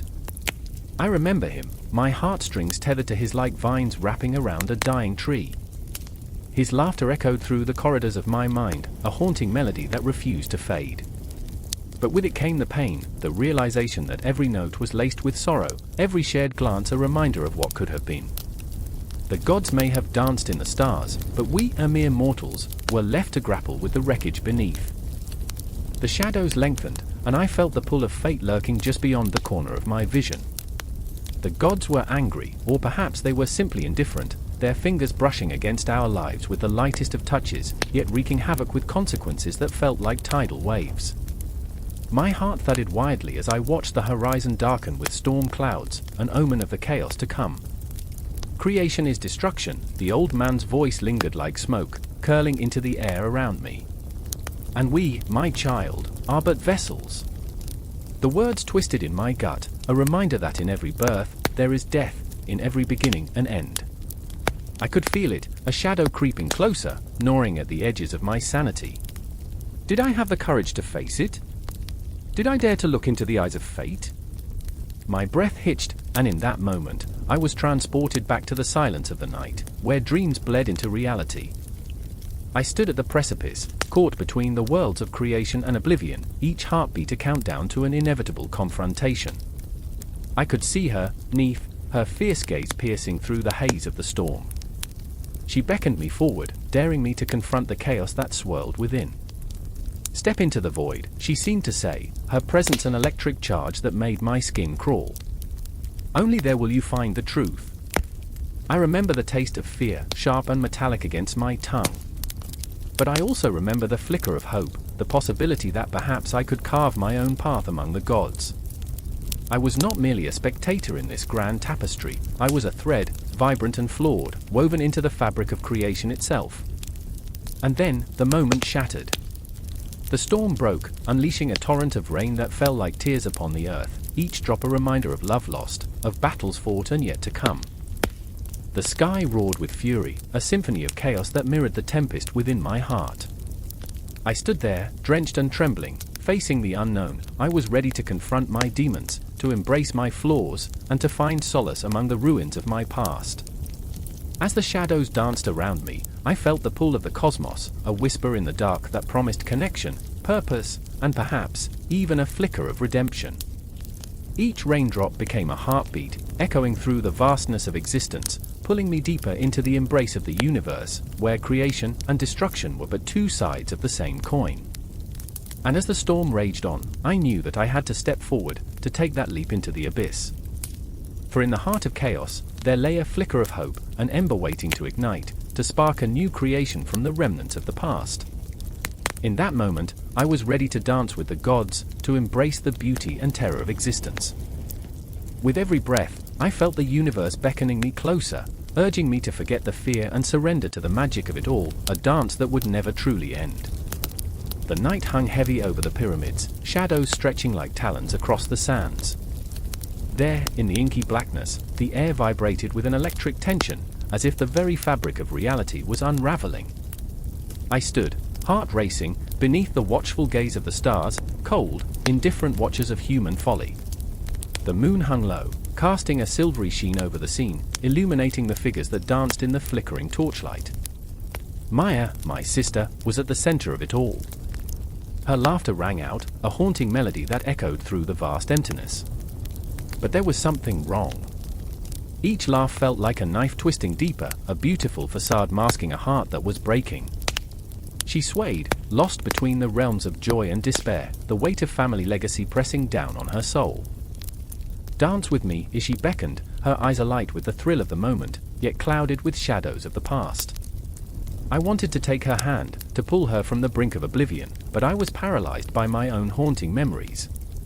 The stone walls of our home whispered secrets that clawed at my throat, our father's relentless ambition, our mother's silent suffering. I remembered the day the papyrus rolled open, revealing our lineage, the weight of our ancestors pressing upon us.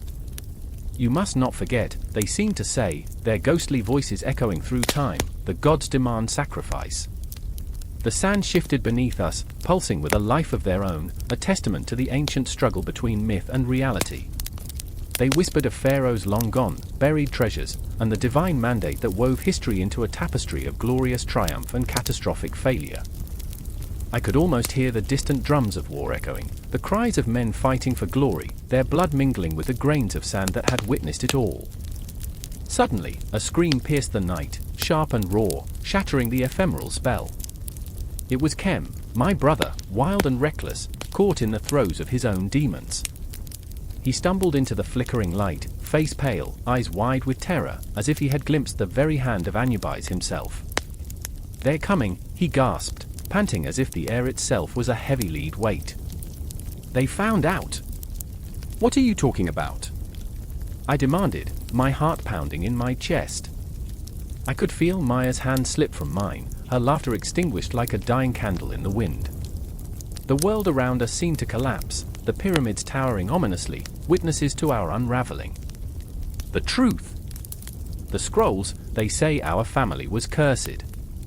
We're not who we think we are. Kem's voice trembled, each word a jagged shard.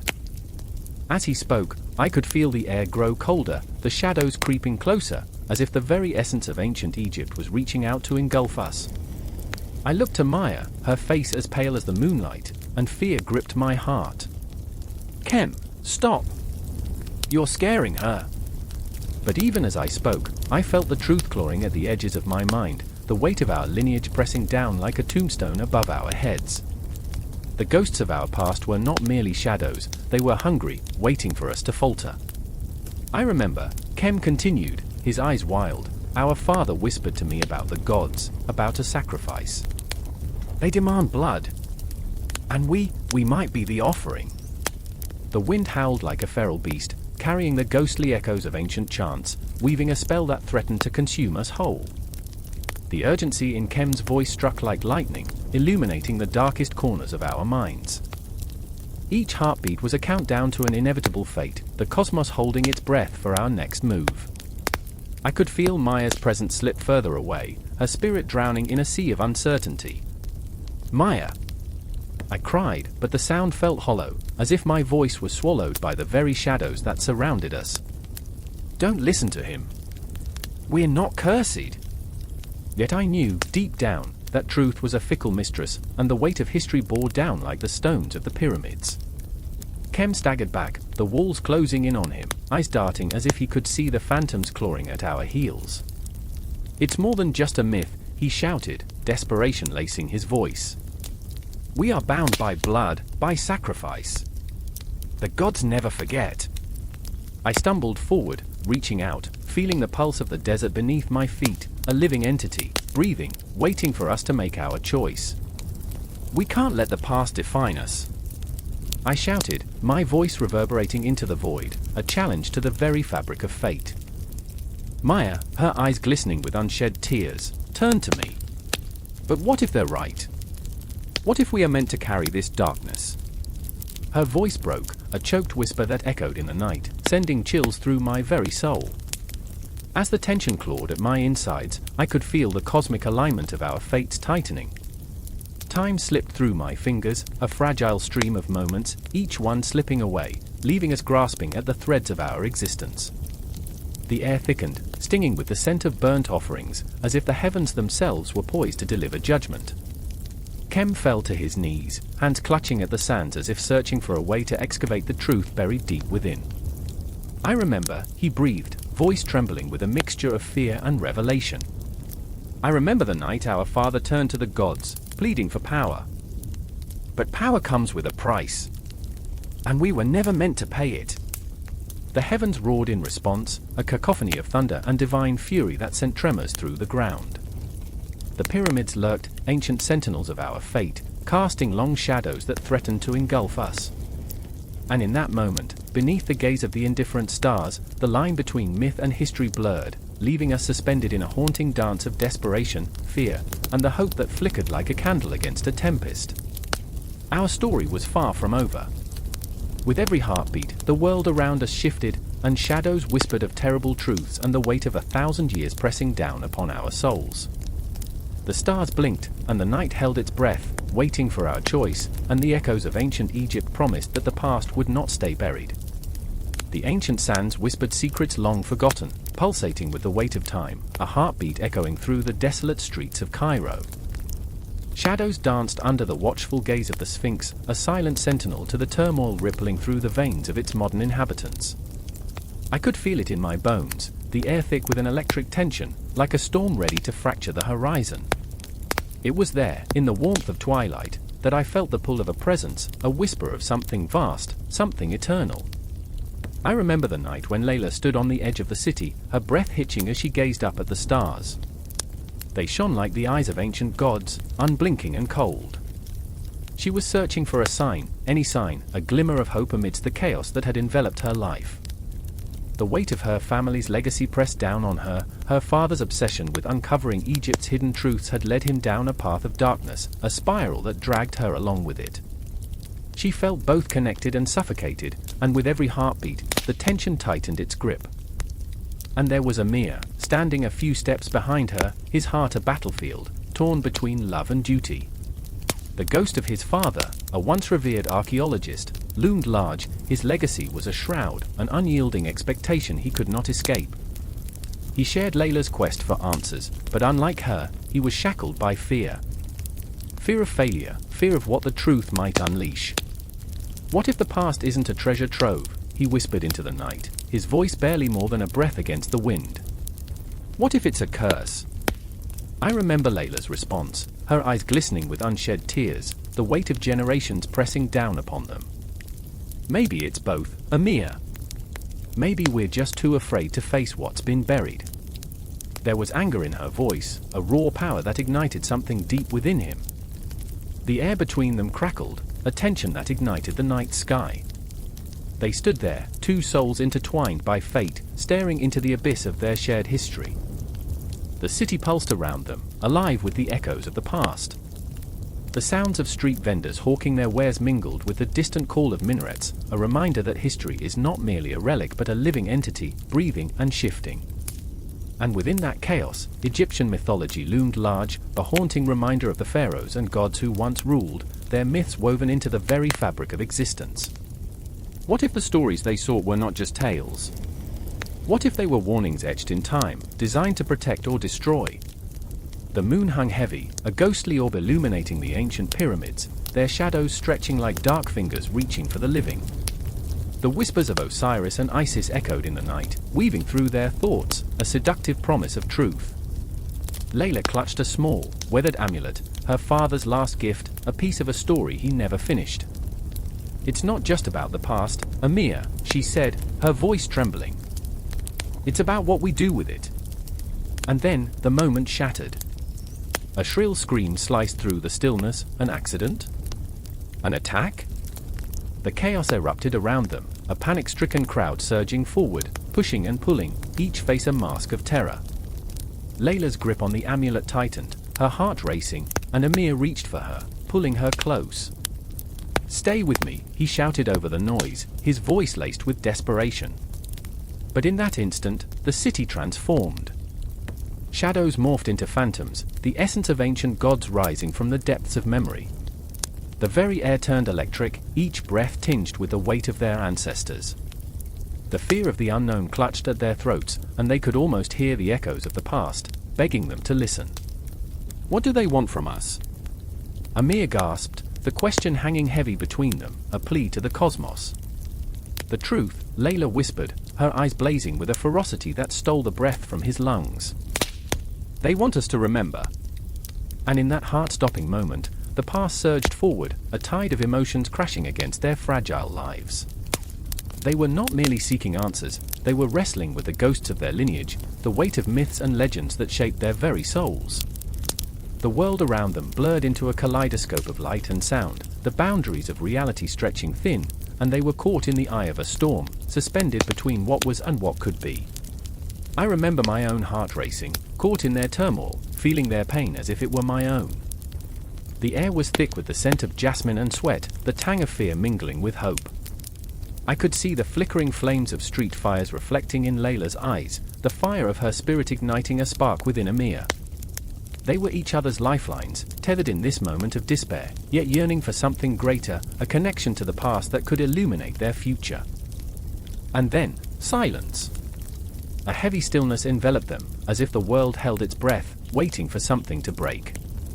In that quiet, they could hear the distant whispers of deities, the haunting lullabies of the ancients. The echoes of their heartbeats resonated with the rhythm of the cosmos, reminding them of the eternal dance of creation and destruction. As the first stars blinked into existence, the tension snapped back into place, and they were left standing there, two figures silhouetted against the expanse of the night. Their eyes met, a silent pact forged in the fire of shared fears and unspoken dreams. The weight of their ancestors bore down upon them, but it was also a gift, a reminder that they were not alone. They were a part of something greater, a legacy that transcended time. And in that darkness, amidst the chaos of the city and the haunting whispers of history, they took the first step toward their destiny. The past was no longer a burden but a beacon, guiding them into the unknown. They were ready. They were alive. The shadows of their ancestors danced around them, and they could feel the pulse of Egyptian mythology coursing through their veins, an unending legacy that demanded to be acknowledged, that yearned to be understood. I remember the moment, the silence, the intensity, and I can still feel it now. We are all connected, woven into the fabric of time, caught in the beautiful chaos of existence. The stories are never truly over, they echo on, demanding to be heard, urging us to confront our own myths, our own truths. And even as the stars dim in the dawn, their light lingers, an eternal reminder that the past is never really gone. It waits, breathless, in the shadows, ready to reclaim its place in the hearts of those brave enough to listen.